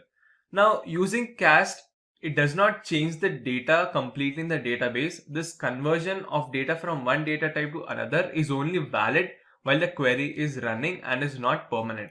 That is, the changes to the query is only done on a temporary basis. However, it is possible to convert and insert into a new column or table as well. Let us now understand the syntax of cast function. The syntax is followed as cast expression as data type length. Expression here represents the data which we want to convert, and the data type specifies the data type which we want to convert the value. And finally, the length of the data, which is optional. You can give it as per your requirement for only certain data types such as nchar or varchar. Now let us consider an example here which says select cast 76.87 as int. Here I am taking a string value which is 76.87 and I am converting this data type into the int value. Now the output is as expected, that is 76, which is an integer value. In this way, you can use the cast function to change one data type to another data type in real time. Next, let us discuss about what is convert function. The convert function converts an expression in one data type to corresponding value in other data type. Now, you might be confused that the convert is different from the cast function. Convert is similar to that of cast function as well, while the functionality of both these conversion functions is same. The only main difference is the syntax and the usage. So you can specify the format to convert as well as the data type in the convert function, and it is a very useful function especially for converting the strings to date formats. And the syntax is followed as convert expression comma data type. Now again, the data type parameter defines the target data which is to be converted. Now, and the data type parameter can take data types as an input such as big int, small int, decimal, numeric values, float values, character values, variable characters, nchar, etc. And the length is optional parameter which specifies the target data type length, and the default of this parameter is around 10 or 20. Now we also have the expression. This parameter specifies the value in which we want to convert to another data type. So let us consider an example here, which is select convert 2022.06.07 as date. Now this is basically a string value, or you can say a part of a decimal value, and I'm changing this string or character into date format, which is 2022-06-07, which is converted into date format. So in this way you can use the convert function as well. Let us now understand the difference between the cast and convert function in SQL. Now both these SQL conversion functions are row functions which are capable of typecasting column values or an expression from one data type to another, and the functionality of both of the functions are almost similar, but there are some major differences in them as well. Now both the cast and convert function are used to convert one data type to another data type, and one of the main differences is the syntax. Now the syntax of cast is very simple. It includes the value to convert and the type of resulting data type. It has as a keyword to separate the data type from the value, and there is an option to express the length, which is the integer that specifies the length of the target data type. And on the other hand, the convert syntax mentions the resulting data type first along with the optional length. There is another expression and another optional parameter called style in the convert function, which is only specific to the SQL Server database. Now this style allows formatting the data type and specifies how the convert function should translate or format the data type. Now apart from these, there are some certain differences as well. The cast is an ANSI standard function. That is, cast is considered as the American National Standard Institute's standard function. That means it is applicable to most of the SQL databases out there like PostgreSQL, MySQL, MariaDB, MongoDB, etc. On the other hand, conversion function is a specific function that is only restricted to mainly Microsoft SQL Server. Cast function is also a more portable function of these two. It means that the cast function can be used by many databases out there. And also cast is considered less powerful and less flexible than the convert function. And on the other hand, the convert function is generally considered as a flexible function which allows more flexibility and is mostly preferred to use for date time values, etc. Convert is also useful in formatting the data's format as well. And finally, cast function is used to convert a data type without a specific format, whereas the convert function does converting and formatting data types simultaneously. Now, for example, cast cannot convert a date time to specific format, whereas the convert function can do that. So these were some major differences between the cast and convert function. I know you might be confusing at first because there isn't much difference between these two functions. And also there is no difference in the performance of these two functions as well. So it's just a matter of preference to choose which function to use. You can choose to use cast when you work with multiple relational databases, and the syntaxes are pretty standardized, easy to remember, and since it is an ANSI standard function, you can use it in any database as well. On the other hand, if you need to specify the output styling, we can use the convert function for that. And even though the style is optional and is limited to certain databases like SQL Server, the cast function is often used to preserve decimal values and places while converting between decimal numeric values, whereas the convert function cannot do this. So it is a matter of requirement when to use both these functions, and it is up to the user to choose between these both conversion functions. So now that we've understood about these two functions, let us jump into MySQL Workbench for execution part. If getting your learning started is half the battle, what if you could do that for free? Visit SkillUp by SimpliLearn. Click on the link in the description to know more. As you can see, MySQL Workbench has started and we can now work on our conversion functions. Firstly, let us discuss about the cast function in SQL. So let us take an example for this. Let's say if I want to convert a string value into an integer data type, then the following query would be select cast, and within the parenthesis, let's say I have a string value which is 45.68 and I want to change this into int data type. So I'll mention int as int, which is the keyword we use in the cast function. So let us now execute this statement and see the output. Now it will show me an error. That's because the int data type is not supported in MySQL Workbench if you are working on cast function. So instead of int, you can take the signed function, which is basically a sister group of the int data type. So you can take the signed integer as well. So let us now display this value. So as you can see, it will return me the 46, which will round off the decimal value, which is 45.68 to 46. Now let us take another example. Let's say I have a string value, I want to change it into date format. So then the following query would be select cast. So let me just take some string values like 22, 9, 24 as date. So let us execute this statement and we'll see the output. So as you can see, the string value that we have taken here, that such as 22, 9, 24 has been changed into date format, which is 2022, which is the year, 9 is the month, and 24 is the date, which is in the format of year, month, and date.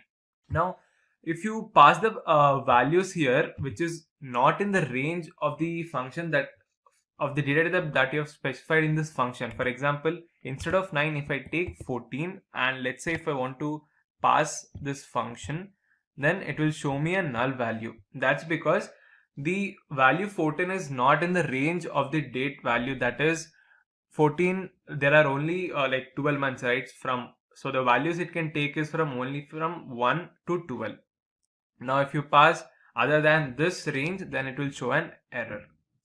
Now similarly, if I want to specify this value into datetime function, then I can simply mention the datetime function data type as well. So let us see the output.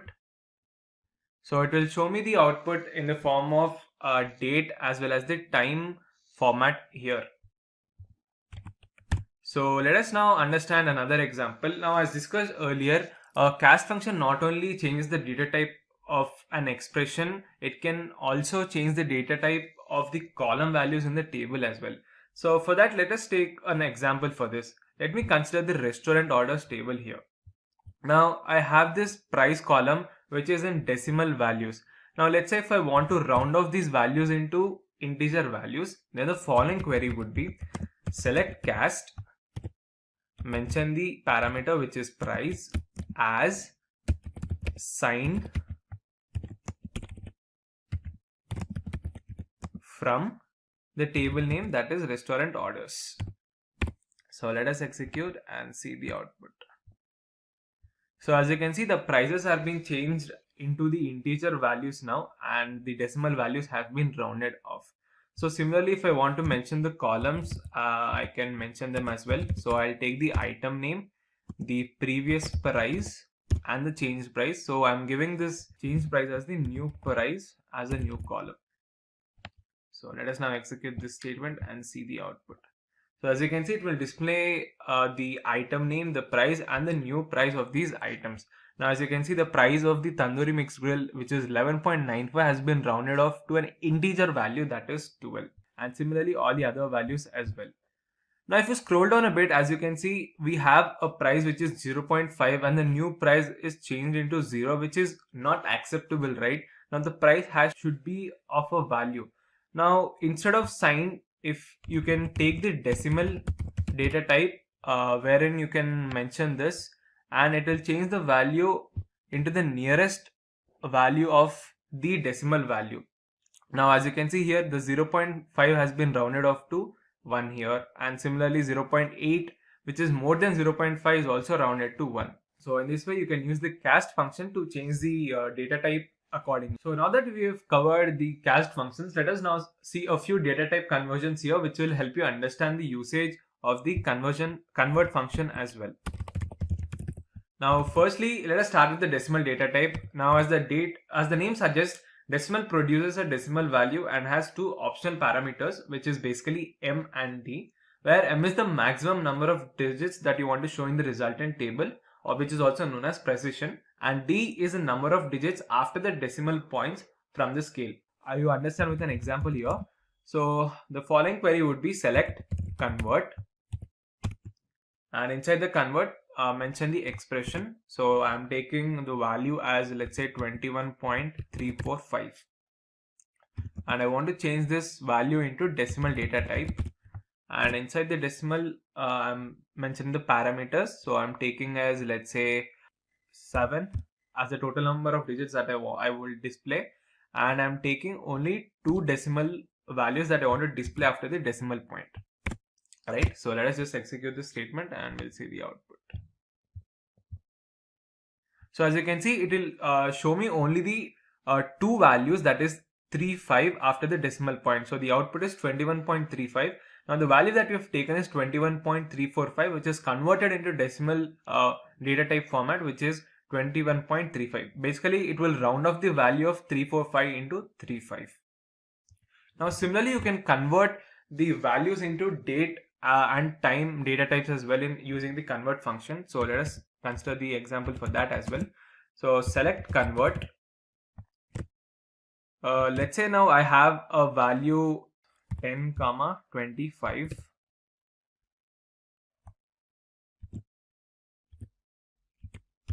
as date time data type. So we'll convert this into date time data type. So let us see the output. So as you can see, the string value which we have specified here as 11, 10, 25, it will be changed into the date time data type, that is 2011, 10, 25, and the time as well. And similarly, you can use the convert function to change a number or a string value into year type as well. So let's say I'm taking a value 22 and I want to change this string value into year data type. So the following query would be select convert 22 as year. So as you can see, the output, the string value that we have taken as 22 has been now converted into 2022, which is in the format of year data type.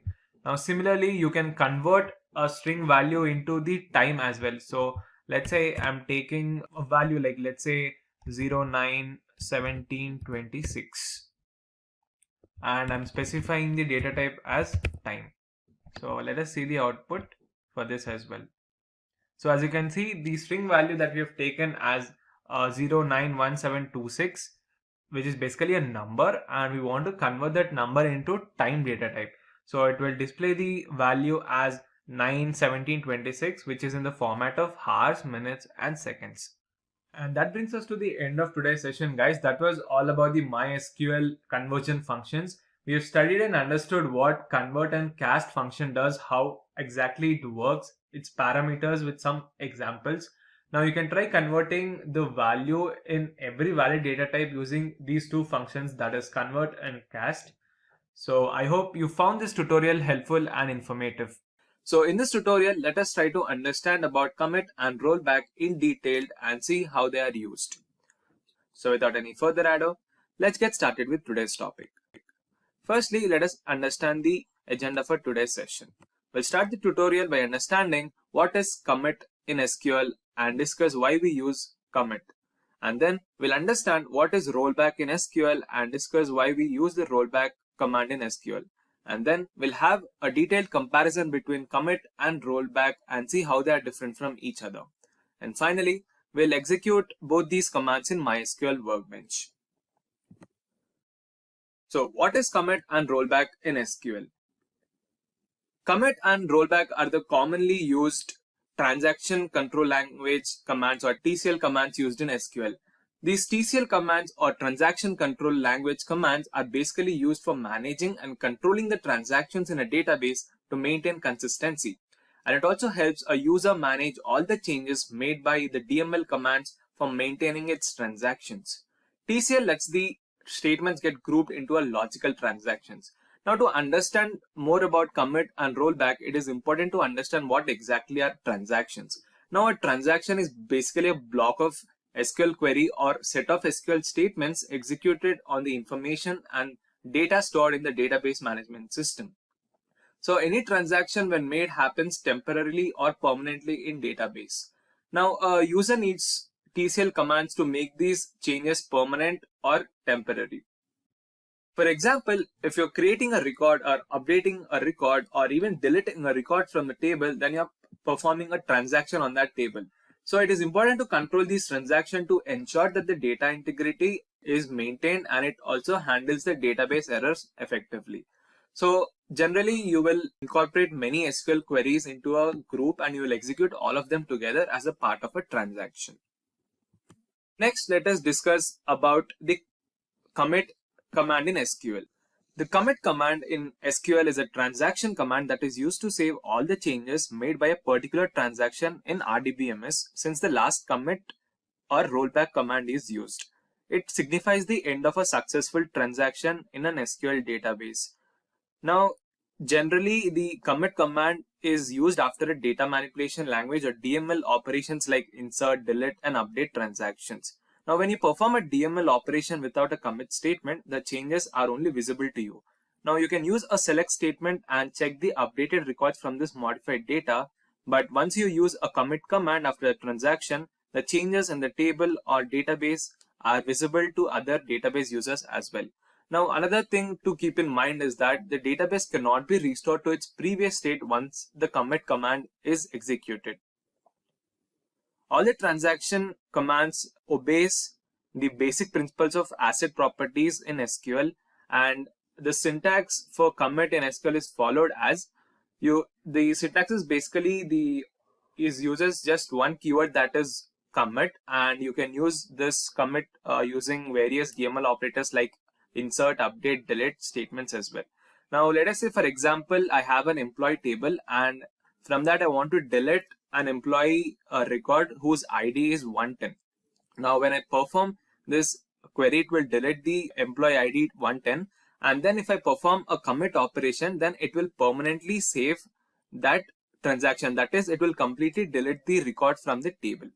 Next, let us discuss about the rollback in SQL. The rollback in SQL is a command that is used to revert changes performed by a transaction. Now, whenever a rollback command is used, it reverts all the changes since the last commit or rollback that we have made in our SQL table.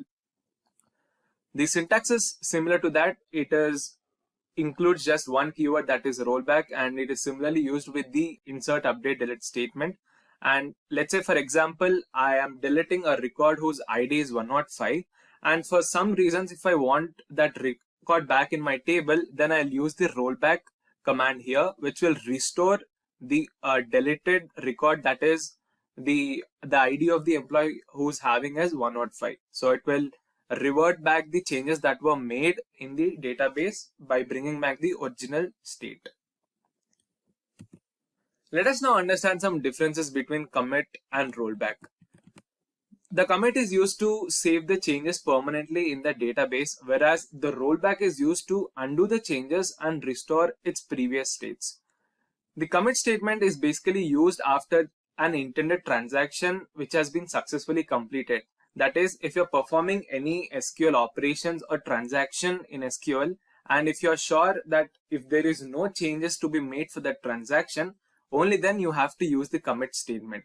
Whereas a rollback statement is used after a transaction is unsuccessful due to any circumstances like system failure, etc. After executing commit command, any transaction can't be used for rollback, which we've discussed earlier. And on the other hand, after executing the rollback command, a transaction can be still modified and sent for commit again. So now that we've understood what commit and rollback are, let us jump into MySQL Workbench for execution part. As you can see, MySQL Workbench has started, and now by default, MySQL automatically commits the changes permanently to the database. So in order to force MySQL not to commit changes automatically, we use a following statement here, which is followed as set auto commit to 0. So let me just display this. Okay. it is successfully executed. Now what this basically does is it will not commit any changes permanently that were done prior to the database earlier. Or else you can click on edit option here and choose preferences, and in preferences you'll find SQL execution under the SQL editor section. So you'll find an option which says new connections use auto commit mode. So if you find a tick here in this checkbox, make sure you untick before you proceed to commit and rollback commands. So click on OK so that you are good to go now. So let me just consider a table here to perform the commit and rollback commands here. So for that I'm taking the employee1 table as a reference. So let me just display the records from that table, and I'll use the select statement for that. Select star from employee1. So let me execute this statement. So in our employee1 we have various columns such as employee ID, employee name, age, designation, city, total salary, date of joining, and department ID. Now to commit the current transaction and make its changes permanent, we use the commit statement, right? So I'll use the commit command here and I'll execute this. So now basically what this does is it will permanently or save the changes that were done prior to this database, that is database table, that is the employee1 table. So let me just display the values now. So now let us perform some transactions on this table. So as we discussed earlier, we can use any DML operators like insert, update, or delete to perform operations using the commit and rollback command. So I'm going to use the update command here. So I'm basically updating the salary of an employee. Let's say Sanjana, whose employee ID is 1013, whose total salary is 30,000. Now I want to update that salary as 35,000. So for that I'm using the update statement. Update the table name, that is employee1, set total salary as 35,000, where employee ID equals to 1030, right? So let us execute this statement. So as you can see, one row has been affected and our query has been executed successfully. Let me just display the records again. So as you can see, employee Sanjana, whose employee ID is 1013, her total salary has been changed to 35,000, which was earlier 30,000. Now, let's say in future I have this requirement where I want to have the original salary or the previous salary. Now for that I can use the rollback here. So when I execute the rollback statement here and select this table again,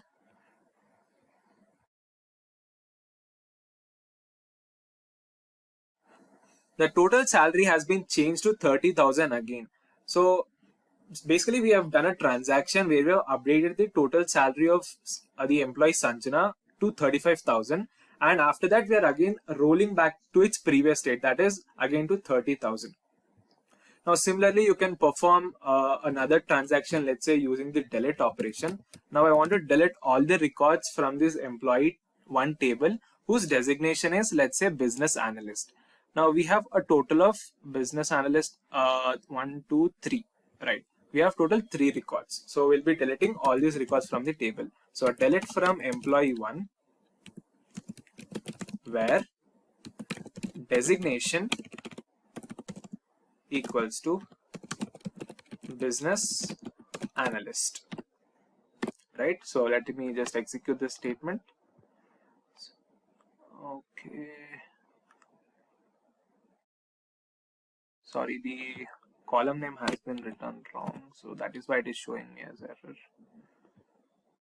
So as you can see, our query has been successfully executed and it shows 3 rows are affected. That means all the records of the employees whose designation is business analyst have been deleted. See, as you can clearly see, there are no records of business analyst records, right? So again, I have this requirement where I want to get back the results or the records of the employees who are working as business analyst from this employee1 table. So for that I can simply use the rollback here.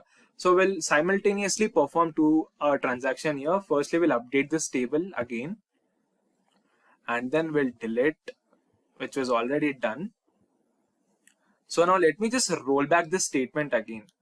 So when I roll back this statement and display the records from the table, as you can clearly see, the employee Sanjana, whose employee ID is 1013, her salary, which we have set as 35,000, has been reverted back to 30,000 to its previous or original state. And similarly, we have deleted the records of employees whose designation is business analyst, and similarly their records also have been reverted back. So in this way, you can use the rollback command to get back to the current transaction and cancel its changes. Now let us take another scenario here. Now what if I perform a transaction before the commit command? So for that, I'll take another example where I'll update the age of an employee. Let's say Rahul, whose employee is 1013 and his age is 26. I want to change it to 27. So I'll use another update statement here. Update employee one table, set age equals to 27. So his previous age was 26. Now I'm changing it to 27, where employee ID is 1011. Right. So let me just execute this statement. So it is successfully executed, and we'll select the records. So as you can see, Rahul's age has been changed to 27 from 26. Now let's say if I commit this transaction, all right, so I'll just commit this transaction. So basically you cannot make any further changes to this record since we have committed the transaction already. So I'll perform the two transactions again here, which is basically updating the employee's total salary to 35,000 and deleting all the records of employees whose designation is business analyst. So let me just execute this. So as you can clearly see, all our SQL queries has been successfully executed. So let me just display the table here now.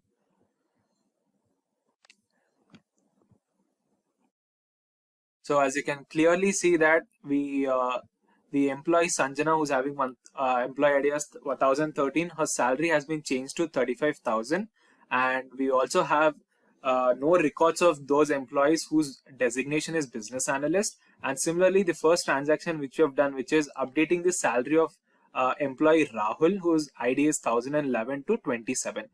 Now let's say if I want to roll back this all these transactions. So let me just roll back here and we'll see what happens. So our rollback has been successfully executed, and let me just display the records again. Now all the changes done past the last commit will be reverted if we roll back a transaction, since we have performed two operations or transactions after commit statement, which is basically updating the employee salary to 35,000 and delete the records of employees whose designation is business analyst. Now clearly we can see that their records have been reverted back to their original state. So like we have this employee named Sanjana, whose salary was 30,000, which is we have changed to 35,000, and since we have rolled back again to its previous state, it is 30,000. And similarly, we have all the records of the business analyst as well. But if you look at here, we have changed the employee's age here. Like we have taken Rahul's age as 27, which was earlier 26, and we have changed that to 27. But even after rolling back this, we haven't got the original record, that is his age is 26. That's because we have already committed this transaction. So it will basically not revert back to its previous state. So once the commit statement has executed the modification made by the transaction, it cannot be rolled back again. However, once the rollback statement is executed, the database reaches its previous state. So that brings us to the end of today's session, guys. Now that was all about the commit and rollback commands in SQL. So basically, to ensure that the changes made by the transactions are permanently saved in the database, we use the commit after the transaction's successful completion. In case the transaction faces any error while execution, then to undo or revert the changes done by the transaction, a rollback command is used. Now you might get a doubt that where we have to use this and where this is applicable. Now if you are an SQL developer or even a beginner who's working on a database, let's say you're working on a database which has thousands of records, and you're modifying, let's say, 100 records in that. Now, due to some errors, you want to revert back all the changes that you have made, right? So for that, you'll basically use the rollback function for that. So in this way, it will be helpful for getting the records again back to its original state. We are going to learn about SQL-like operator and wildcard characters used in SQL. So without any further ado, let's get started with today's topic. Firstly, let us understand what is SQL-like clause. The like operator is used to find specific characters in a table's column. It is also used to compare columns with the specified values. Together with the where clause, it determines if a pattern matches specific values in a table. It uses wildcard characters, which are characters used to replace one or more characters in a string. To fulfill this purpose, you can also use like when only a portion of the value in that table is known. Let us now understand the syntax. The syntax is simple. It is usually used with the select command, and the syntax of this is followed as select column 1, column 2, so on up to column n from table name, where column name, like, and pattern. Now basically the columns to be shown in the result table are specified after the select statement. The column that is designed for pattern matching is specified in the where clause, and the pattern forms from the specific row selection, which is defined in the pattern parameter of the like operator. Now the like operator is case insensitive. That means you can either give capital or small letters as well. Now multiple patterns can be specified with this operator using the and or keywords as well. And wildcard characters are the most vital tools of this operator. So let's go over what these are and how they're used with the like operator. So what is wildcard character? Now wildcard characters are special symbols and characters used to represent one or more than one character in a string. These are imperative to the like operator as these enable patterns to be specified. That is, it filters the data using certain patterns to identify a value of a string in the database. Now, the two wildcards used with the like operator are generally % and the underscore. Now, the % sign is used to represent 0 or one or more characters, whereas the underscore is used to represent exactly one character. Now, to get a clear picture of both these characters, let us look at an example in an SQL statement and see how they are used. Now, consider this following example, which is select employee ID, employee name from employees, where name like %. Now from this table employee, if you want to know the employee ID of all the employees whose names start with a letter or character A, you should use this following query, which is the character or the pattern we are using here is %. Now, as we discussed earlier, you can also use a small letter A instead of capital letter A because the like operator is not case sensitive. Now, there are many operations that you can perform using by specifying different patterns using the like operators. Now, for example, if you have to find a value that starts with A, then the following query would be where column name like A pattern. So basically, we are mentioning the pattern here as A %, which will retrieve all those string values which starts with the character A. Now, similarly, if you want to find values that end with, let's say, SH, then you have to use %SH. Now, similarly, if you want to find values that can have a character A in any position, then you have to mention the pattern as where column name like %A%, which basically returns any values that contain the letter A in any position. And similarly, you can use the underscore operator as well. Let's say if you want to return only return exactly one character, then you have to mention a single underscore sign. Now, let's say if you want to find values that have a character A in third position, then the following query would be where column name like, and within the single quotes, you have to mention 3 underscores. That is 3 times you have to specify the underscore that would be present before the character A, and then you have to mention the %. And similarly, you have these different types of operations, which you can take a screenshot of this by pausing this video now. So now that we have understood how exactly SQL-like works, let us jump into MySQL Workbench to understand in depth on how these exactly work by using the different examples. If getting your learning started is half the battle, what if you could do that for free? Visit SkillUp by SimpliLearn. Click on the link in the description to know more. As you can see, MySQL Workbench has started, and in order to execute the SQL-like operator, let us consider a following table in our database, let's say new employees, on which we'll apply various operations using the like operator. So let me first display the records that are present in the new employees table, and for that, I'm using the select operator, and the query is select star from new employees. So let me just execute this. And the new employees table has various columns such as employee ID, first name, last name, email, phone number, hiring date, job ID, salary, manager ID, and department. So firstly, let us discuss some examples using the %wildcard, which basically uses the percentage sign, right? So let's say if I want to fetch the details of all those employees whose first name starts with A, or let's say S, then the following query would be select star from the table name, that is new employees, where is the conditional clause, first name, like is the keyword, and within the single quotes mention S percentage.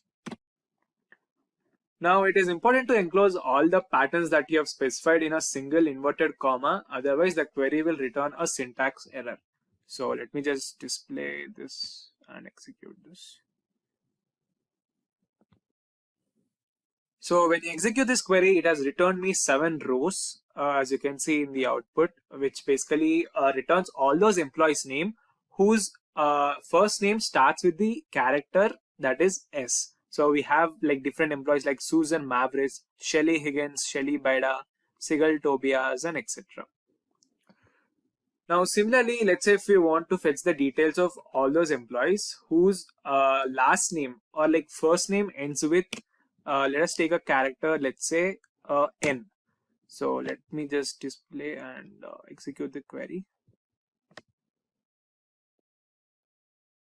So when you execute this query, it basically returns all those employees details whose first name ends with M. Like for example, if you consider here Susan Mavris, whose first name has N in the last position, and similarly we have Herman Bayer, John Chen, Den Rafley, and etc. Next, let us take another example. Let's say if I want to select all the employees whose first name starts with let's say S and ends with let's say N. So then the following query would be select star from new employee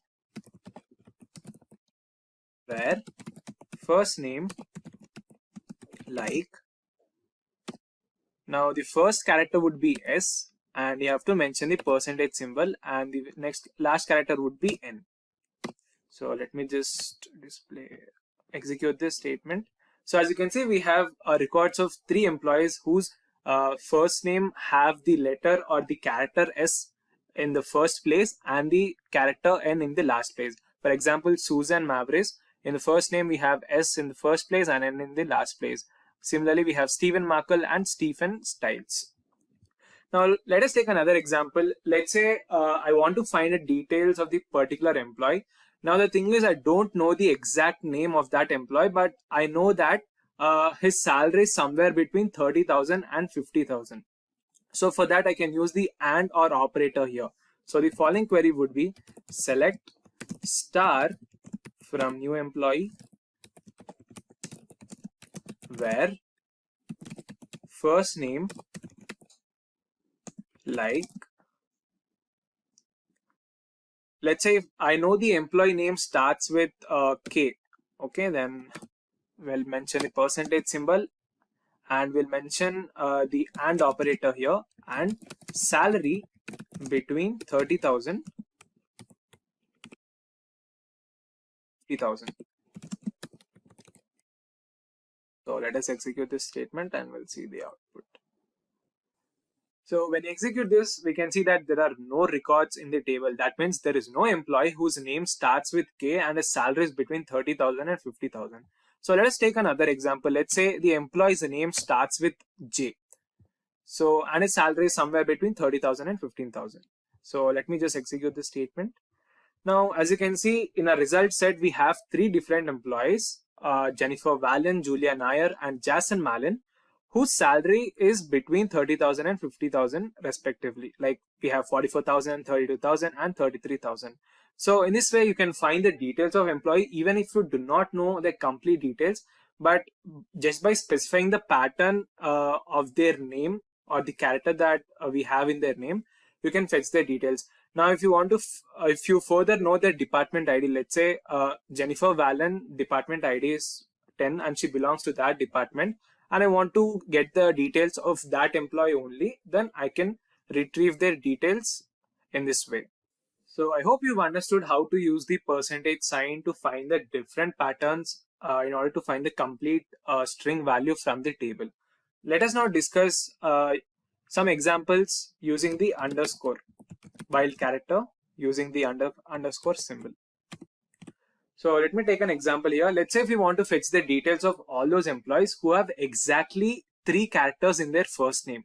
So in that case, the following query would be select star from new employees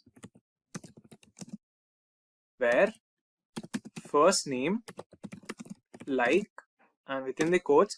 Now we've discussed there should be only exactly three characters in their name, right? So we'll mention the underscore 3 times. 1, 2, 3. Close the single brackets and let us execute this statement. So as you can see, it has fetched a total of 4 records. For example, Pat Fay, we have only 3 characters, that is P-A-T in his first name, and similarly we have Lex, Dehan, Den, Rapidly, Guy, Himro. All these employees have only exactly 3 characters in their first name.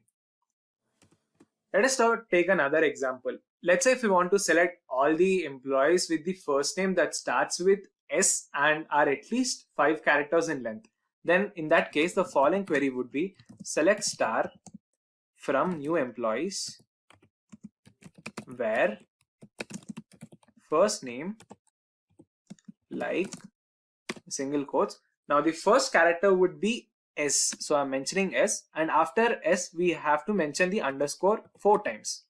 That basically means it will return an exactly at least 5 characters in our employees table who's having the first name having 5 characters. So let me just execute this statement and we'll see the output. So as you can see, we have 2 records of employees, Susan Mavericks and Sigal Tobias. Now if you look carefully, Susan, whose first name has a total of 5 characters, that is S-U-S-A, and that is 5. And similarly, we have Sigal. Now, if you want at least, let's say 5 characters in length, then you have to mention the percentage sign.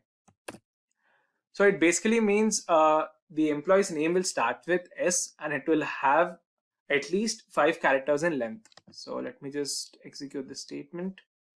So it will display all those records whose first name starts with the character S and have at least 5 characters in their first name. So we have Susan Mavericks, like we have also Shelly, who's having let's say 1, 2, 3, 4, 5, 6, 7 characters in total in her first name. So in this way, we'll retrieve all those values whose first name starts with S and basically have at least 5 characters in length. We are going to discuss one of the most commonly asked SQL query during job interviews as well as campus placements, that is how to find the nth highest salary in SQL. So without any further ado, let's get started with today's topic. Let us jump into MySQL Workbench for execution and understand how to find the nth highest salary in SQL. As you can see, MySQL Workbench has started. Now in order to find the nth highest salary, we need an employee table. And for that, I'm going to consider the new employees table here. So let me just display the records that are present in the table. And for that, I'll use the select statement and the query is followed as select star from new employees. So let me just display the results.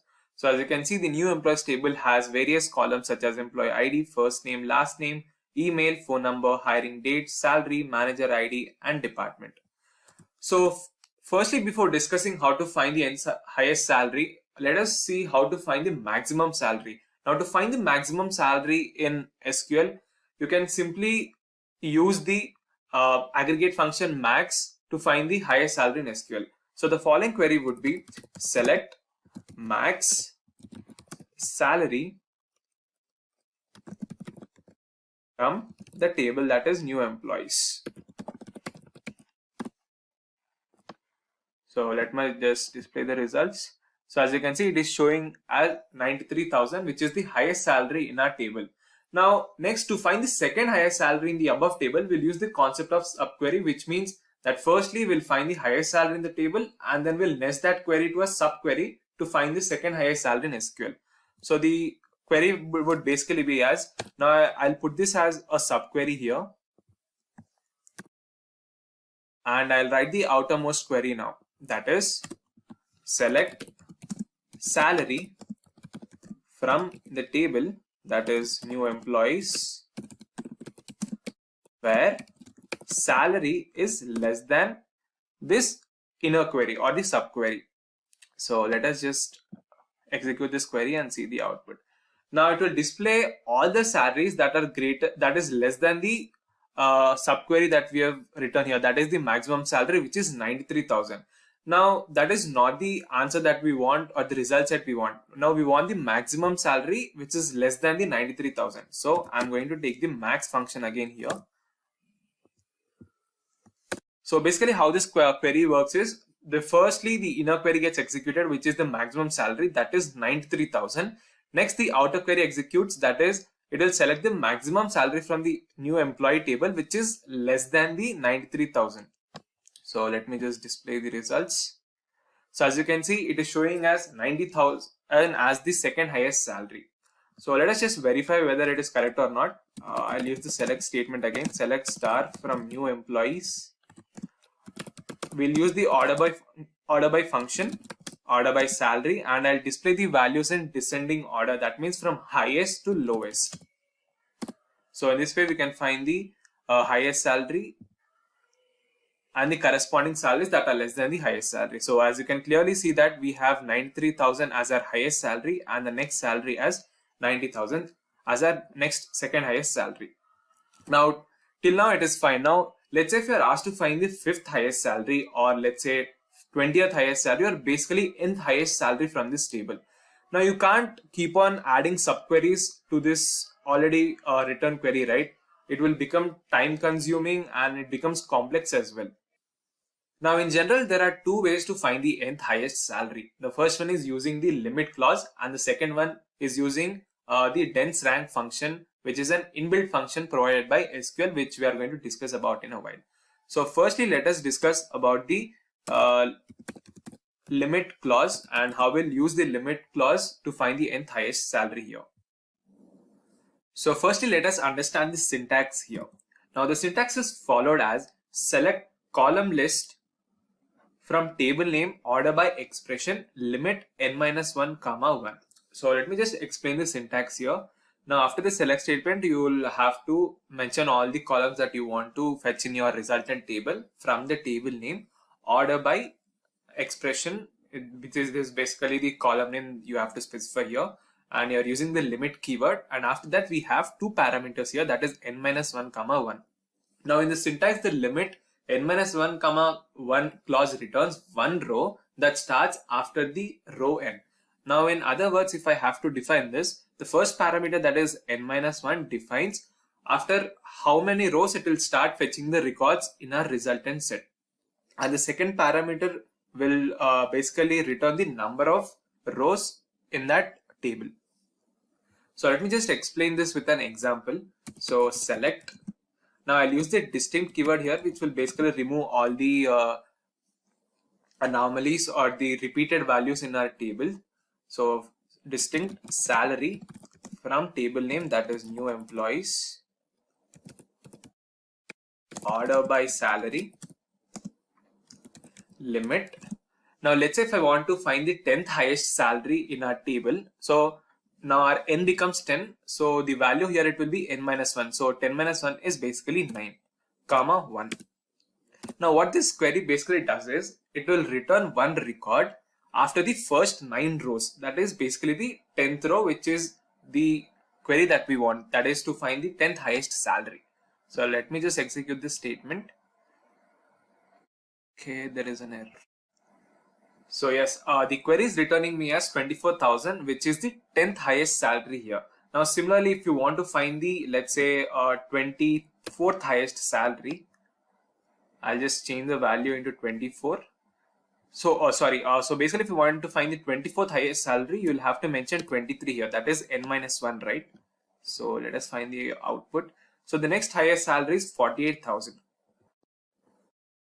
So I forgot to mention the descending keyword here. That is why it is showing me the highest value. So if I run this query again, so the 24th highest salary here is 29,900. So in this way, you can basically use the limit clause to find the nth highest salary.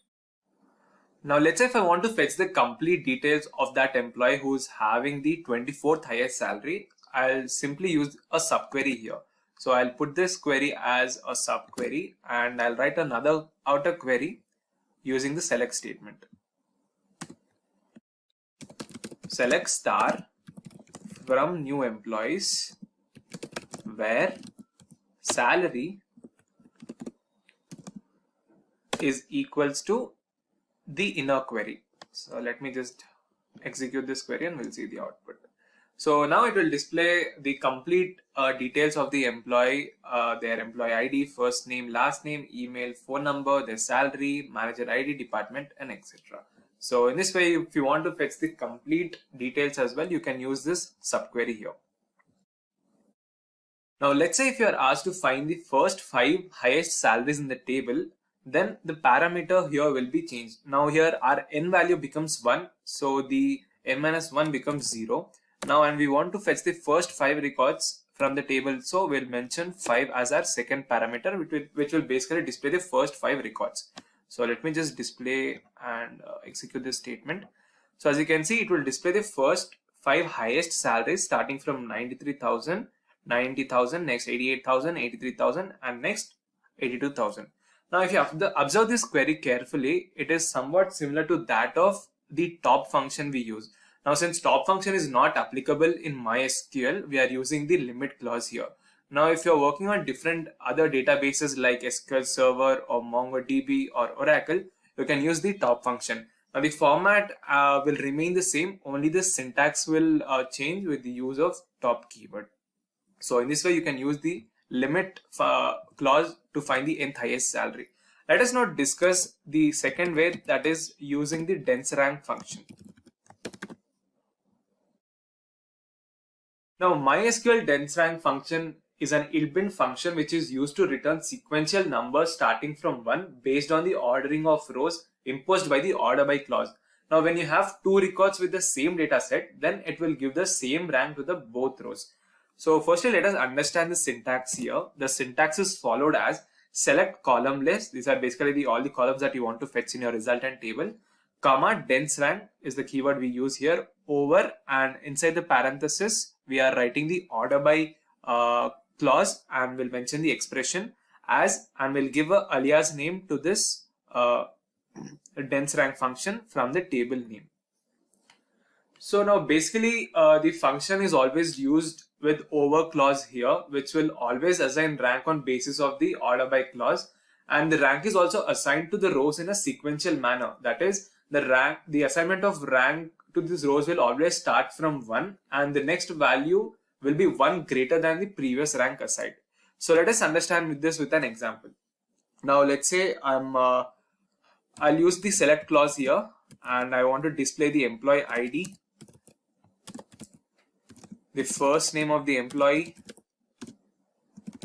last name, comma salary, and next I'll mention the dense rank keyword, over, and inside the brackets use the order by clause and mention the expression. Now we want to specify the condition here, which is basically on the salary, right? We want to find the nth highest salary here. So we'll specify the salary here as, let's give an alias name, let's say rank salary from the table, that is new employee. So let us execute this statement and we'll see the output. So as you can see, it will display the employee ID, the first name, last name, salary, and the rank of the salary. Now, since we haven't given any a keyword here for descending and ascending, it is showing in the ascending order by default. So let me just write the descending keyword by using the DESC. So let us now display this. As you can clearly see, it will display the records from highest to the lowest value, and the rank is assigned accordingly. Now for the salary 93,000, it is giving rank as 1, and for 90,000 2, for 88,000 3, and so on.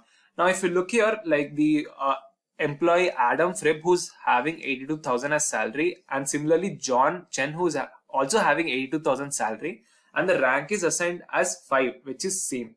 Now if you carefully look here, it will assign rank based on the value and not on the number. So even if the values are repeated, it will assign the same rank to that value.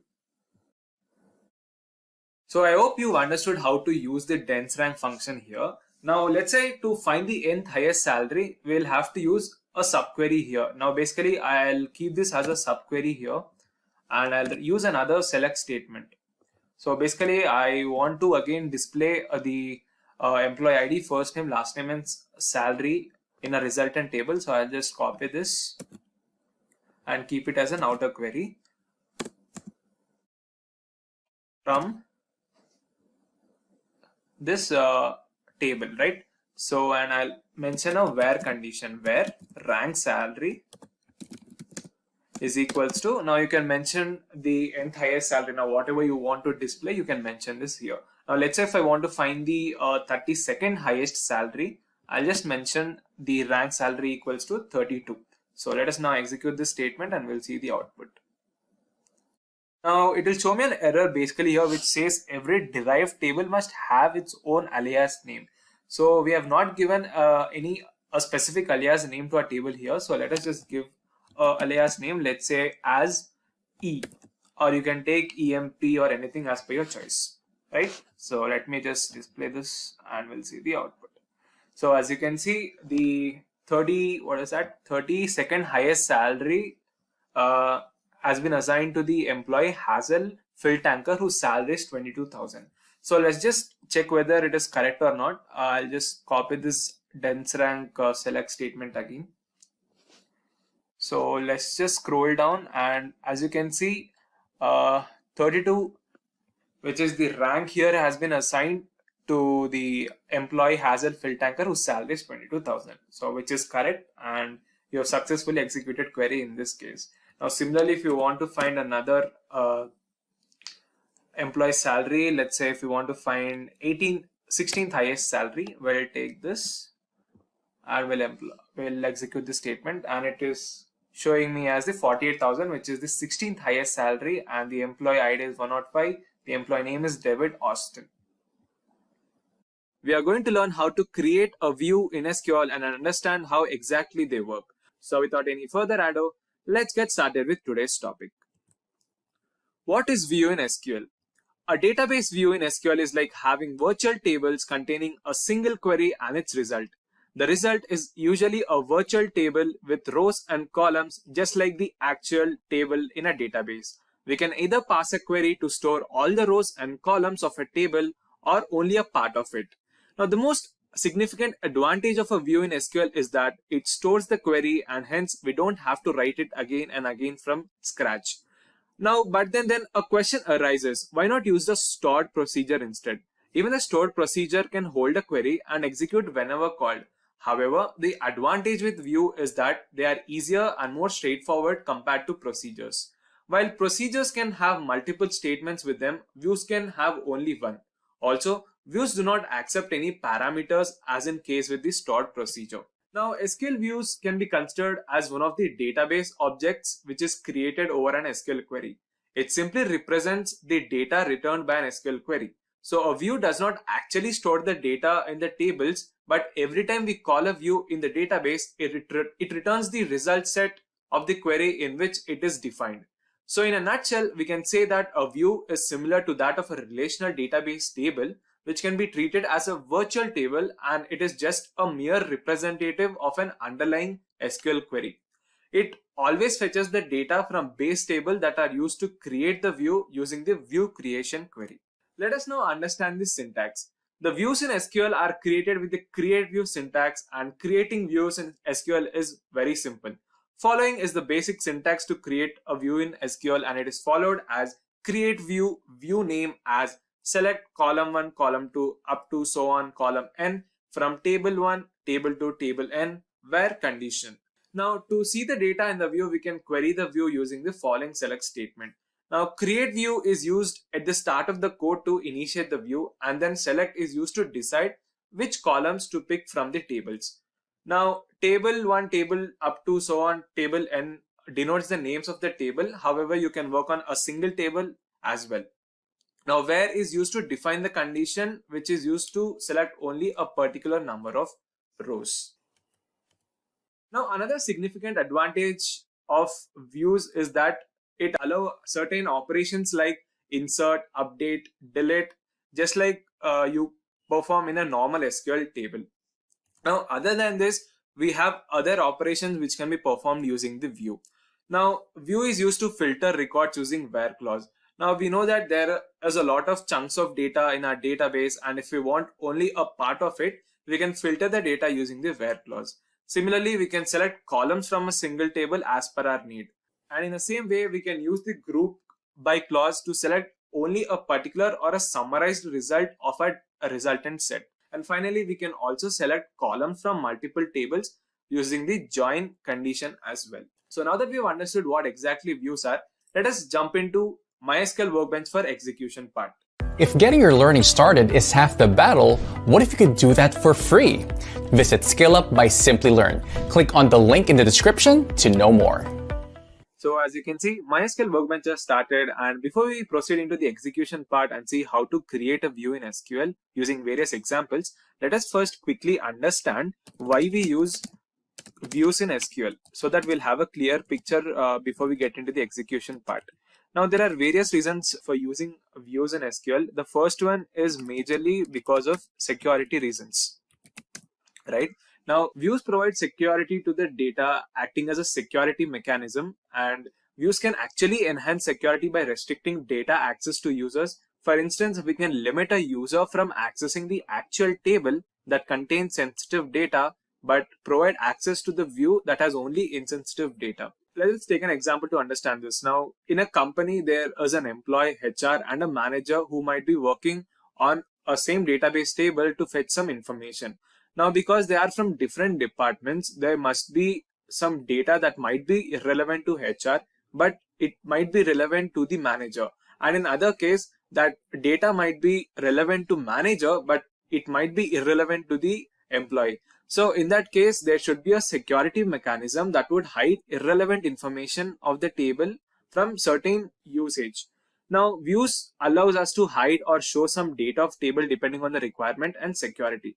With the help of conditions, we can hide some data for a particular person. Now, the second reason is because of to reduce the complexity. Now, views are introduced, or they were actually introduced to reduce the complexity of the multiple tables and deliver data in a simple manner. Views hide the complexity of the data in the database as they join and simplify multiple tables into a single virtual table, which is easier for a user to understand.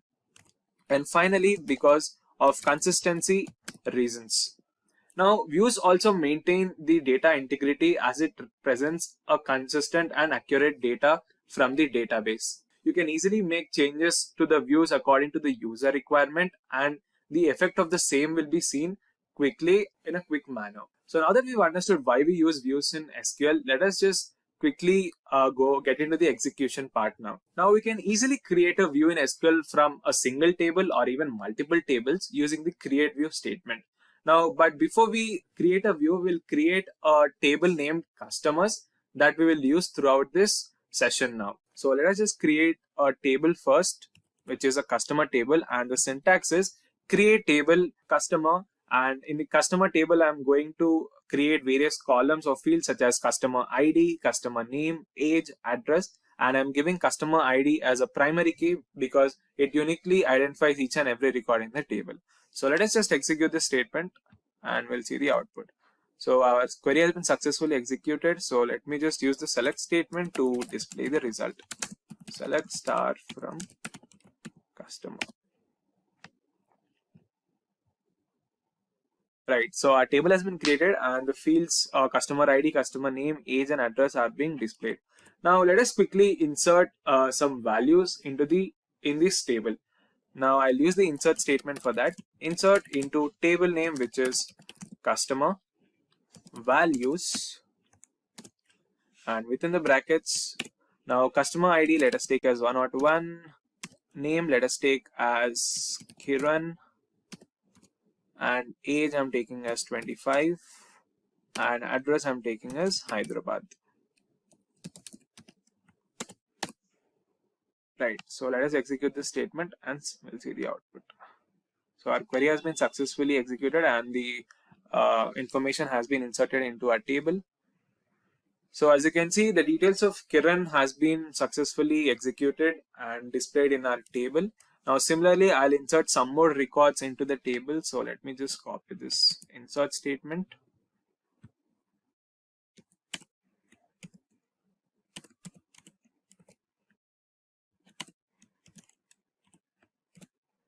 So let us change the values here: 102, 103, 104, and 105. And name also let us change. I'm taking another customer name as Priya, Kushal, Vaibhav, and let's say Gayatri. And let us change their age as well. I'm taking as 26, 24, 28, and 23. Now you can change their address as well. So I'm taking the address for Priya as Bangalore. For Kushal, I'm taking as Mumbai. Let us just remain Hyderabad for Vaibhav itself, and let us take as Chennai for Gayatri. So let us just execute this statement and we'll see the output. So our query has been successfully executed. Let me just display the values now. So as you can see, a total of 5 records have been inserted into our table. Now we can proceed into creating a view for our table customer. Now to begin with, we'll create a simple view from our customer table, which is an existing table which we've created just now. So the following syntax would be create view, which is the keyword we use. You can give any name to your view. Let's say customer view, as select the columns that you want to display in your resultant view table, which is a virtual table, right? So I want to display all the fields in my resultant view table. So I'll use the select star operator, select star from customer. So let us execute this statement and we'll see the output. So our query has been successfully executed, and now when you refresh the schema section, you can see in views, you can find a new one which is created as a customer view. So let me just display the results in the view. For that, I'll use the select query again, select star from customer view. So as you can see, the exact details of the customers that we have already inserted in our previous table customers has been inserted in the customer view as well. So that means in this way, this view will store all the columns that were in the customer table, and it will simply copy paste all the records from customer table into the customer view, which we have created now. Now, similarly, you can also create a view from the existing table as well. So for that, let us take an example. Let's say if I want to create a view of projects table here. So let me just display the records from the projects table. And we'll see the output. So as you can see, the project table has various fields such as project ID, employee ID, project name, project manager. Now let's say I've had a new requirement wherein there is a new employee who's joining as a fresher into the company, and as a manager I want to show the details of all the project names that the company is currently working on.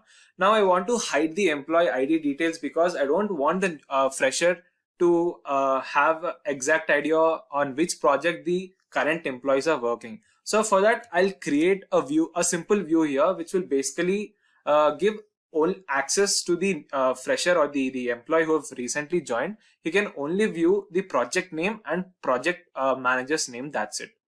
So let me just create a view here. Create view. Let us take the view name as project view again.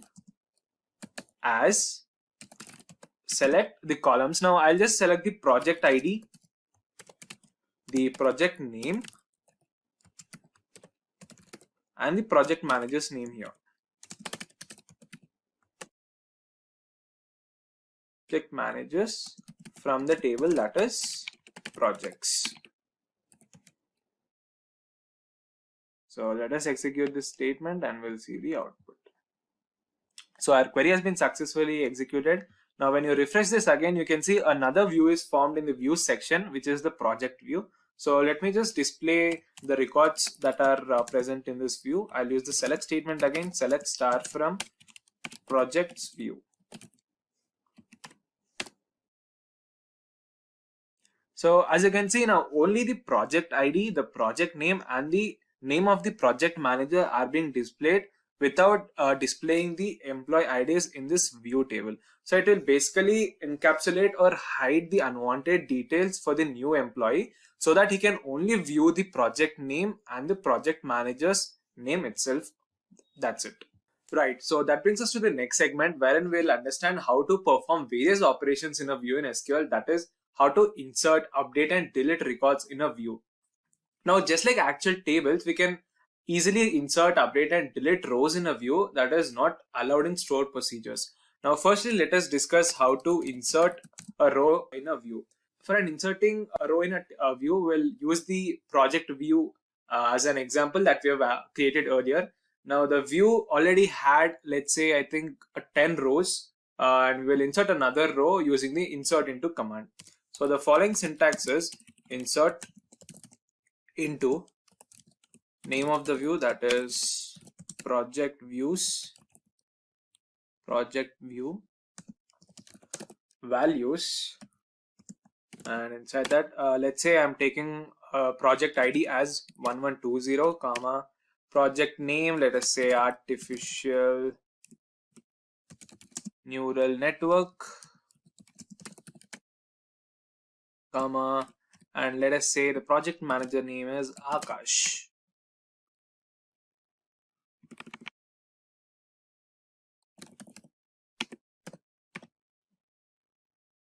So let us execute this statement and we'll see the output.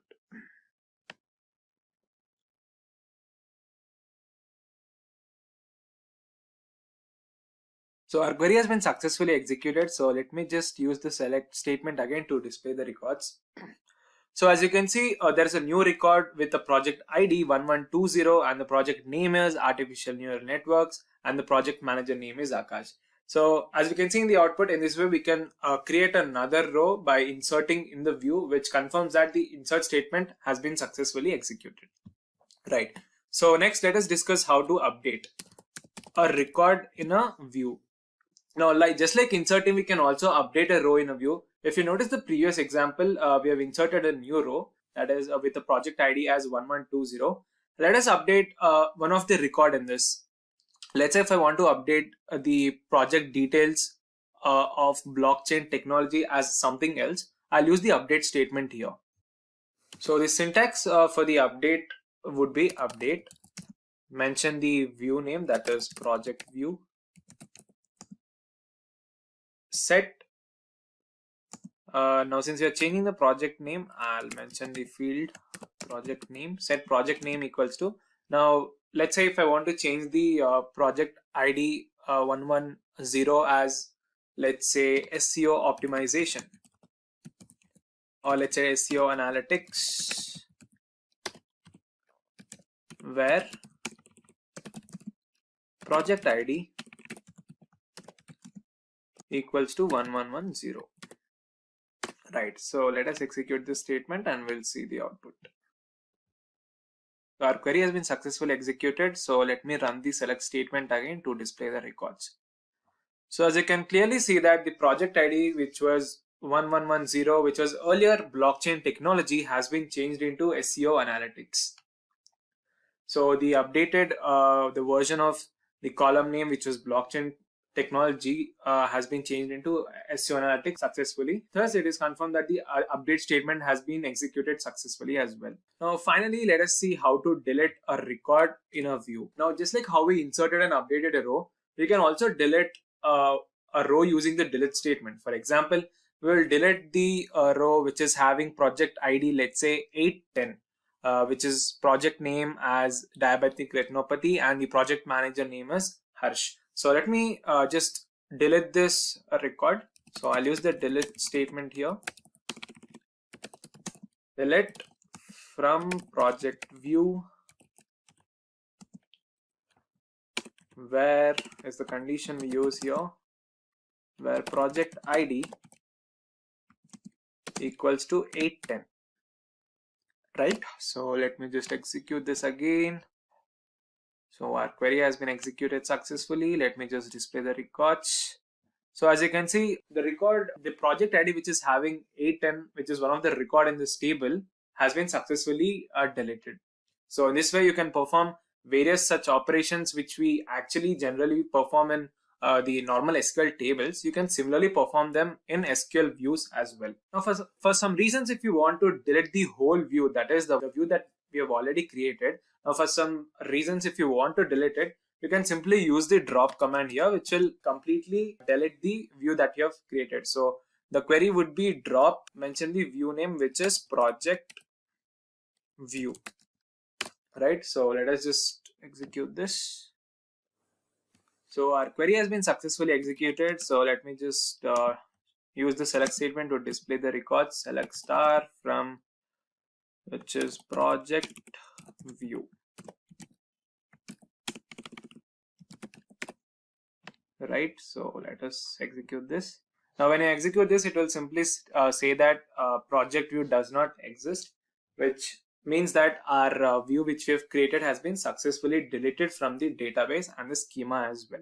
And that brings us to the end of today's session, guys. I hope you understood how to create a view in SQL. Now you might have a doubt that when to use views in SQL. Now since views have both advantages and disadvantages, the question arises when to use them, right?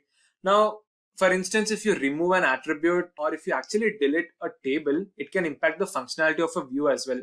Just like in a related table. For instance, if a view is using the email column of a table and you drop that column or even a single data of it that is in use by the view, the output of the view will be impacted. Now, the short answer to when to use views in SQL is when you want to write complex select queries that require gathering data from multiple tables. In that case, you can use SQL views. In order to understand how to delete these duplicate records in SQL, let us jump straight into MySQL Workbench for execution part. So I hope you are able to see the MySQL Workbench window. And as you can see, the MySQL Workbench has started. And on the left side, you can see the SimpliCode database where we have different tables such as Crypto 2022, Customer, Department, Employee 4, Employee 3, and so on. Right, now before we get into the execution part wherein we'll discuss how to delete the duplicates in SQL, let us understand why there are actually duplicate records in SQL. Now, as you know, sometimes you might see more than one copy of the same record appearing in your MySQL database table. Now, this usually happens after importing data from external sources such as spreadsheet applications like Excel or from external websites like Kaggle and etc., which do not have the features of relational databases, right? So having these identical copies of the same record may negatively affect your application and your business logic. So to overcome these challenges, you must need to delete the duplicate records from your table. Now, only rarely you will find to remove duplicate entries from a table, because the tables in these databases generally have these constraints such as primary key or unique constraints to prevent these duplicate entries occurring in the first place. But due to some mistakes, or the duplicates can get into properly designed table wherein this is due to changes in the business side where after merging of two or more different systems or data from two or more different tables, we'll have this duplicate data in our tables. So in this session, we'll look at some of the ways to remove duplicate records from the table in SQL, right? So I've already created tables and inserted some values in it as well as some duplicate values also. So let us consider firstly the employee 4 table here. Let me just display the records. So use the select statement, which is select star from employee 4. So let us execute this statement and we'll see the output.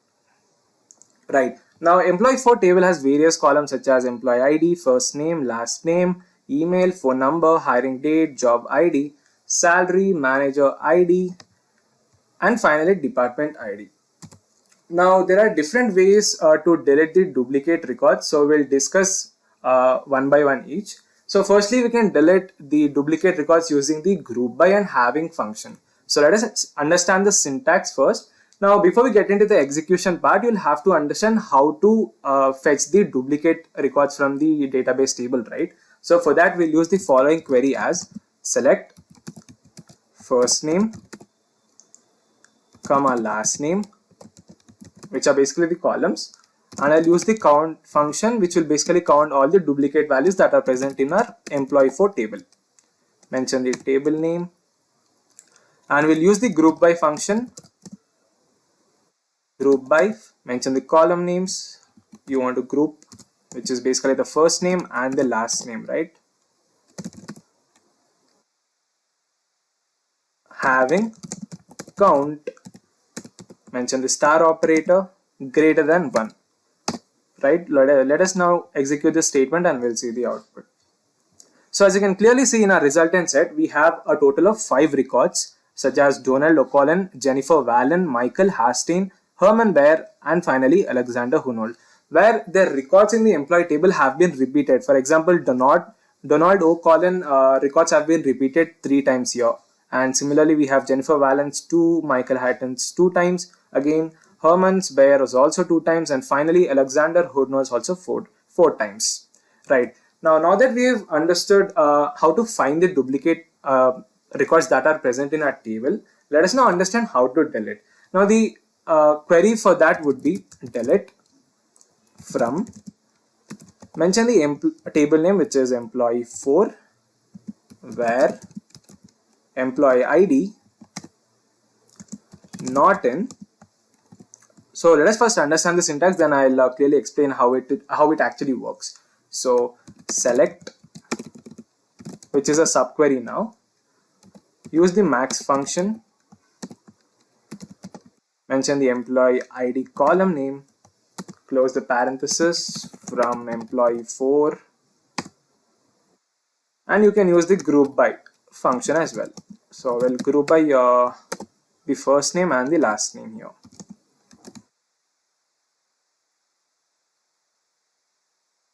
And close the brackets, right there. So let us now execute this statement and we'll see the output. There is an error in the code which says you can't specify the target table employee 4 for update in from clause. Well guys, I think there is an issue in the backend. Maybe there's a error in the code, but I think the logic is correct here. So what this query actually does is it basically executes the inner query first, which is it selects maximum employee ID from the employee table, right? And it will display all those records. Now it will delete all the records in the employee 4 table whose employee is not in the maximum value, such as if I have, let's say 104 is the maximum value, and if I have 101, 102 or 103, which are basically the duplicate records. So it will basically delete all those records, right? So this is how it will delete the duplicate records in the SQL. I don't know why it is showing error, but we'll get back to you again with the right code. So this is one of the way to actually delete the duplicate rows from the SQL using the group by and having function. So let us now understand a different scenario where you'll use another method here. We can also delete the duplicate records using the delete join statement. Okay, so for that the query would be delete. Now first let me write the query and then we'll understand how the syntax works. So delete, I'm taking an alias name for a table employee. So I'm taking as E1 from employee 4, which is the table, right, as E1, and I'm joining the table employee 4 as E2, where E1 dot employee ID is less than E2 dot employee ID, and E1 dot first name is equals to E2 dot first name.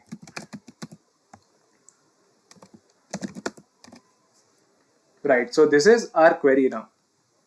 So let us understand how this actually works here, right? So now basically we are this query is referencing this employee for table twice, and therefore we'll use this table alias as E1 and E2, and after this executing the statement we'll get the following output as. So let us see the output and we'll understand. It's showing an error which is okay, employee underscore ID it is. So as you can see in our output, total 8 rows have been affected. Now let us understand how this query is working, right? Now I've taken two similar tables here, that is basically the one table. I'm referencing it twice here. So basically it will delete all the rows which are less than the values that are present in the employee 2 table here. So let me just display the values again so that we'll have a clear idea. Select star from employee 4 table.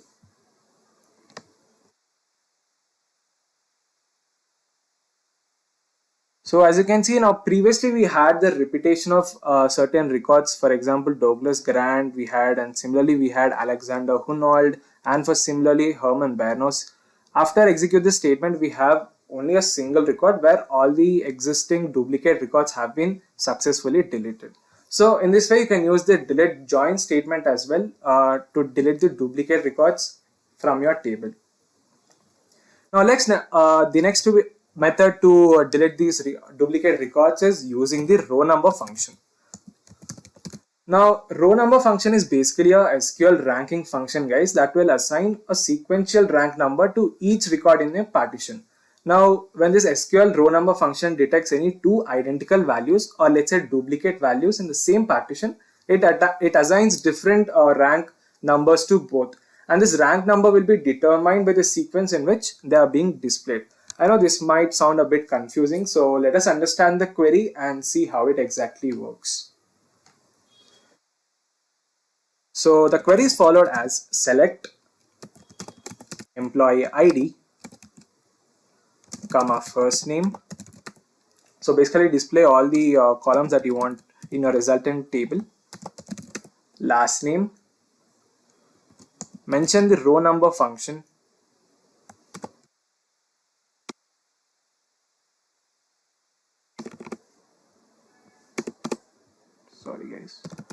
row number function over partition is the keyword, partition by is the keyword, and we are partitioning using the first name here, right? So mention the column name as first name, and similarly we'll also mention the order by clause, mention the first name again as. Now let us give an alias name for this. Let's say we'll take it as row underscore num.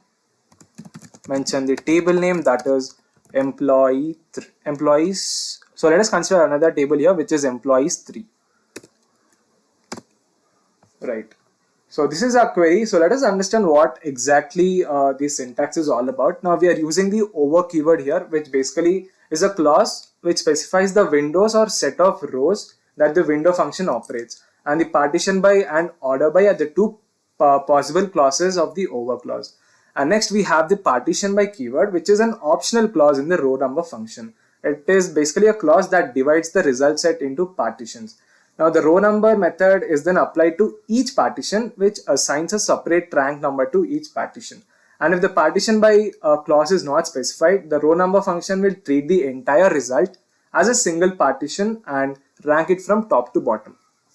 And finally we also have order by clause we are using here, which is the clause, it allows the user to order the rows in the resultant set. So I hope you've understood this. So let us now execute this statement and we'll see the output.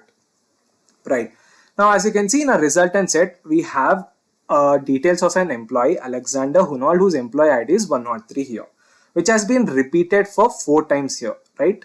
So in this way, the row number function will assign values in a sequential manner starting from 1. That is 1, 2, 3, 4. That is basically 4 different values. Now again, we do not have a repetition of this value. So again, it is mentioning, or it is assigning 1 as value for the next record. Now similarly, we have Bruce Ernest as only 1 record, so we have row number as 1. Now next we have Donald O'Connell, whose records are again repeated thrice here, right? You can see here.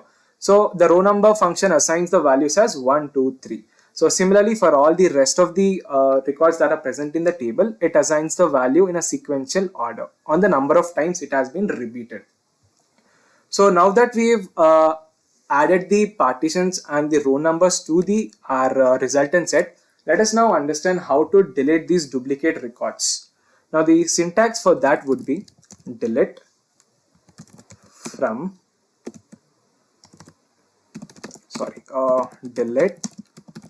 from employee 3, which is the table name,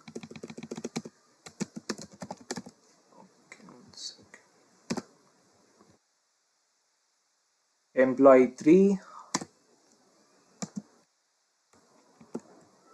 where employee ID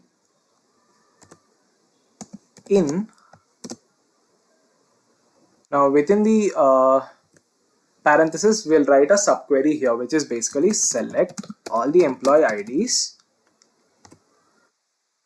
from, mention another subquery here, which is basically the previous query that we have written here. So we'll just write it again. Select employee ID, comma first name, comma last name, and mention the row number function over partition by is the keyword, first name, again we'll use the order by clause for the first name again, and we'll give an alias name for this subtable, which is row num,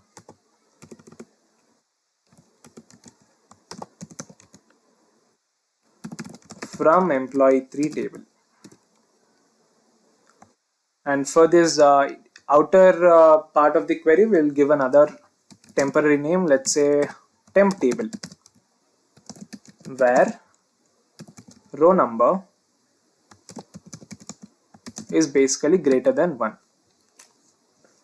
So what this query does is basically it will check all the values and it will see that for all the values which is having row number greater than 1. For example, we have for Alexander Hunold, we have row numbers has 1, 2, 3, 4, right? So it will remain this the first record as it is, and it will delete the remaining records. For example, the records having Alexander Hunold as row number function 2, 3, 4 will be deleted, and similarly for Donald O'Connell 2, 3, the row numbers will be deleted. So let us now execute the statement and we'll see the output.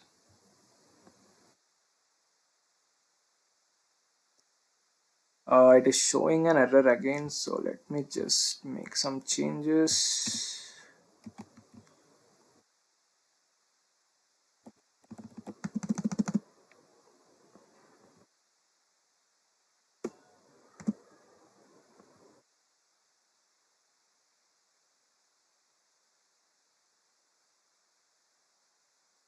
Well, the query is actually correct, guys. I don't know why it is showing the error here.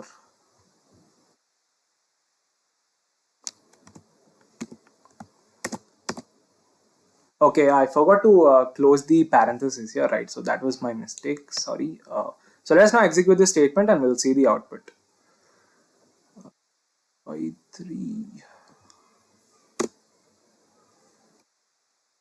3. I think think the employee table name has been returned wrong, right? So let us execute this statement and we'll see the output now.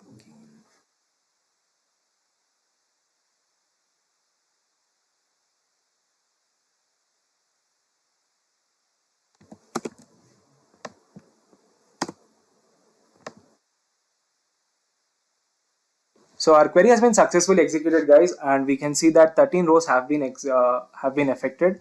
So let us now use the select statement again, and we'll see the records whether the duplicate records have been deleted or not. So select star from employee 3 table. Right, so clearly you can see that in a resultant set we have all the duplicate values that have been successfully deleted permanently. So in this way you can use the row number function as well to delete the duplicate records in your SQL table. We are going to learn what is pattern matching in SQL. So without any further delay, let's get started. Now for the execution part, let us jump into MySQL Workbench.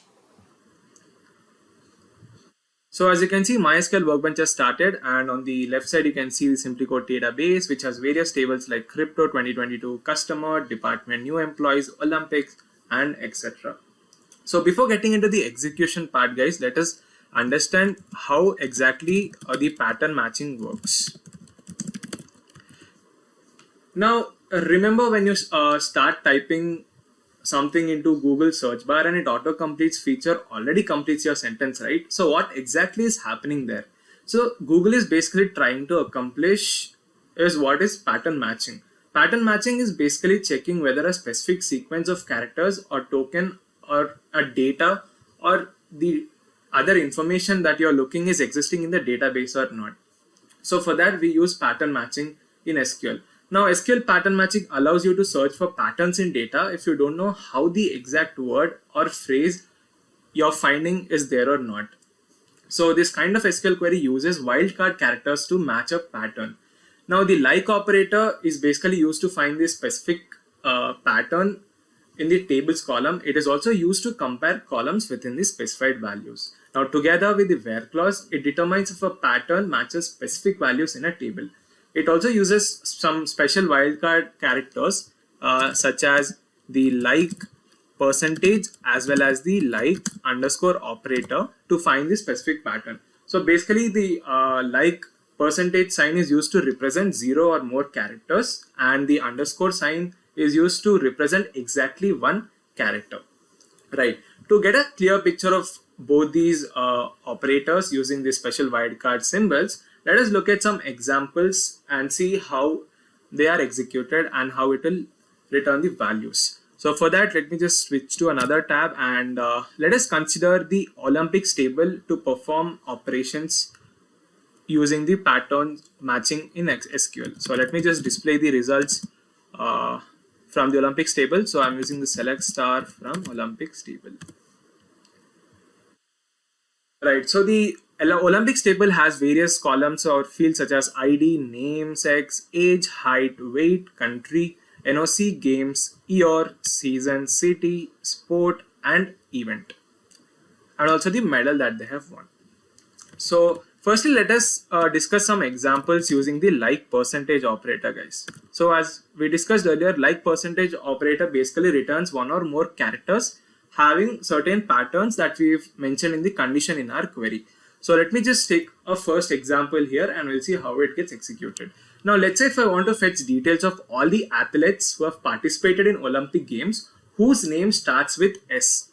So in that case, the following query would be select star from Olympics where name like, and within the single quotes you have to mention the character that you are searching for, which is S, and mention the percentage symbol.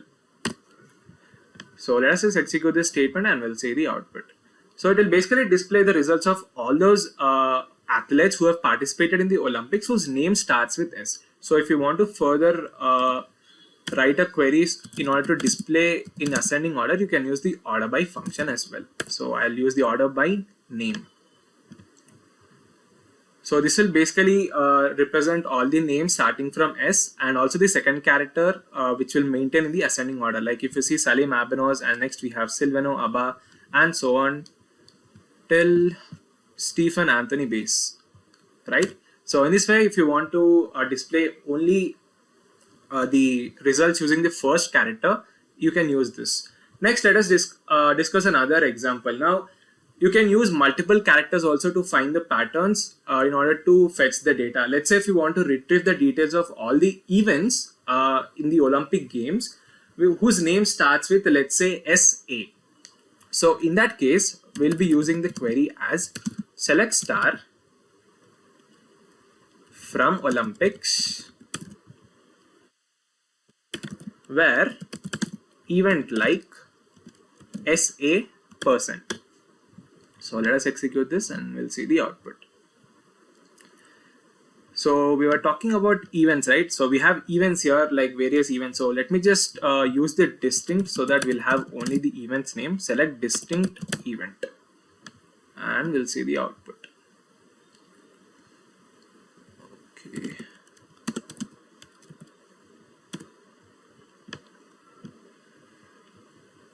So as you can see, we have a total of 5 records that starts with the characters SA, like sailing, women's, windsurfer, sailing makes 3% keyboard, and so on.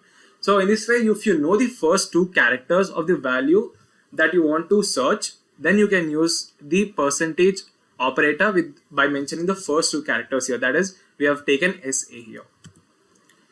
Right, so let us move to the next query. Let's say if you want to display the names of all those athletes in the Olympics table whose name ends with letter or the character N. So in that case, you use the query as select star from Olympics where name like. Now, in order to get the details of all those athletes whose name ends with N, you have to first mention the percentage and then mention the character that you are searching for, which is basically N, right? So we'll execute this query and we'll see the output. So in our resultant set, you can see list of all those athletes whose name ends with A. Like if you consider Arvo, Ossian, Alton, and similarly we have Jumati, Tapio, Altonen, and if you scroll down a bit, you'll find all those names of the athletes whose name ends with N. So you can use this percentage operator to find the names of all those athletes in the Olympics table that ends with N as well. Right, moving ahead, similarly you can also find the names of the name of the athletes in the Olympics table that ends with multiple characters. So now, other than names, let us take another example. Let's say if I want to display distinct records of the sports whose sports name ends with ing. So in that case, I'll use select distinct sport from Olympics where sport like percentage ing. So let us execute this statement and we'll see the output.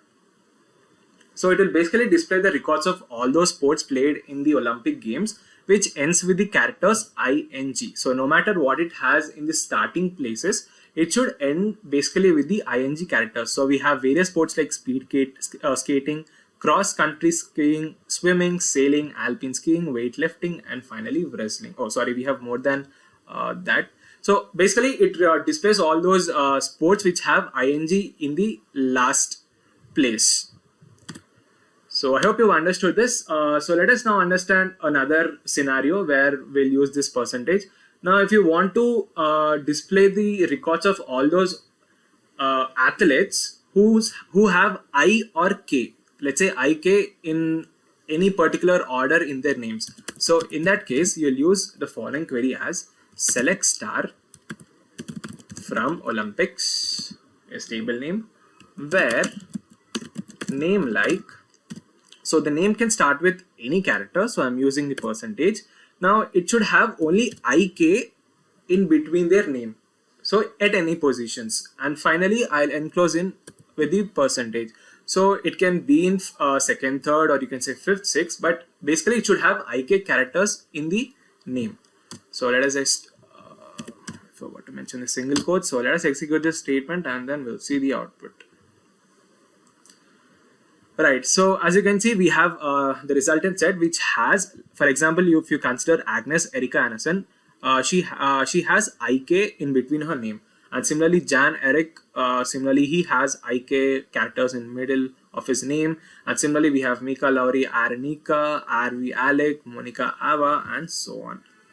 So even in this way, you can use a different scenario where you can understand and use the percentage operator. Well, let us now consider another example, guys. Let's say if you want to display all those countries where the Olympic, the countries of all the athletes who have participated in the Olympics, whose country name starts with C and ends with A. So in that case, the following query would be select star from Olympics where country like C percentage A.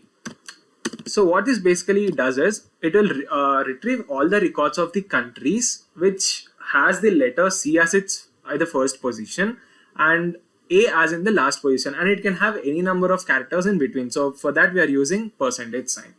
So let me just execute this and we'll see the output. So if you can see in our output, we have different countries that start with C and ends with A. So let me just use this thing so that we can have a clear picture.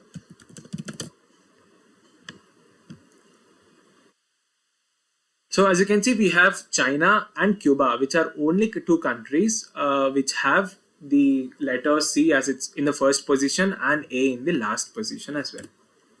So this is another case where you can use the percentage operator sign as well.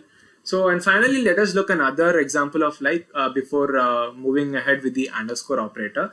Now let's say if you want to find the details of all the athletes who have participated in the games in the 20th century, that is from 1900 to 2000. So not only the character values, you can even work on the numerical values as well while you're performing like operations. So let me just write a query. So select, I'll use the distinct name because we have repeated values of athletes. So and also mention the year from Olympics where game like 19 percentage. So it will basically display all the records whose the games that were played in the year 20th century, that is between 1900 and 2000. So let us just execute this and we'll see the output. Oh, sorry, I think it's games. The column name is games.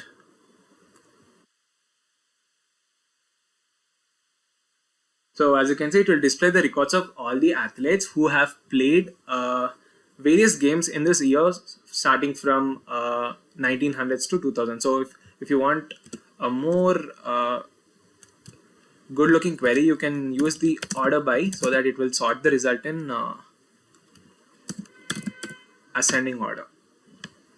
So let us just execute this. So as you can see in a resultant set, it is displaying the records starting from 1900 and so on up to 1998. So in this way, you can use the numerical values also to find certain patterns as well. And you can also use the AND or OR operator as well. So let us consider another example there.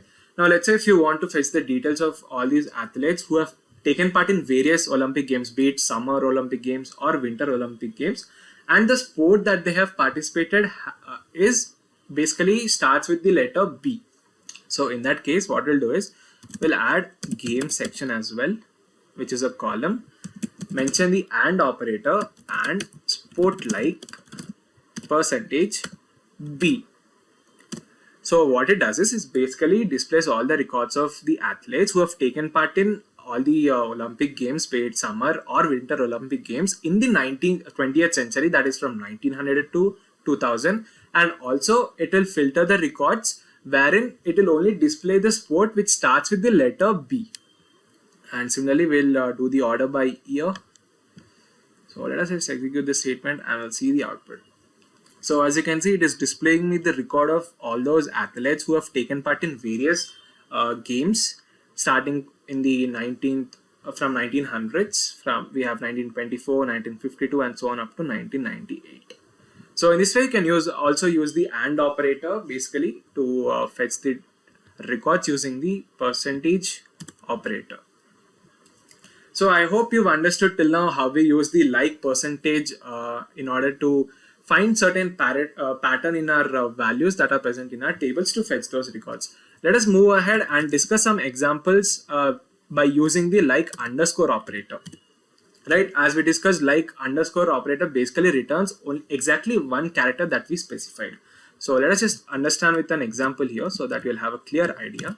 So let's say if I want to fetch the details of all the names of athletes in the Olympics table whose name starts with J and have a total of, let's say, 5 characters. So in that case, the following query would be select star from Olympics is the table name, where name like, mention the single brackets, and we know that their name starts with J and they have a total of 6 characters. So we'll write underscore 5 times, 1, 2, 3, 4 and 5. So let us see the output. So as you can see in the resultant set, we have no records of the athletes whose name starts with J and has a total of 6 characters.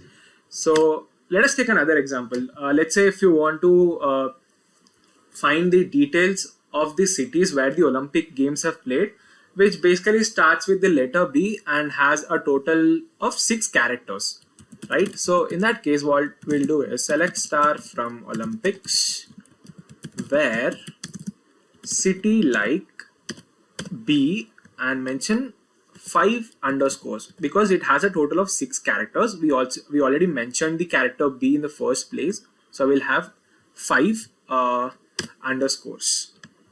So let us just execute this and we'll see the output. So in a resultant set, we can see Berlin is basically the city. I think it is only one and only the city that they have played in, which has the letter B in the first position, and it has a total of 6 characters. Now, since you don't know the exact characters that are present in what positions, you're basically using the underscore characters to mention that. Right, I hope you understood this, guys. Let us take another scenario so that we have a more clear picture of how the underscore works. Now, we'll use this underscore in the last position, wherein we'll display the records of all the countries of the athletes that they have taken part in the Olympic Games, whose country name ends with N and has basically 6 characters in total.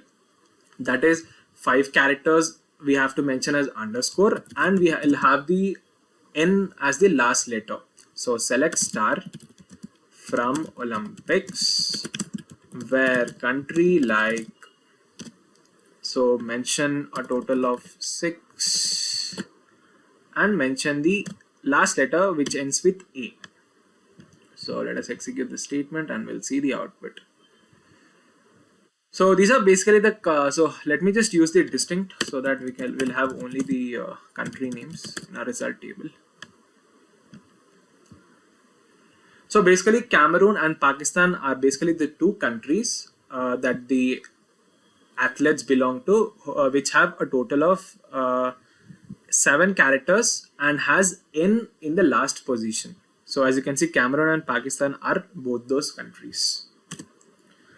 Right, so let us discuss another example, a final example before we move on to our next scenario. So finally, let's say if you do not know the name of the, let's say, the sport that you want to retrieve, but you know it has a total of only 6 characters. You don't know the starting letter, you don't know the ending letter, but you know that it has at least, or let's say, a 6 characters in total. So in that case, we'll use select distinct. So we'll display the sport. So I'm taking the sport column from Olympic Games, Olympics, where sport like, so mention 6 underscore values, 1, 2, 3, 4, 5, 6. So So let us execute this statement and we'll see the output. So basically we have 5 records of the sports that are played in the Olympic Games, which have a total of 6 characters, which is hockey, rowing, bowling, diving and tennis. So in this way you can use the underscore operator without mentioning any characters or values at all to find the actual or the value that you're searching for in your table. So that is how you use the like underscore operator, guys. Now we have another case wherein we'll use both the like percent as well as the underscore values all together in order to retrieve the data from our table by specifying certain patterns. So let us understand this with an example. So let's say if you're trying to fetch the details of all the countries of the athletes whose country name starts with S and has at least 3 characters. I'm using the word at least because it can have any number of values after the first character. So let me just explain this with a query here. Select star from Olympics where country like. Now the country name should start with S and it can have basically 3 characters. So I'm using the percentage sign as well. Now I'm not telling it should have exactly 3 characters.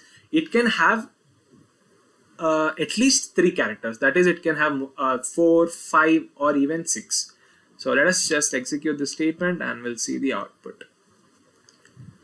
So where is this? The country, right? So we can see in a resultant set Spain is a country which starts with S and have at least 3 characters in total, and similarly we have Soviet Union as well.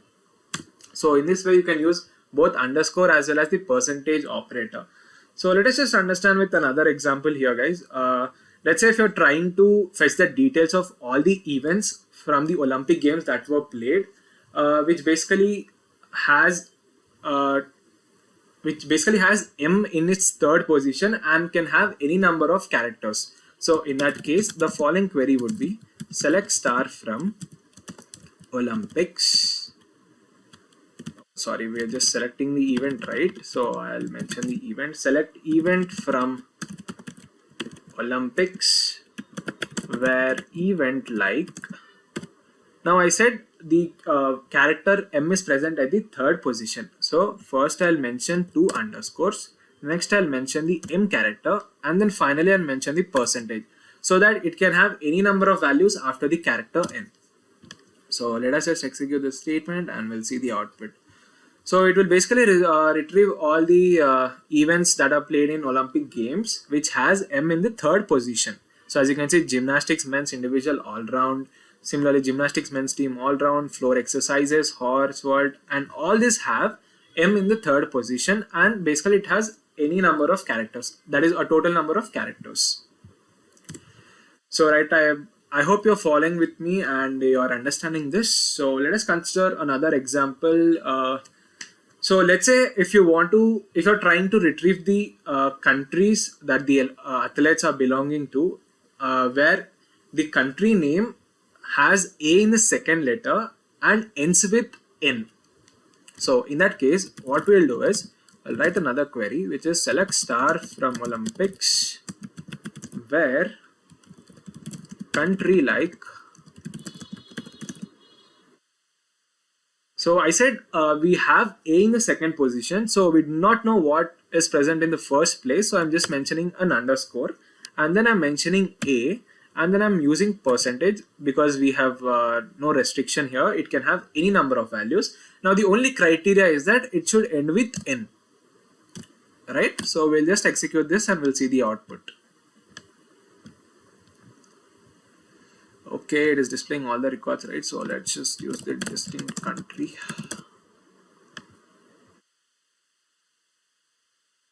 So as you can see, we have a total of 4 records, which are basically Typhoon, Cameroon, Bahrain, and Pakistan. Now, if you clearly look into this resultant set, we have A in the second position.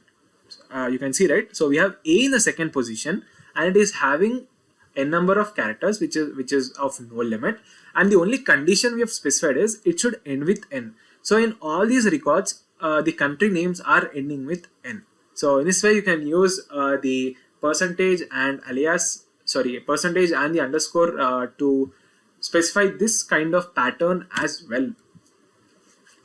So I hope you've understood this, guys. So finally, let us look at another example so that we can wrap this session finally.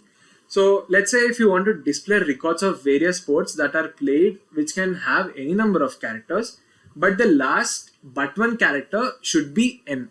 That is, it should contain letter n, or basically the penultimate character should end with n. So in that case, the following query would be select distinct sport from Olympics where sports like. So I hope you understood the question. The question is, this sport can have any number of characters, but the only condition is the last but one character should be n. So I'll first mention the percentage. That is, it can have any number of characters before, and after the percentage, I'm mentioning n, which is basically the last but one character, and I'm mentioning an underscore. That is, it can have any number of any value in the last place. That is, it can fill any character in that place. So let's just execute this statement and we'll see the output. Okay, sport. Sorry, it is just sport, not sports.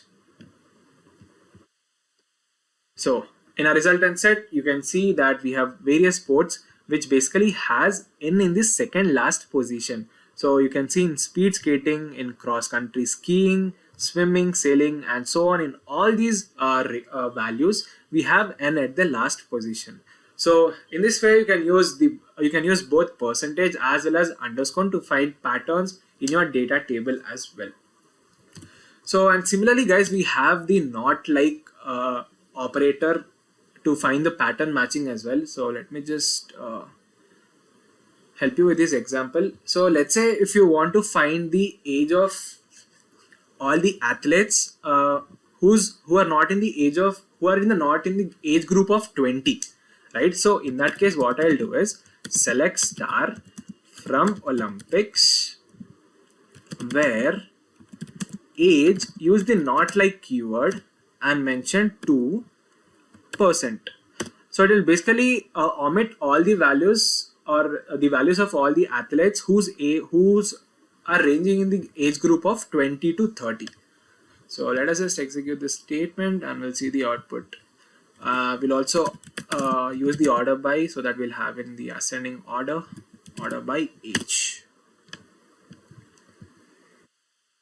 Right, as you can see, the resultant set has all the ages of the athletes starting from 16, 17, 18 and 19.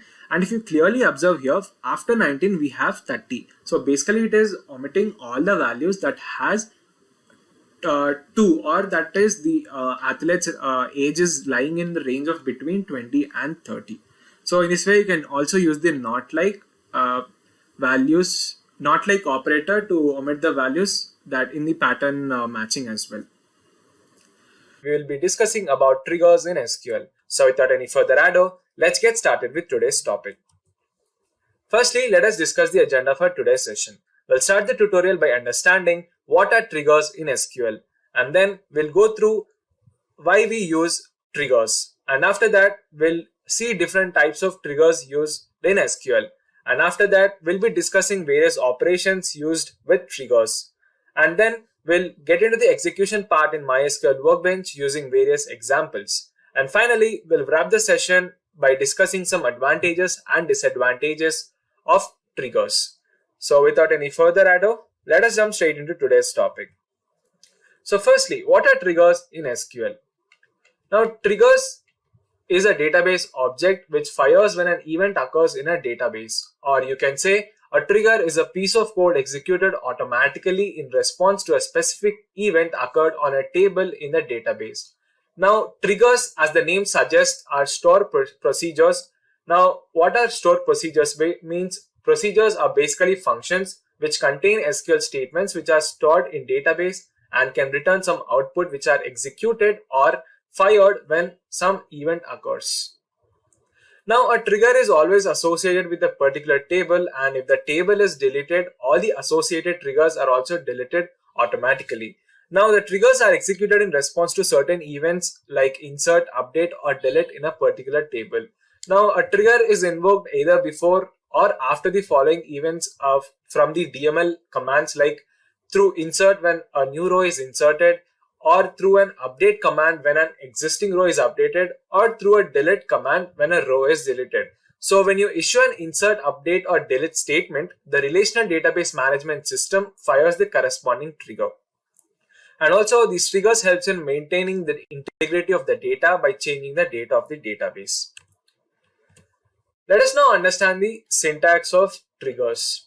Now we can create triggers for various types of operations as discussed above, and we'll mostly focus on DML triggers as these are the most commonly and extensively used triggers and also at the same time most important. So a DML trigger can be created using the following syntax, which is followed as create trigger, trigger name, before, after, instead of, insert or update or delete on table name for each row, begin, trigger body, end, double slash. So let's just discuss the different parts of the syntax clearly. Now we have the create or replace trigger, trigger name in the first line, where we give the name of the trigger we are creating or updating. Here, trigger name is to be replaced by the name you want to have for your trigger in your database. Now it can be of any name as per your choice. Next we have the before, after instead of keywords. Here we define when the trigger would run, that is before or after the DML operation. For example, if we want a trigger to be executed after insertion to a table, we will consider after insert here. Next, we have various DML commands like insert or update or delete. This is the operation or event we have to define which will trigger a procedure to be executed. If we want a procedure to run after a deletion happens on the table, then we'll consider writing delete there. Next, we have on table name. Here we have to specify the name of the table on which we are attaching the trigger. And next we have for each row keyword, where this line specifies that the procedure will be executed for each one of the rows present. Here we can set a condition for which rows to be impacted. This part is optional though. In case we don't use this, the trigger shall convert to a statement level trigger rather than being a row level one. So we'll discuss about that later. So next we have the when condition, which mentions some condition basis of which the trigger will run. In absence of when condition, which is again optional, you can expect it to run for all the eligible rows. So this is very important as this will control which rows the trigger must run. And finally, we have the trigger body, which is the main logic of what to perform once the trigger is fired. In the previous statements, all we defined is when this trigger will be fired. But here we have to define what to do after the trigger is fired. So this is the main execution part of the SQL code. And we end the syntax with end double slash. Right, moving ahead, why we use SQL triggers. Now, since a trigger resides in the database and anyone who has the required privilege can use it, a trigger lets you to write a set of SQL statements that multiple applications can use. So it allows the user to avoid redundant code when multiple programs need to perform the same database operations.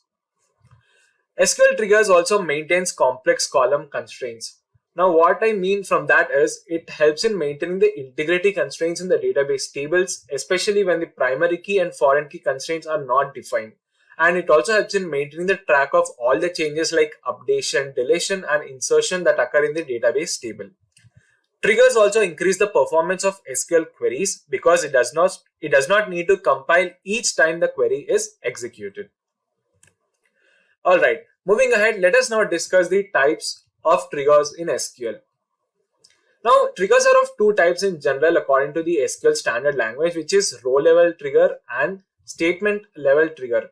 Now, row level trigger, which is activated for each row by a triggering statement such as insert, update or delete. Now, for example, if a table has inserted, updated or deleted multiple rows, the row trigger is fired automatically for each row affected by this insert or update or delete statement.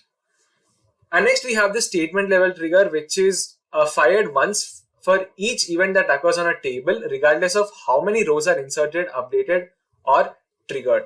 Now further we have 6 types of triggers based on the events of occurrence of the triggers through the DML commands that are invoked and at the time of when they are executed. So we can define the maximum of 6 types of actions or events in the form of triggers, which is before insert, after insert, before update, after update, before delete, and after delete.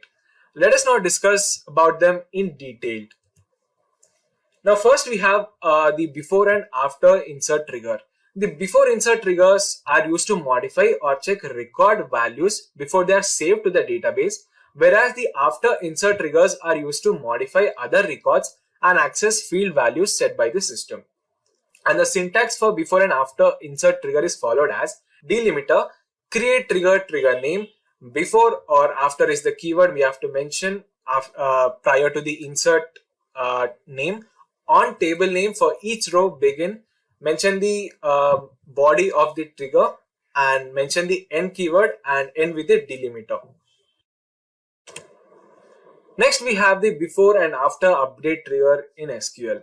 Now before update triggers are invoked automatically before an update event occurs on the table associated with the triggers, while after update trigger is invoked when the operations on row is under execution after an update operation on the database.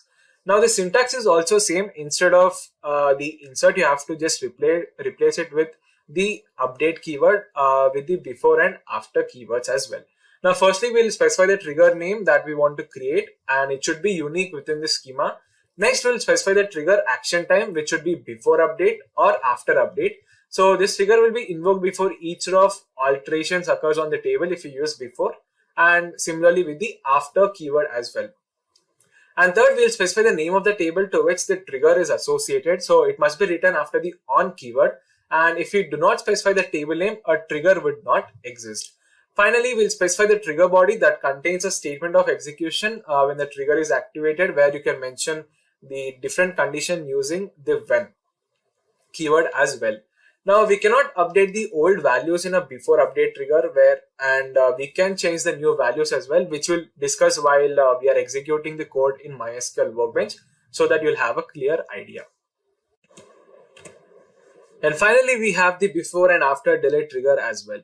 Before delete triggers are fired automatically before a delete event occurs in a table, and after delete triggers are invoked when the operations on the rows is under execution after any delete operation on the database as well. Now the syntax is also similar to that of previously to that of insert and update, which is create trigger, trigger name, before, after, delete, on table name for each row, and then mention the trigger body.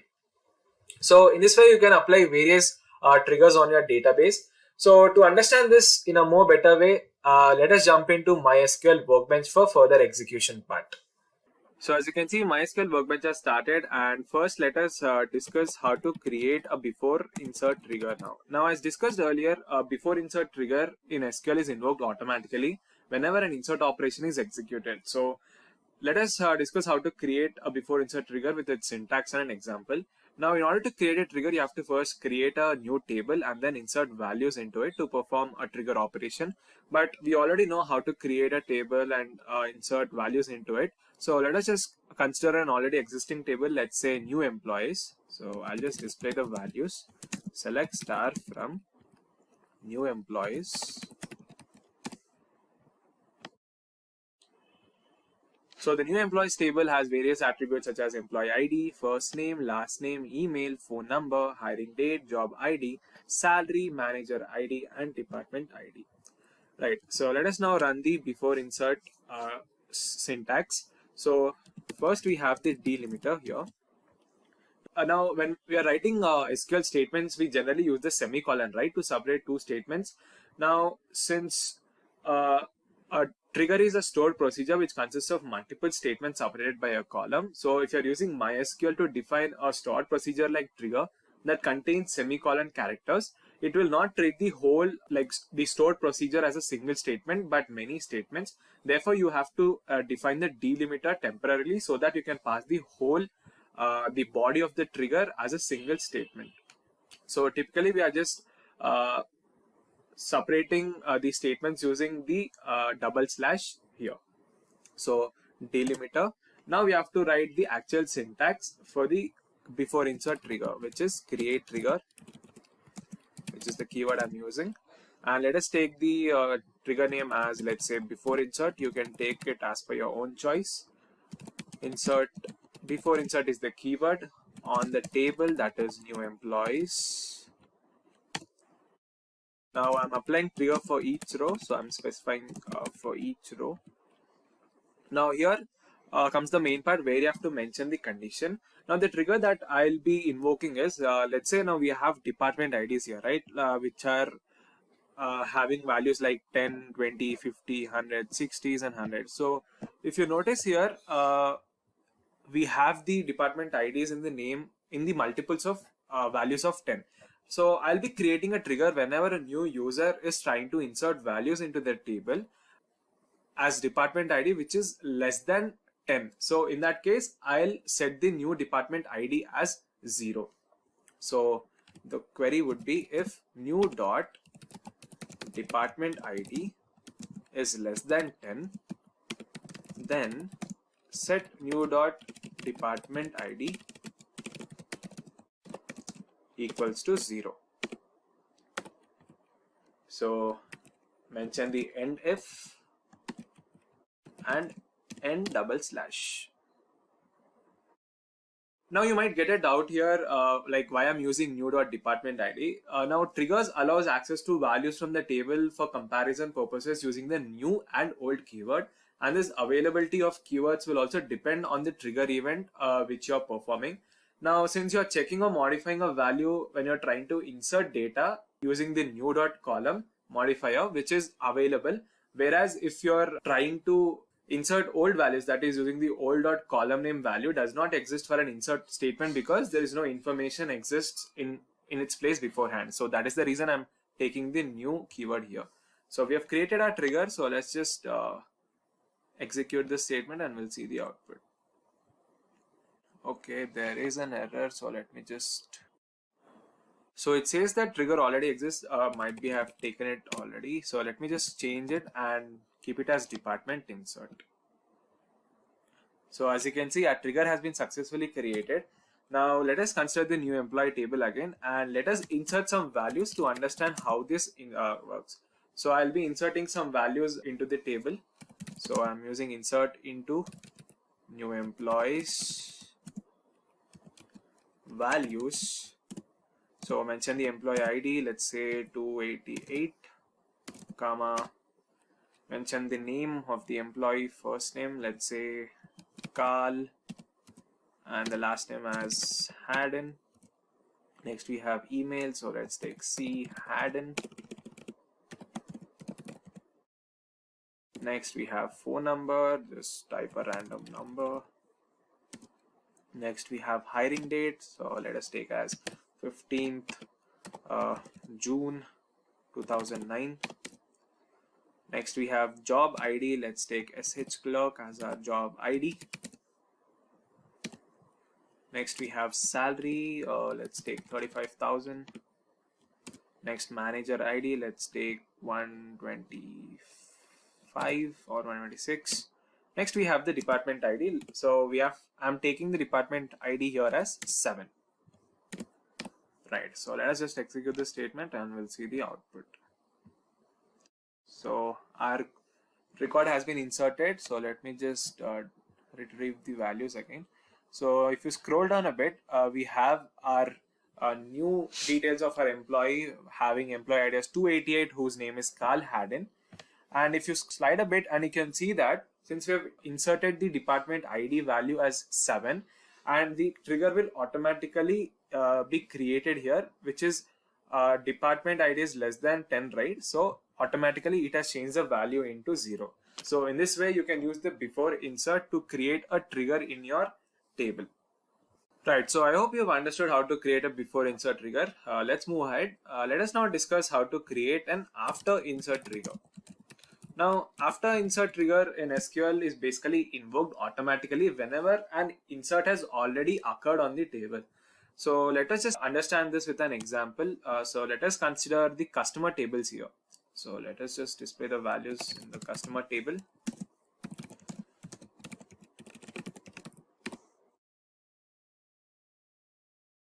So a customer table has 4 attributes, which is customer ID, customer name, age, address, and we have a total of 5 records.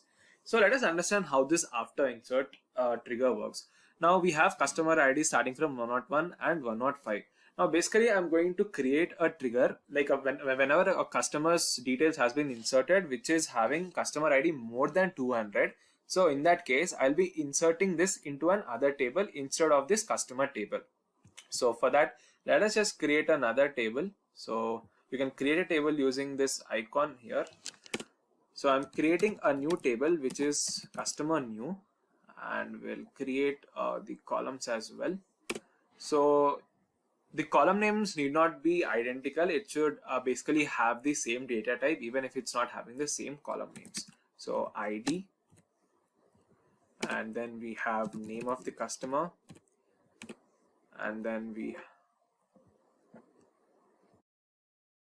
have the age, and finally we have the address, right? So let us just apply and we'll create a new table. Alright, so we have created a new table which is customer new here. So let us now write the syntax for after insert. So I'm again using the delimiter, and let us create a trigger now. Create trigger. So I'm taking the trigger name as again after insert. You can take it as per your own choice. So since we're creating after insert, mention the after insert on the customer table for each row. Now begin. So let us now create a trigger here. So the condition that we have taken is if new dot cust ID is greater than let's say 200. So in that case, insert into customer new values new dot cust ID comma new dot customer name, and then we have new dot age comma new dot address, right? So let us just close this,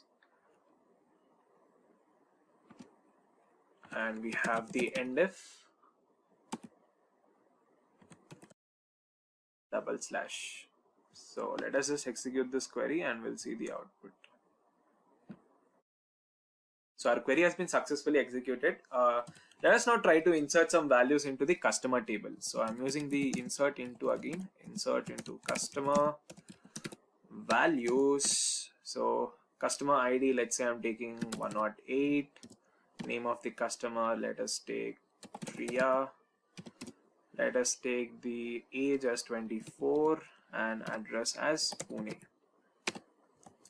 And similarly, let us insert some more values. Let us now take 204 as the customer ID, name as Harsh, and age as 27, and address as Chennai. Let us insert a final record which is let's say 180 109 comma name as Sam, age 24, city let us take Hyderabad, close the brackets, and let us insert one more final record. Let us take 214 as the customer ID, and the name will be John, age 25, and city will be Mumbai. Right, so we have inserted the values into our customer table. So as you can see, 4 rows have been inserted. So let us just display the records again. So as you can see, we have 4 new records of the customers having customer ID 108, 109, 204 and 214. Now let us see whether our trigger has been created or not. So let us display the values from the customer new table now. Select star from customer new. So as you can clearly see that the trigger that we have applied to our table is whenever the customer ID exceeds 200. Now in this case we have two IDs of the customers, which is 204 and 214. In that case, the trigger will automatically insert new values into the new table instead of the previous table, which is customer. So in this way the after insert trigger works. Alright, moving ahead, let us now discuss about the before update trigger.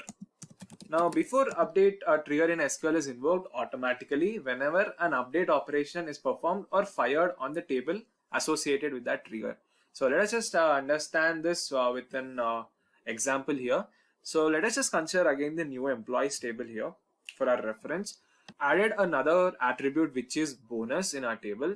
Now basically the trigger which you are going to create will be of this sort, wherein if you're updating the salary of the employees, let's say if you're updating the salary of employees whose salary is greater than 40 or 50,000 or 40,000, then we'll set the bonus value as 5,000, and if the salary is less than 40,000, in that case their bonus will be 3,000. So let me just write the syntax so that we'll have a clear understanding of it. So we'll use the delimiter again. Let us create a trigger update bonus. So we are creating before update trigger. So I'm writing the before update keyword on new employees.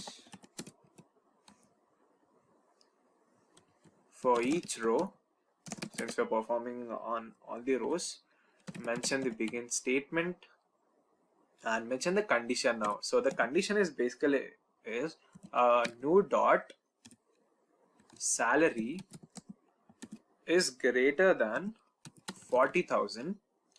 So in that case the new bonus value will be equals to 5,000. So else if the salary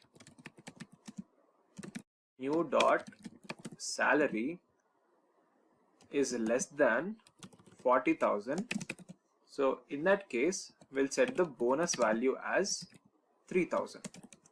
Set new bonus equals to 3,000.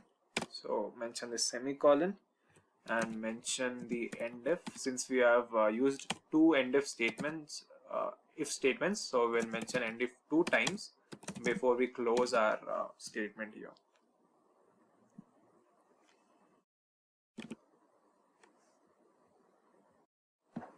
So let us now execute this statement and we'll see the output. So our query has been successfully created here, guys. Let us now update the values in our new employee table. So let us write the update statement here. So I'm updating the new employees table. So update new employees, set salary equals to let's say 45,000 for only limited employees. Let's say whose employee ID is more than 200.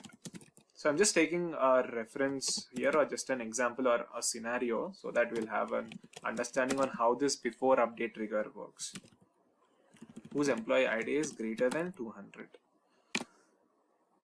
So right, let us just execute the statement. So as you can see, 7 rows have been affected. So let us now display the new employees table again. So I'm using the select star from new employees.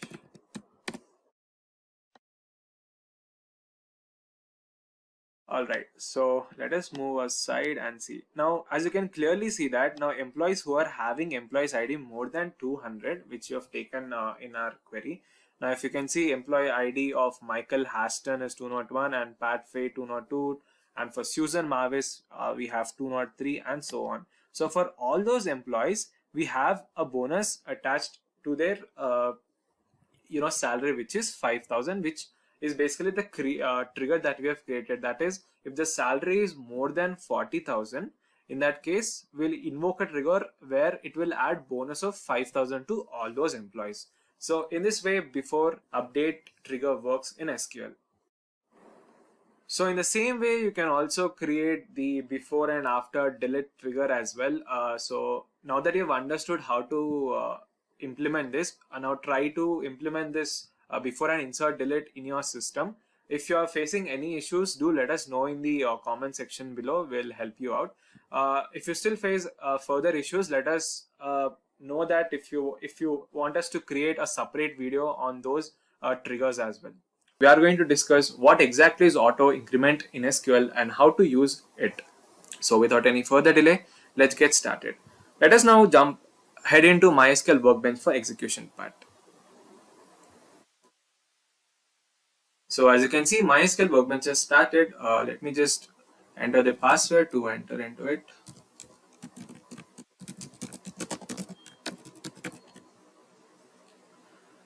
Alright, we have logged in into our MySQL Workbench. So before getting into the execution part, let us just quickly understand what is auto increment. Now the auto increment in SQL is basically a feature that is applied to a field so that it can automatically generate and provide a unique value to every record that you enter in an SQL table.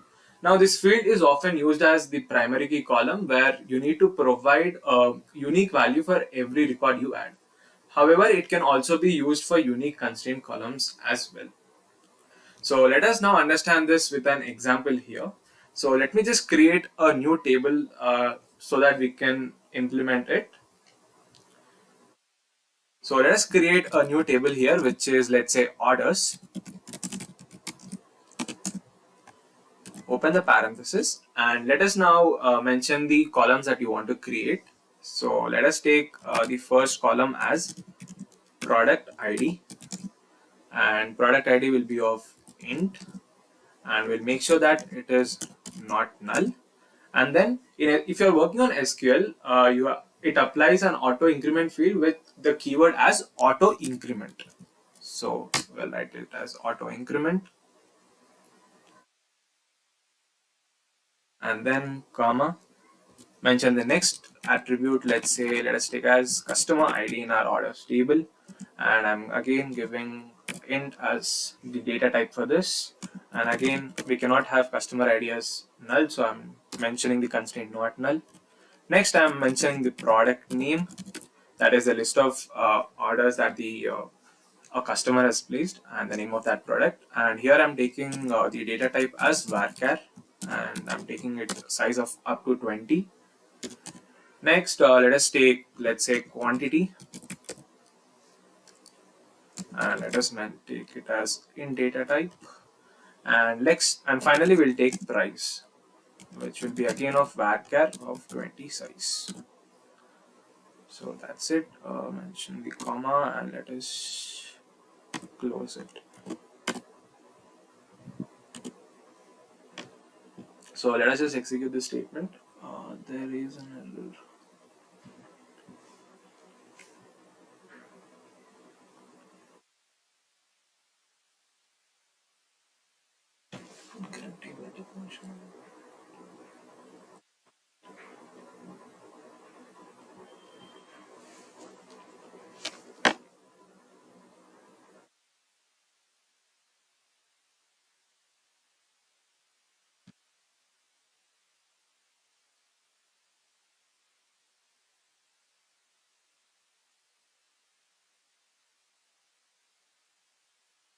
I don't know, guys, why it is showing as error.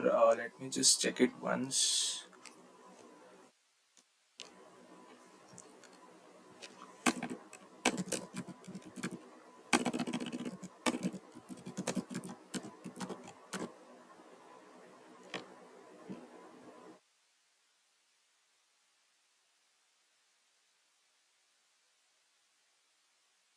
So I think there is an error. So let us just create a table using this icon here. So orders new, and let us mention the column names here, which is customer ID.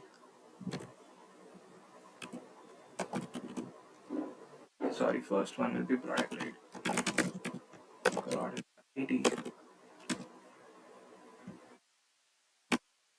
We have customer ID. and then we have product name, and then quantity, and finally we'll take the price here. All right, so let us give the product ID as the auto increment. We can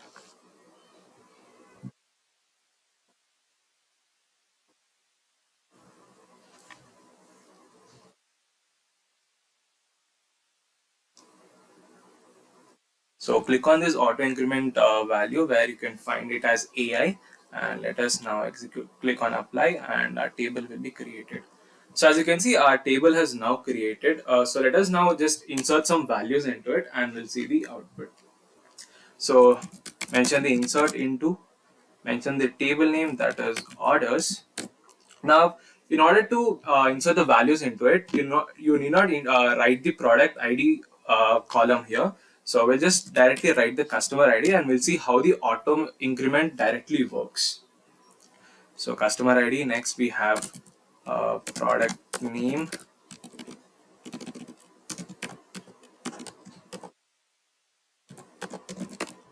next we have quantity, next we have price, and mention values and insert some values. So customer ID, I'll just take it as 101.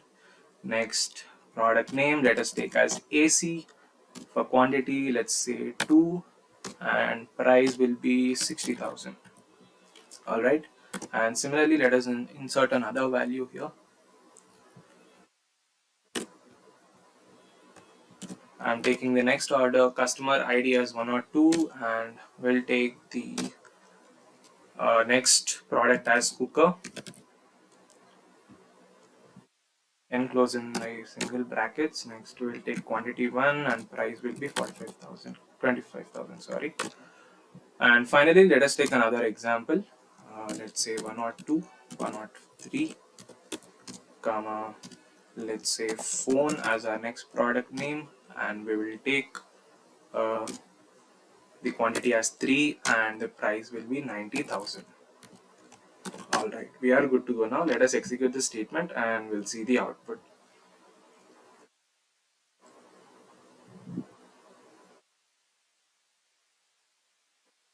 Sorry, orders, new rate.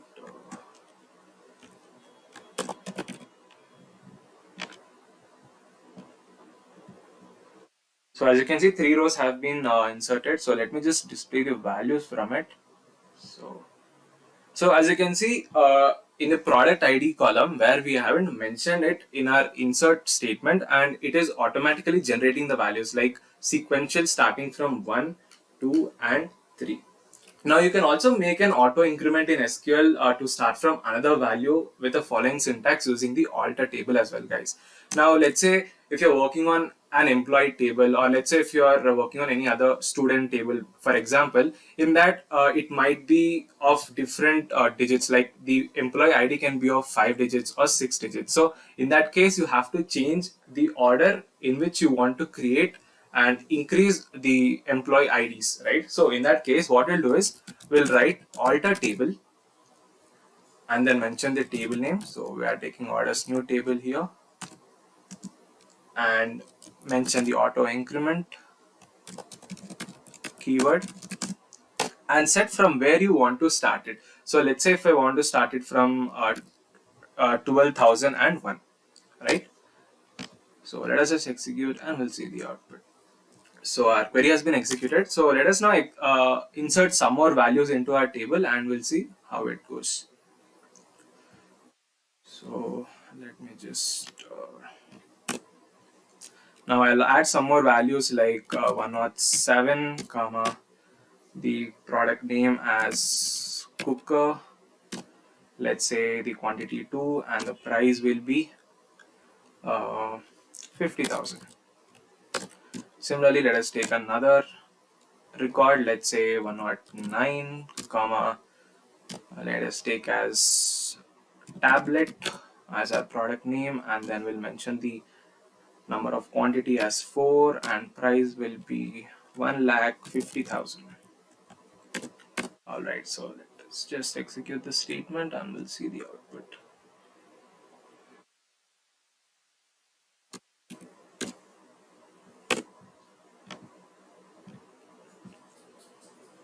So two rows have been inserted into a table successfully. So let us just call the orders new table again. So let me just use the select statement, select star from orders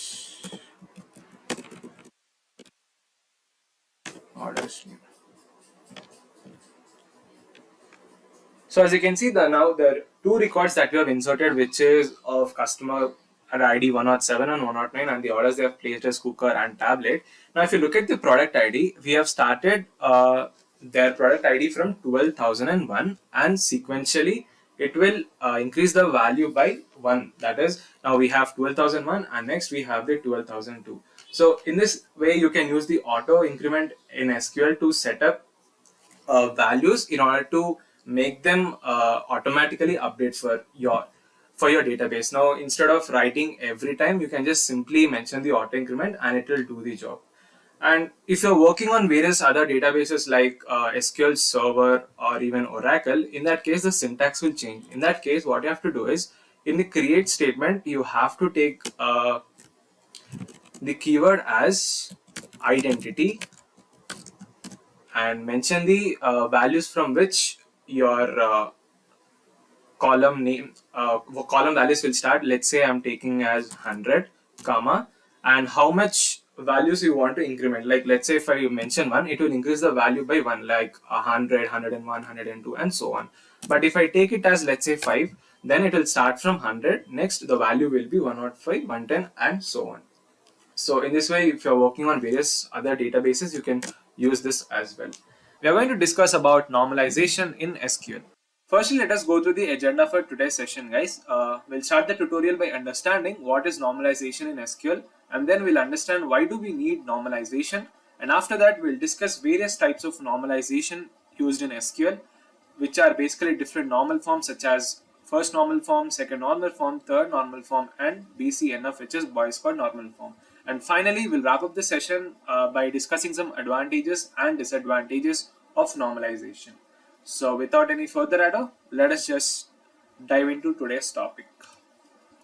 Alright, so what is normalization in SQL? Normalization is the process to eliminate data redundancy and enhance data integrity in a table. Normalization also helps to organize the data in the database, and it is a multi-step process that sets the data into tabular form and removes all the duplicated data, that is the repeated data in the relational database tables. Normalization organizes the columns and tables of a database to ensure the database integrity constraints properly execute their dependencies. So it is a systematic technique of decomposing tables to eliminate data redundancy and various other undesirable characteristics. Now, to better understand this concept, it simply means to bring something to its normal state. Now, from that, what I mean is the columns and tables are organized to ensure that the data integrity constraints are appropriately executed with their dependencies in normalization. So normalization in SQL is mainly used to reduce the redundancy of the data. Since SQL is a language that interacts with the database to start any interactions with the data in the database, the data which is present in this database should be in the normalized form before it is processed further. So that's why normalization in SQL improves the data distribution in the database across. Next, why do we need normalization? Now, as discussed earlier, normalization is used to reduce data redundancy, which is the most important thing. So it provides a method to remove the following anomalies from the database and bring it to a more consistent state. Now, a database anomaly is a flaw in a database that occurs because of various reasons such as poor planning and redundancy. Now, there are various reasons such as insertion anomalies, which occurs when we are not able to insert data into a database because some attributes may be missing at the time of insertion. Next, we have updation anomaly as well, which occurs when the same data items are repeated with the same values and are not linked to each other. And finally, we have deletion anomaly, which occurs when deleting one part of the data deletes the other unnecessary or necessary information from the database. So that is the reason we need normalization. So if I put them into a nutshell, these are the main objectives of normalization, guys. So the normalization removes duplicate data and database anomalies from the relational database. It also reduces redundancy and complexity of database by clearing unwanted records or values in the database. It is also used to avoid creating and updating any unwanted data connections and dependencies. Now, if you're working on multiple tables, there may be a chance of unwanted connections. So normalization prevents that. It is also used to optimize storage space as well, guys. Now, you don't want unnecessary or repeated values in your database tables, right? So to organize and optimize the storage space, we need normalization. And finally, isolation of data is also maintained. Now, a good design database states that the changes in one table or field should not affect each other. So this can be achieved through normalization. So these were some of the important characteristics of normalizations and why we need it. Alright, moving ahead, let us now discuss some different types of normalization in SQL. Now there are 4 types of normal forms that are usually used in relational database, as you can see in the following figure. The first one is first normal form or 1F. Next we have second normal form or 2NF. Next we have third normal form or 3NF. And finally we have Boyce Codd normal form.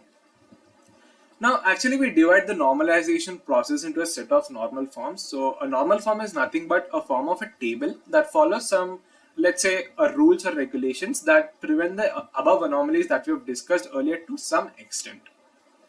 So let us discuss about them in detail and see how they are different from each other and understand why they are important.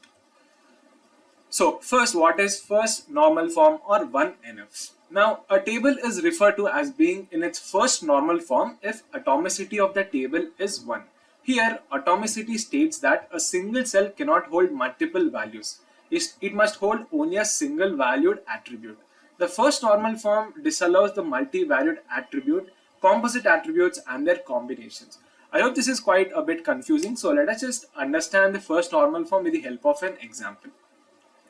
So these are the 2 conditions which I have already discussed. That the conditions for a table to be in first normal form is that every table should contain a single value and each and every record must be unique. Alright, let us understand with an example. Now in the student table, let's say you can see the course column has certain values. So if you look at some of the courses and assigned to each student, we have more than one column. That is, the course column has 2 values. Thus, it does not follow the first normal form. Now, if you use the first normal form to the above table, you can get the below table as a result. If you look at the side, the second table in that, we have basically divided the record into 2 parts. That is, Harsh, whose roll number is 1, who has enrolled in courses SQL and Java, which we are basically dividing into 2 records separately. That is, Harsh 22 SQL course and similarly Harsh 22 into Java. And similarly, we have for Kunal as well, who has enrolled for courses C and HTML, and also we have Sanya, who has enrolled for Python and SQL, which we have basically separated into 2 different records. So by applying the first normal form, you can achieve atomicity and also every column has unique values. So that was first normal form, guys. Let us now move into the next normal form, which is second normal form. So the second step in a normalization is basically 2NF or the second normal form, which is basically an additional layer added to the 1NF. So a table or a relation is in 2NF only if the table should be in first normal form. That is, it should satisfy all the properties of the first normal form. While the relation's every non-prime attribute depends on every candidate key as a whole. So it should meet all the rules and every non-key attribute is fully dependent on the primary key. So I hope this is a bit challenging and confusing. So let us again understand this with an example here. Alright, now the second normal form states that there shouldn't be any partial dependency. Partial dependency is nothing but if a proper subset of a candidate key determines the non-prime attribute, then it is called a partial dependency. So let me just explain you with an example here. Consider this student table here, which has student ID, project ID, student name and project name here. Now in the above table, if you look at clearly, we have partial dependency. Let us understand how. Now the prime key attributes here are student ID and project ID. And as stated, the non-prime attributes, that is student name and project name, should be functionally dependent on part of a candidate key to be partially dependent. I hope you've confusing between the keys, guys. So if you want to learn more about SQL keys, we have a dedicated and a separate video on our channel. So make sure you check that out. So coming back to the second normal form. So the student name can be determined here by partial dependent. So therefore, the student project relation, the table violates this 2NF normalization and is considered a bad database design. So to remove this partial dependency and the violation of 2NF, we have to further decompose this table in order to satisfy the property of second normal form. So let us now understand how can we do that. Now basically I am converting this student table into two separate tables, which is student info and project info. Now the student info table has the student ID, project ID and the student name, whereas the project info has project ID and project name. Now a student name can be identified separately with the help of student ID. So it is uniquely identifying every record of the student name using the student ID. Hence the the condition has been satisfied here, and similarly we have the project info. With the help of project ID, we can get the name of different projects that are allotted to students. So now the relation is in second normal form in the form of a database normalization using the second normal form. I hope you understood that, guys. So moving ahead, let us now understand what is third normal form. Now it is a normalization level in DBMS similar to that of 1NF and similarly 2NF. So a relation is said to be in third normal form in SQL when it is in the second normal form, but no transitive dependency exists for a non-prime attribute. So let me just clearly explain you again. Now a given relation is said to be in its third normal form when it is in 2NF. That is, it should satisfy second normal form properties. That is, ultimately, indirectly, it should satisfy first normal form as well, but has no transitive partial dependency. Meaning, when no transitive dependency exists for the attributes that are non-prime, then the relation can be said to be in 3NF. So let's say in simpler words, if I say it should be in 1NF or 2NF, when none of the non-primary key attribute transitively depend on their primary keys, then we can say that relation is in third normal form of 3NF. So we can say that a relation is in third normal form when it holds any of the given condition in case of functional dependency that is non-trivial, where P, let's say X relates to Y, where X acts as a super key and Y acts as a non-prime attribute, meaning every element of Y forms a part of a candidate key. So let us understand this with a simple example, guys, so that you will have a clear understanding of that. So for that, I'm taking another table, which is employee ID, employee name, department name, city, zip code as its attributes. Alright, now the super key in the table mentioned above can be candidate ID plus candidate name, or else candidate ID, candidate name, and candidate, let's say, zip code, and so on. Now the candidate key here is basically the employee ID because it is uniquely identifying each and every record. So if you look at the non-prime attributes, all the attributes in the table mentioned above are non-prime instead of the employee ID, right? So notice that employee ID and the employee city that the employee belongs to are dependent on candidate zip code, and the employee's zip code, and employee zip code is dependent on the employee ID. Here all the non-prime attributes like the city of the employee and employee's state are dependently transitively on the super key, which is employee ID. So the transitive dependency here would violate the rule of the third normal form. Thus we must move the employee's city and the employee's zip code to a new table of let's say into another table, which is zip info. So if you look at this resultant table where I have segregated the original table, which is the employee table, into three different tables here, which has the first one is employee info, which holds the employee ID, employee name, department as the attributes and its information. And in the second table, we have department ID and department name separately. And finally, I'm categorizing the cities based on their zip codes, that is into zip info table. So in this way, you can use the third normal form to perform the normalization using the 3NF characteristics. Alright, let us now move into the final normalization, which is BCNF. Now, applications of general definitions of 2NF and 3NF may identify additional redundancy caused by the dependencies that can violate one or more candidates key in a table. So, however, despite these additional constraints, dependencies can still exist that will cause redundancy to be present in 3NF relations. So, this weakness in 3NF resulted in the presentation of a much stronger normal form called Boy's Codd normal form, or simply BCNF. So it was initially started, it was coined by Dr. H. Codd in 1974. So we will understand how this works. So it basically adds a more layer to our first normal form, second normal form, as well as the third normal form. So a Boy's Codd normal form is also known as a 3.5 NF, which is a superior or advanced version of 3NF and was developed by Raymond F. Boyce as discussed, which could tackle certain types of anomalies which were not resolved with the help of the third normal form.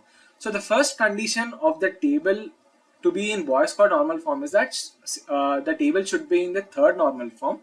And secondly, every right hand side attribute of the functional dependency should depend on the super key of that particular table.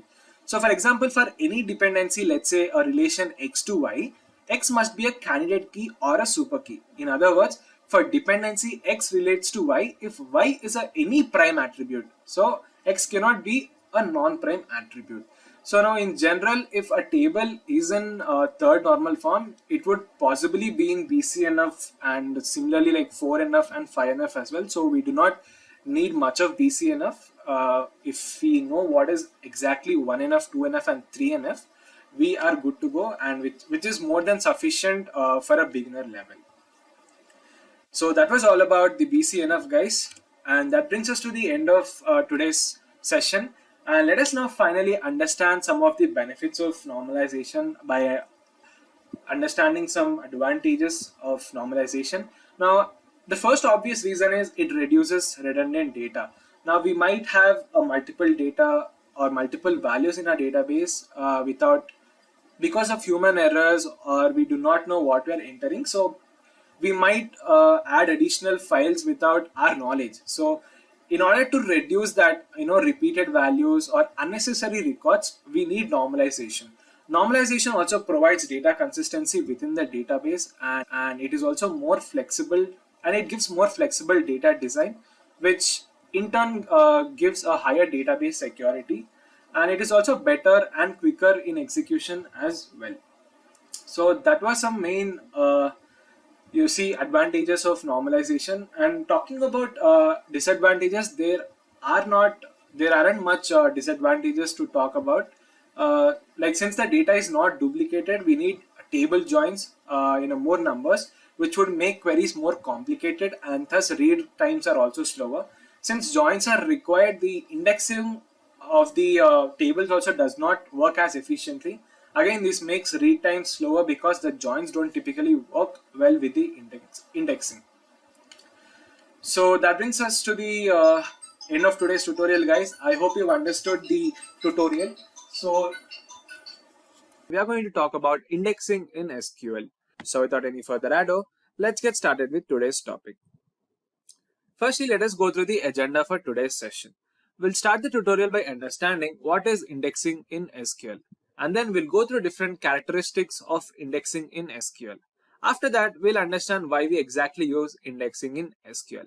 Up next, we'll discuss how exactly indexing works in SQL, and then we'll discuss how to create an index using its syntax. And after that, we'll be going through the syntax and execution of the indexing part in MySQL Workbench using certain examples.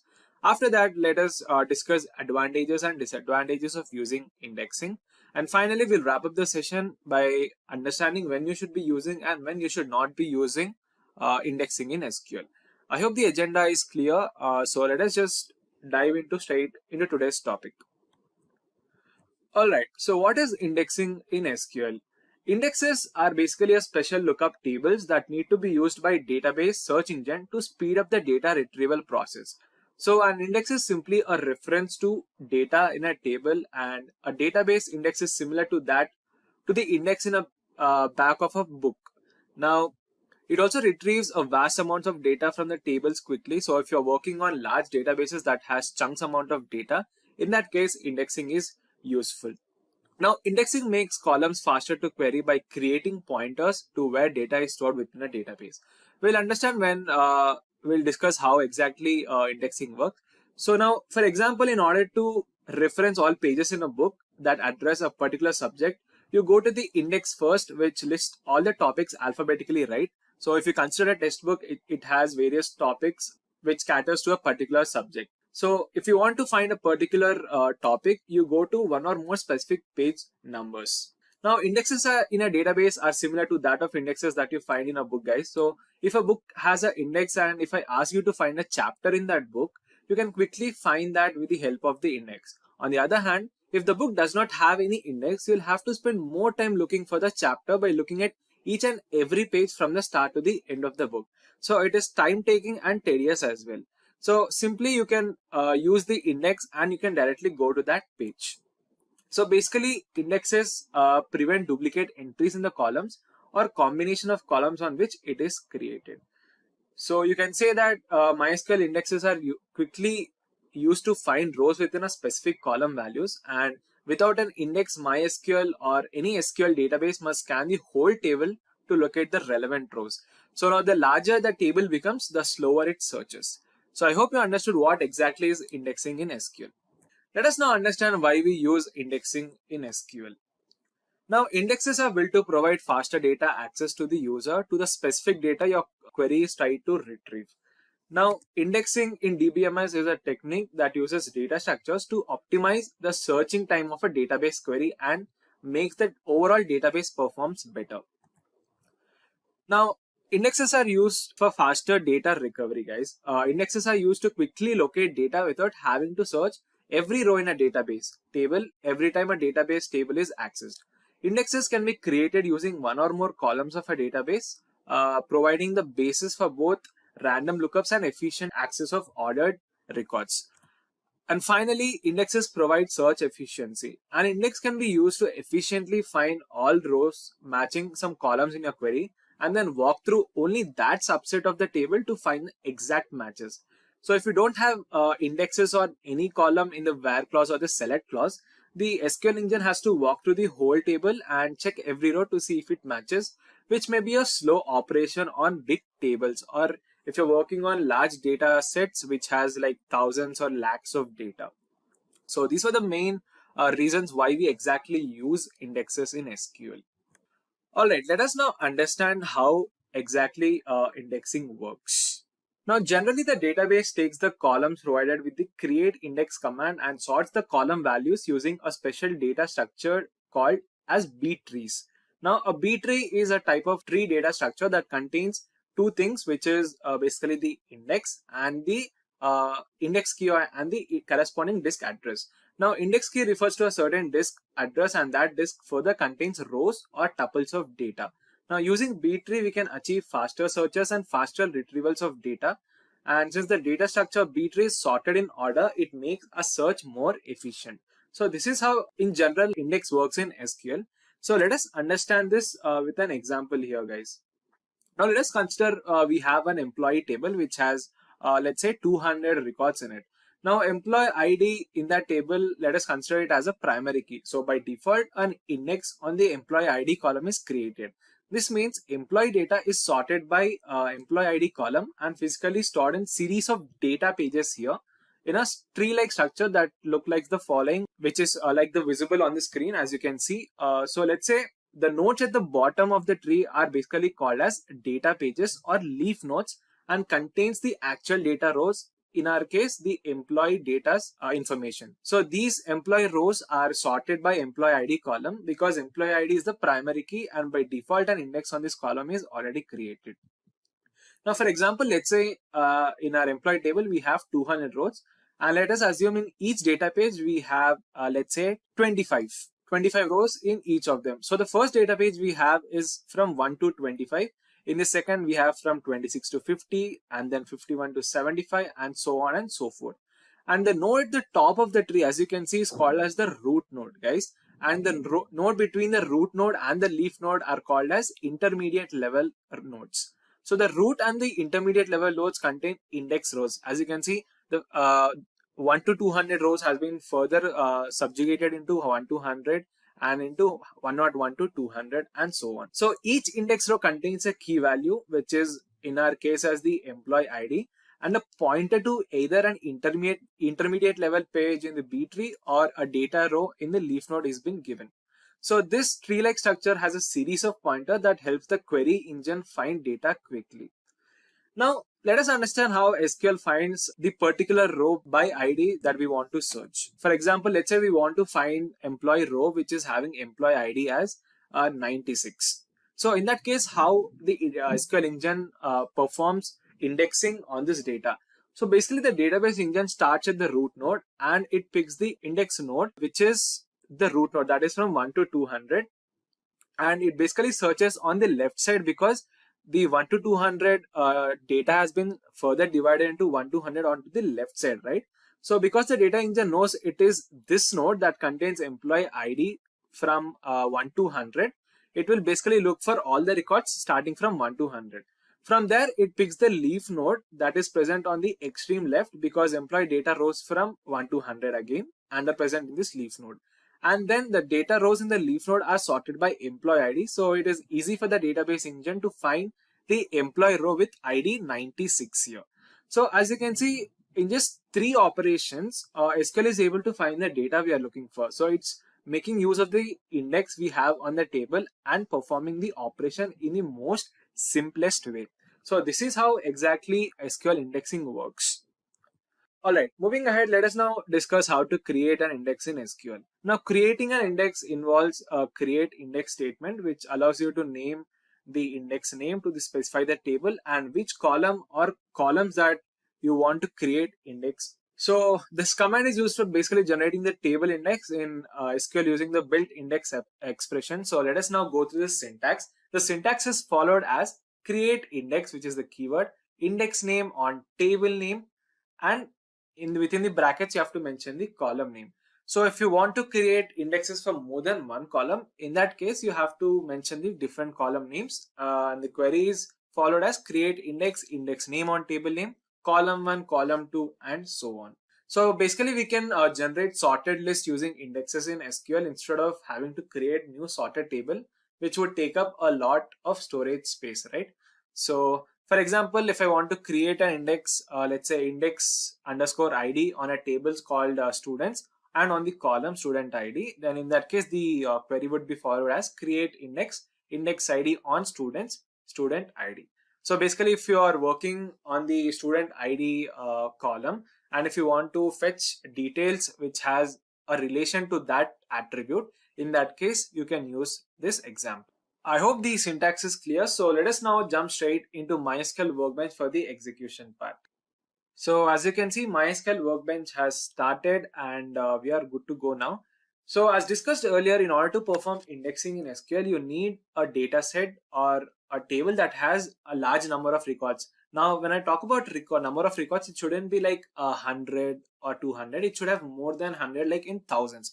So I have downloaded a data set from Kaggle, which is of Netflix information, which is, as you can see in this Excel sheet, which has the show ID, the type, title, director, country, date added, release year, rating, duration, and the genre of that particular movie or show. So if you look at this table, we have like thousands of records, I guess. Let me just scroll down and show you guys.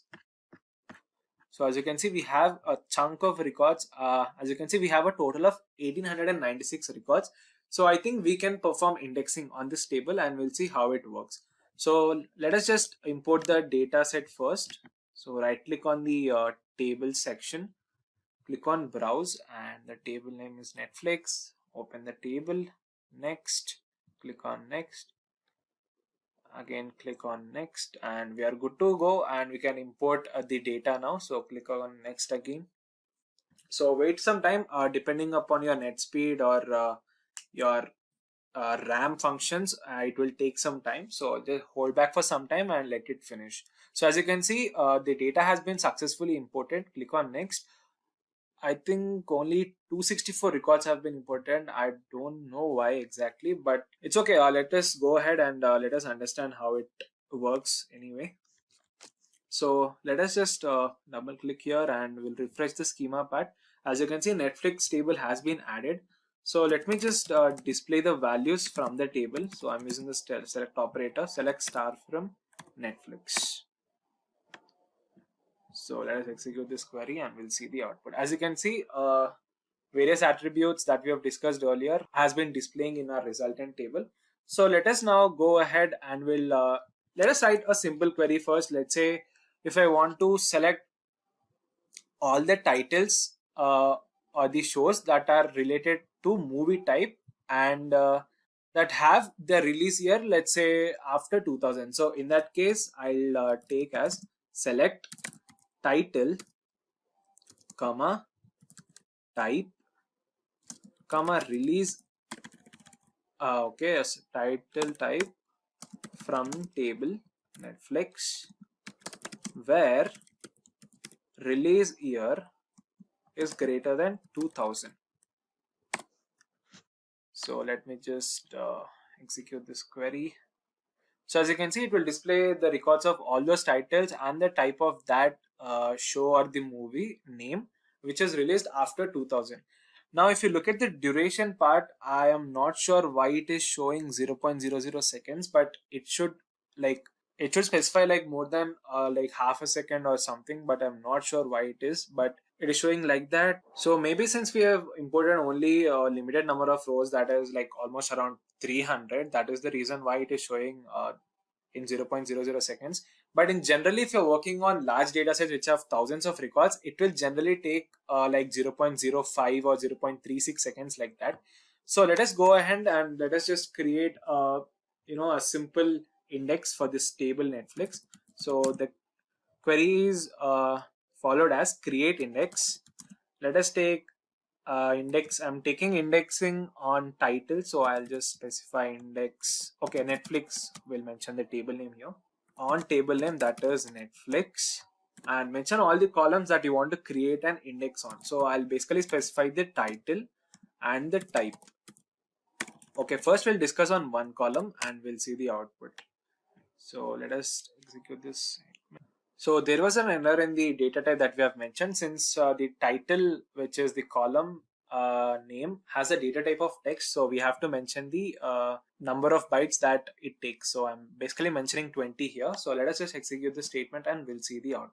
So as you can see, our index, which is index underscore Netflix, has been successfully created. And if you look at the duration here, it has taken 0.078 seconds in order to execute this query. Now, similarly, if you're working on large data sets and when you're querying data, for example, select title type from Netflix, where release year is greater than 2000, it generally takes more than like half a second, but I don't know why it is showing since we have taken only certain number of records.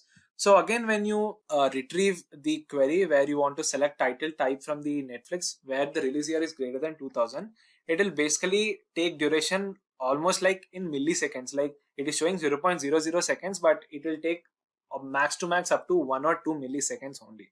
So in this way, you can use index on certain columns. Now, if you want to create multiple indexes on different various columns, you can specify the different column names as well. So I'll just copy this and I'll show you how it actually works. So title, and similarly, I want to create an index for the type as well. So 20. Let me just execute the statement. So I think we have to take another keyword here. So let me just take index new on Netflix.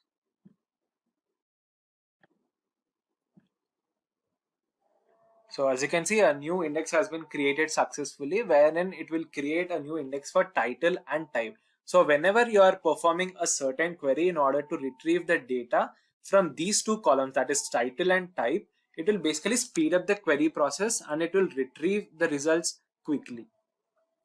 So let's say if you want to know all the indexes that you have applied on the table. So in that case, you have to write as show index from table name, which is Netflix. So it will basically show all the index details. As you can see, we have created 3 indexes till now on the Netflix table. For example, index Netflix, index new two times. We have created indexes on column names like title, type, and similarly you can see the index type is of B tree, which we have discussed earlier, and it of course has null values. Now finally, if you want to delete the indexes that you have created on your table, in that case you have to mention drop index. So the index that we have created, for example, let's say index Netflix on Netflix table. So it will basically drop the index. So as you can see, it was successfully deleted. So let me just show the indexes. As you can clearly see, index Netflix has been successfully created. So in this way, you can use the indexes as I discussed earlier in order to make sure that your results are being processed fast and the data that you have in your tables are being retrieved quickly. So in that case, you will basically use the indexes. I hope you understood with this. So let us now move ahead and let us discuss some advantages and disadvantages of indexes. So firstly, let us discuss some of the advantages of index. Index basically gives the query optimization, which basically gives increased performance in searching for records or even sorting records, grouping different records, or maintaining a unique columns. And it will also speed up the select query, and similarly you can also speed up the process of the queries using the select as well as the where clause as well. Index also gives you uniqueness, guys. Indexes like primary key index and unique index helps to avoid duplicate rows data. And finally, indexes make it possible to quickly retrieve data, which is obviously one of the main characteristics of indexes. Now, there are a certain number of disadvantages as well. The first one is the indexes takes up more or additional disk space. Usually the space usage isn't significant, but because of creating index on every column in every possible combination, the index file would grow much more quickly from the data file. So in the case when a table is of larger table size or the data set you are performing is of larger size, the index file could reach the operating system's maximum file size, and it can take a lot of size as well. Now, secondly, the indexes slow down the speed of writing queries such as insert, update, and delete, because in MySQL has to internally maintain the pointers to the inserted rows in the actual data file. So there is a performance deficit in order to pay in case of above said the writing queries like insert operations, update operations, and delete operations, because every time a record is updated or changed or manipulated, the indexes must also be updated. So however, you might be able to write your queries in a way that do not cause that very noticeable performance degradation, right? So these were some advantages and disadvantages of indexing. So finally, we'll move to our segment, which is when should you avoid using indexes in SQL. Now, indexes should not be used in small tables. Like as I said earlier, indexes are only confined to large data sets or large tables that you want to retrieve the information from. So if a table has, let's say, less than thousands of records, I think it's better to avoid using indexes, and it will be of no use as well. Next, tables that have frequent or large batch updates or insert operations. Now you can use indexes on huge chunks of data sets that have like frequent changes to its values. For example, if you're performing various search or insert operations on your tables, in that case you can take the index. And finally, attributes and fields that are frequently manipulated should not be indexed. So if you're working on certain columns and the values that are frequently manipulated or updated, in that case you have to not use indexes. So that were some exemptions in the cases where you shouldn't be using indexes in SQL. We are going to learn about SQL regex. Alright, I hope my screen is clearly visible, guys. So let us first understand what is SQL regex. Now, SQL regex is defined as regular expression which contains a sequence of characters that are used to search and find a particular sequence of characters that matches a pattern. It is a rule that defines the way characters should appear on an expression. Search pattern is determined by the sequence of character or set text. Say for example, if you want to identify the data that contains a combination like a student's name, a contact number, email ID, we can use a regular expression. It is also used in cases where you need to identify a particular text pattern or you need to apply a filter over numbers, text or special characters data. Now you might be wondering, we have SQL like operation, so how is it different from the like operation?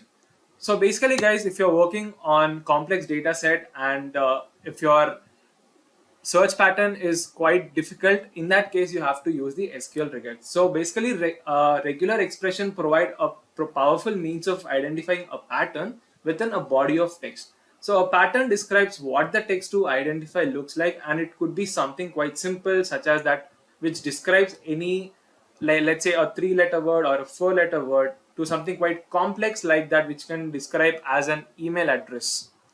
So it is a tool that gives you a concise and flexible way to identify strings of text for a text example like characters, words based on patterns and etc. So let us now understand why we use SQL regex. Now regular expressions provide a powerful and flexible pattern matching that can help us implement power search utilities for our database systems, and it is also not case sensitive. That is, it can work on both uppercase and the lowercase as well. So if you want a particular case, you can mention them and you can proceed with your database set. So basically it provides a simple yet powerful mechanism for rapidly describing patterns and greatly simplifies the way in which you search, extract, format and manipulate the data in your database. The second reason is it queries database to find a smaller subset of data within a table.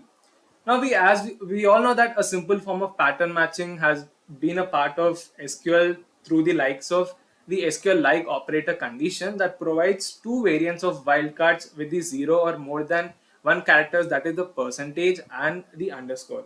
So such characters are termed as meta characters as they describe the pattern rather than the partake in it.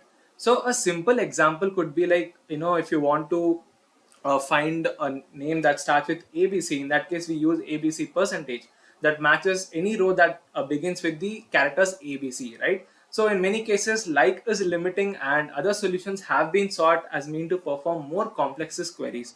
So that is the reason we started using SQL regex. And finally, as discussed, it supports various meta characters for more flexibility. Now, unlike SQL which provides only two wild characters, that is percentage and underscore, we have a lot of meta characters when we use regular expressions, which we'll be discussing in a while. So those are some of the reasons why we need to use SQL regex. And finally, we'll discuss how it is different from SQL like operation as well when we jump into MySQL for execution part. So let us now understand the syntax of regex, that is regular expression. The syntax is followed as select column list from table name where string column regular expression pattern. So basically the statement performs a pattern match of a string column against a pattern. So if a value in the string column matches the pattern, the expression in the where clause returns true, otherwise it returns false. So if either a string column or the pattern is null, the resultant set is also null.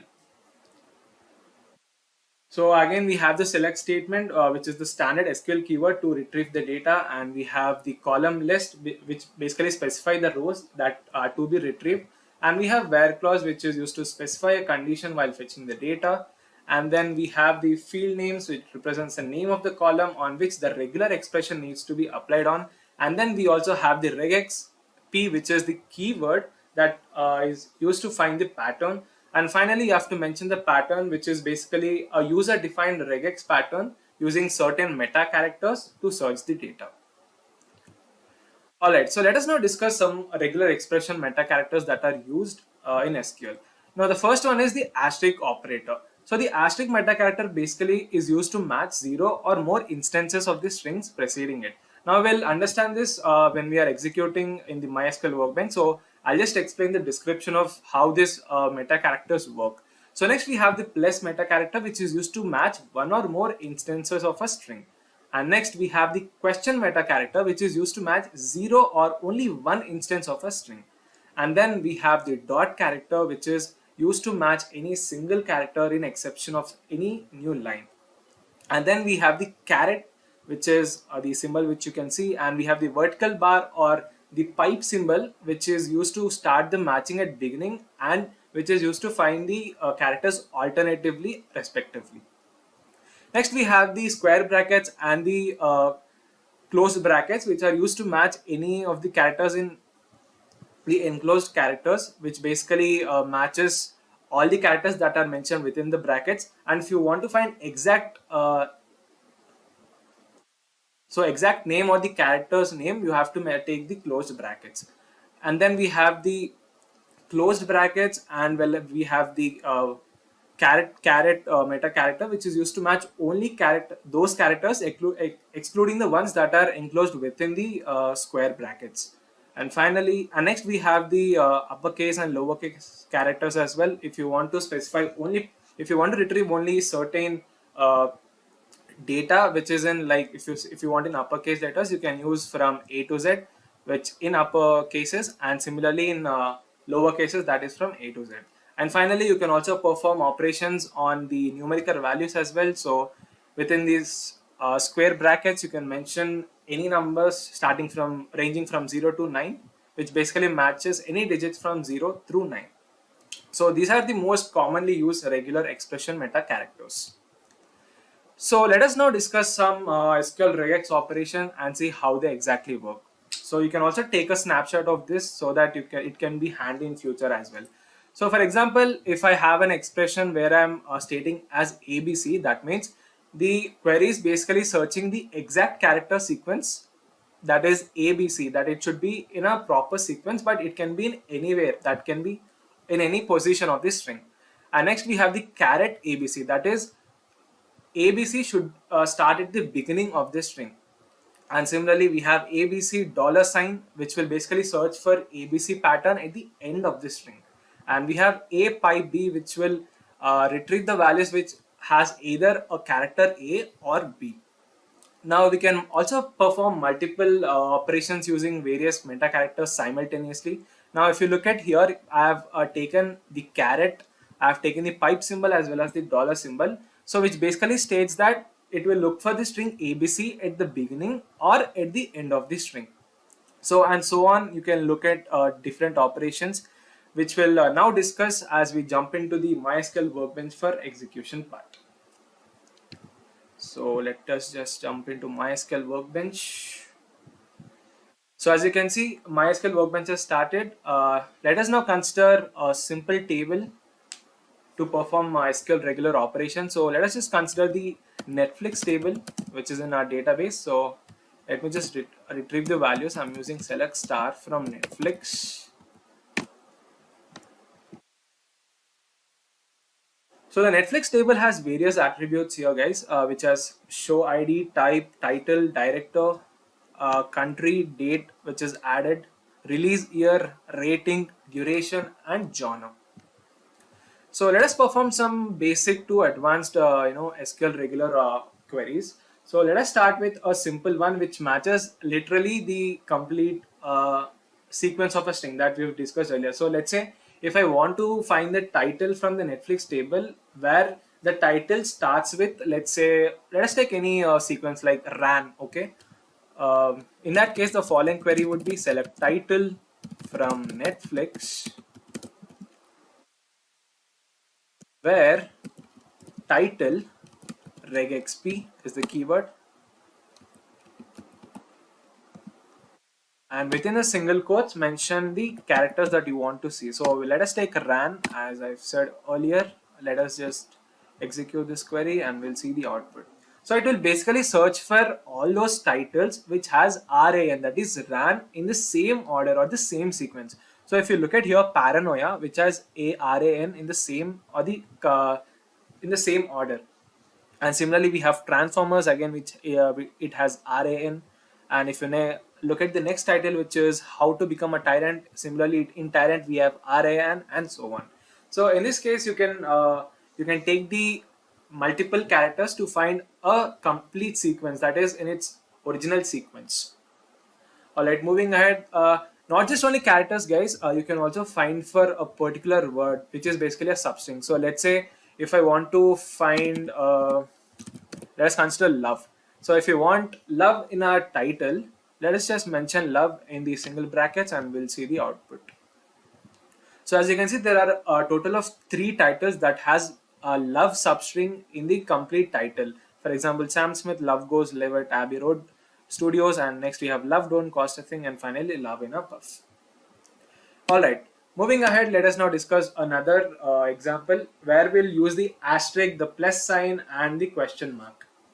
So let's say if I want to find the title from the Netflix table again, where in the pattern is it starts with A and N, and it should at least have a one instance that it occurs, and finally it should have an K.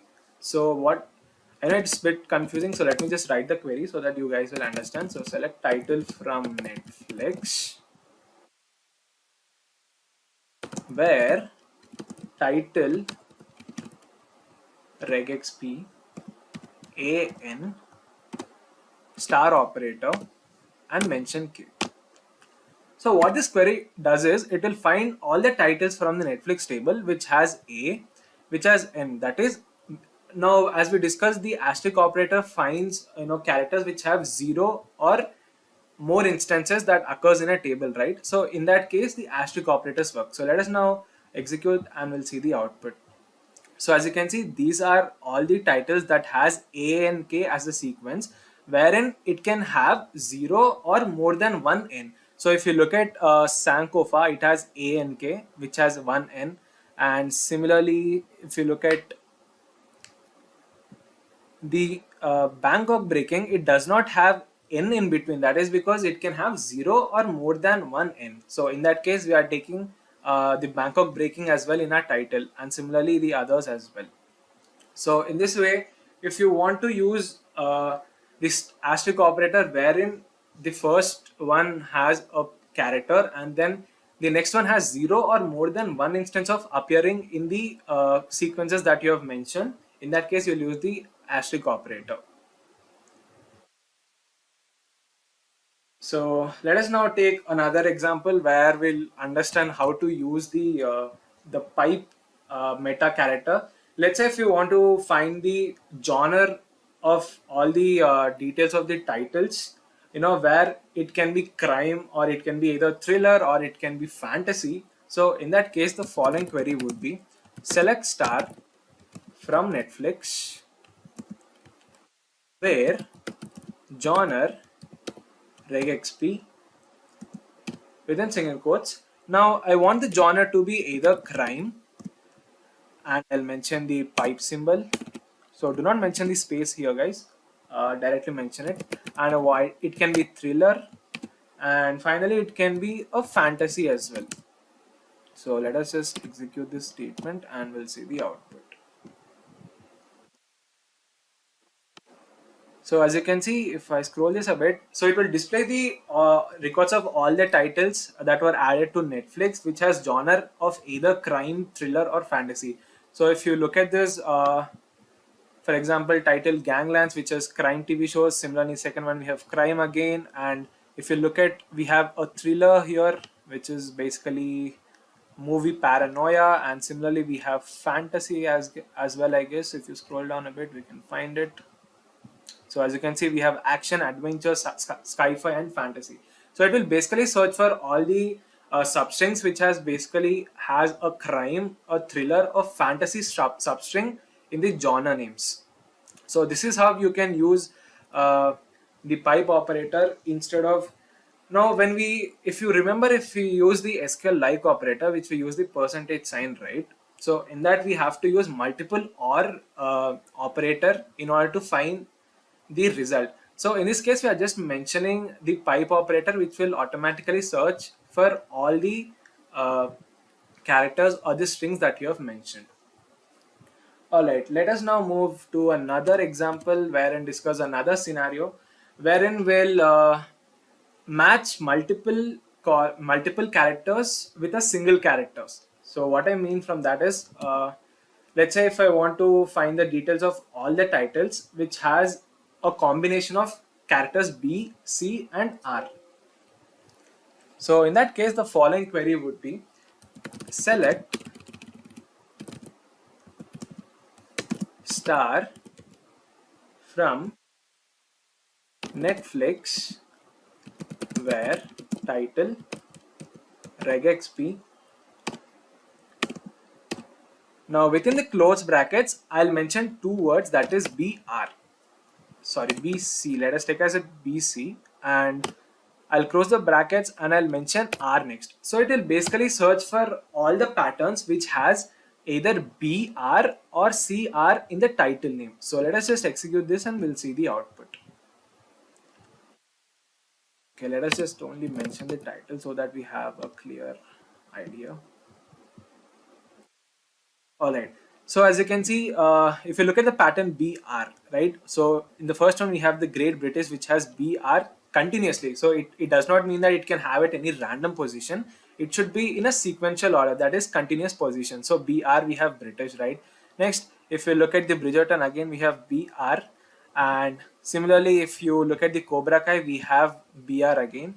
So that was one instance. Now if you look at the CR combination, right, if we compare to the CR combination, we have Crime Stories which has CR, and similarly if you scroll down a bit as well, you can find some more examples of CR as well. So again you can find Crocodile Dundee in Los Angeles which again starts with CR pattern.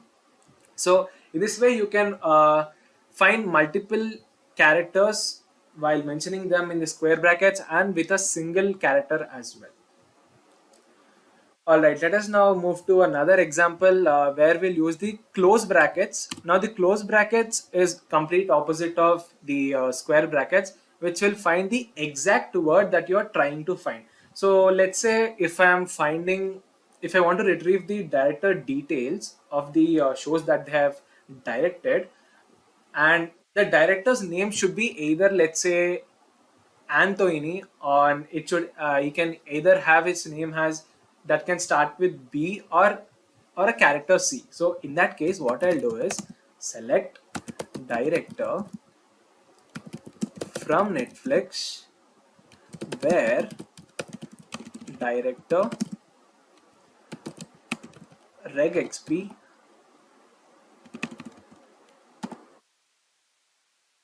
mention the single quotes, and we'll use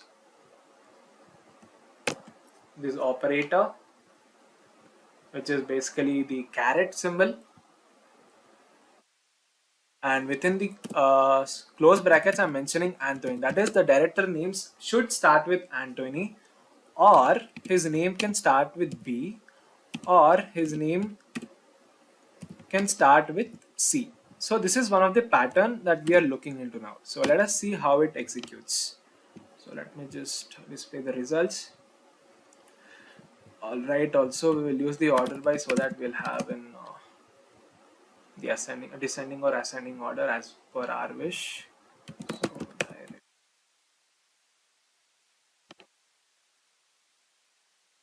alright, as you can see in the resultant set, the director's name has started with B, so which is satisfying a condition which you have taken B. And similar, if you scroll down, we have the director's name starting with C, which is again satisfying the condition that we have taken. And also it will look for the director name whether it is starting with Anthony or not. So I don't think we have Anthony here in this, so it will omit. So you can basically take any other character as well. So let's say if I want the director names to start with M, so in that case it will search for it as well. So if you scroll down, it will display the records of all the directors who has M as the starting letter. So we have like Mark Romson, Mark Thornton, and Martin Campbell, and similarly etc. So in this way you can use the close brackets with the caret symbol as well as the pipe symbol to find another pattern in this way as well. So now if you want to find the director's name other than M, B or C, in that case you have to use the negation operator, which is basically another caret which should be embedded inside the close brackets. So when you execute this query,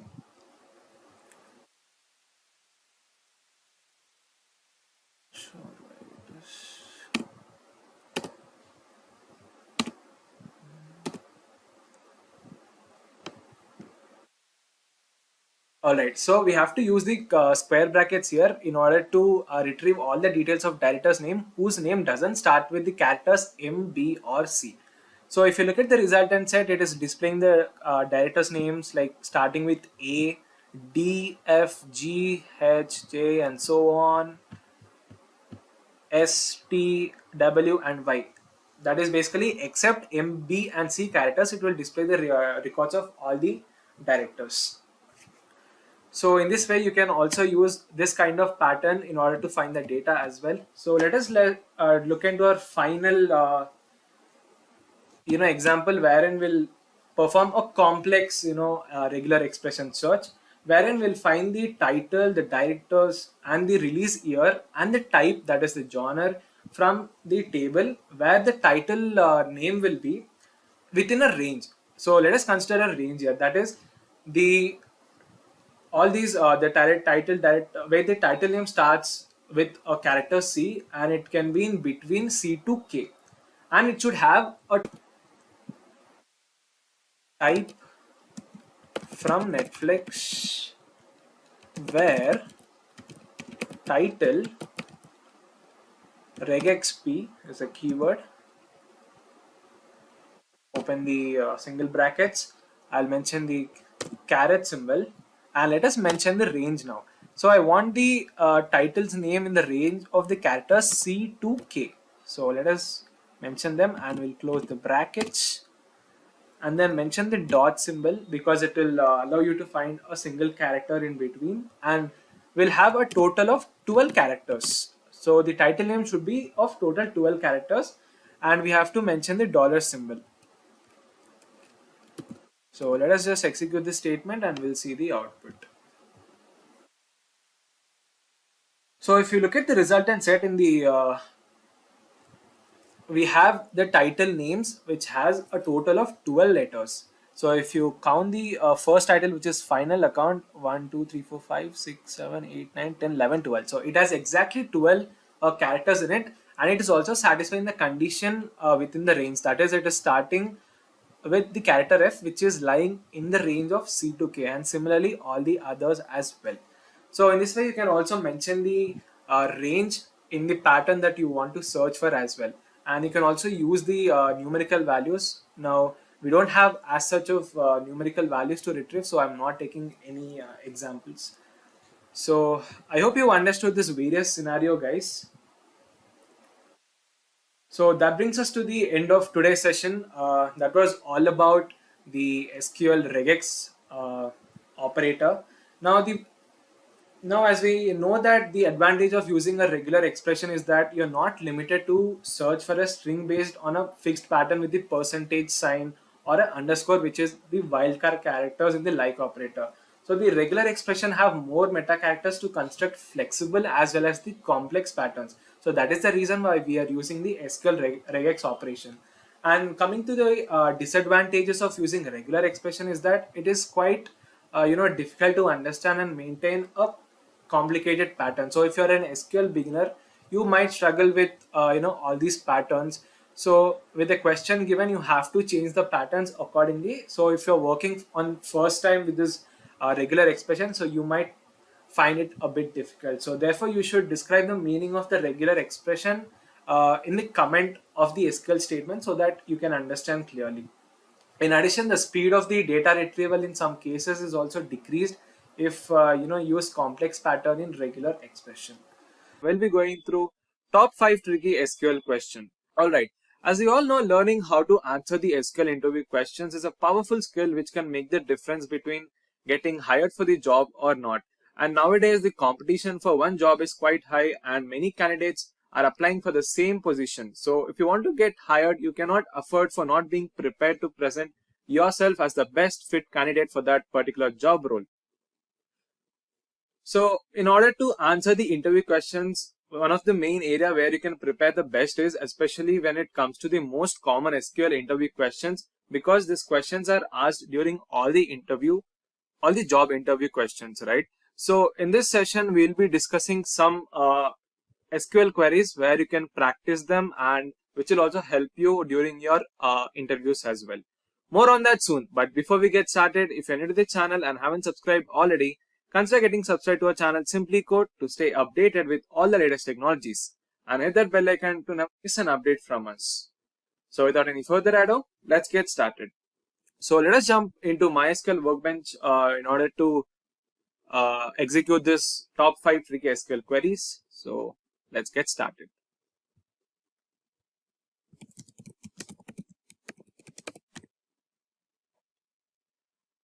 Alright, as you can see, MySQL Workbench has started. So firstly, let us look at some of the key things that you need to keep in mind while, preparing or answering the interview questions. Now, the general questions will revolve around key concepts like, asking the different types of commands in SQL, different constraints, indexes, views, joins, different functions, and etc.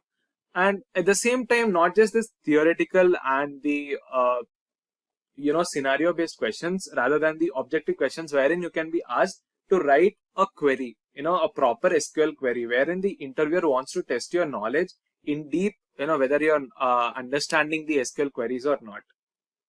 Now, this level of interview questions also entirely depend on the position that you are applying.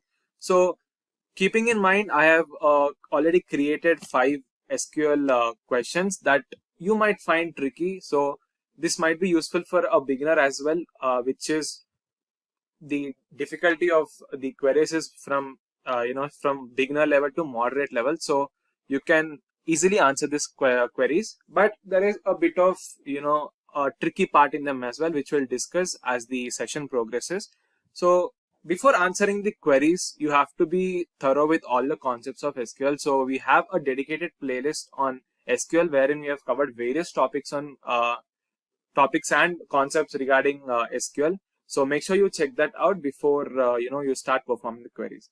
So let us discuss the queries one by one. So the first query is write an SQL query to fetch the third last record from employees table.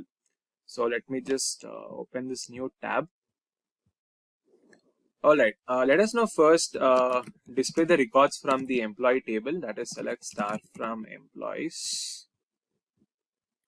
So as you can see, the employee table has various columns such as, employee ID, first name, last name, email, phone number, hiring date, job ID, salary, manager ID, and department ID. So the query that was asked is write an SQL query to fetch the third last record from this employee table. So if you scroll down a bit, and you can see the last record is William, and the third last record is Herman Bayer. So basically we need to get the record of this employee who's having employee ID as 204, whose name is Herman Bayer, and he works as a PR, as a specialist on PR. So right.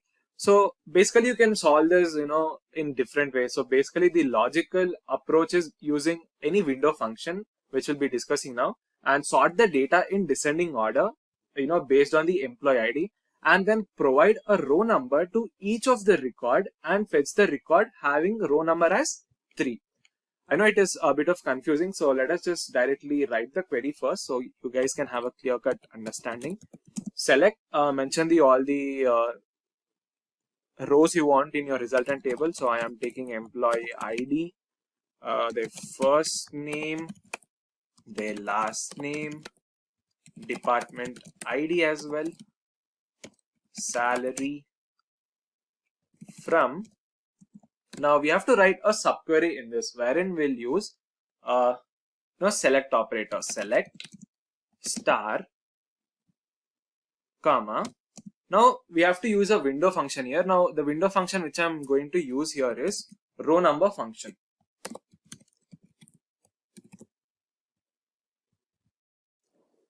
So the row number function is basically SQL ranking function that assigns a sequential ranking number to each new record in a partition. Now, when the SQL row number function detects two identical values in the same position, it will assign different rank numbers to both. So the logic behind is that we'll be assigning row number to each of the records based on the employee ID, and then we'll find the third last record from this table. Alright, so row number, and I'll be using the over, which is the syntax, and we'll sort the data in descending order. So order by employee ID in descending order from the employee table, that is employees,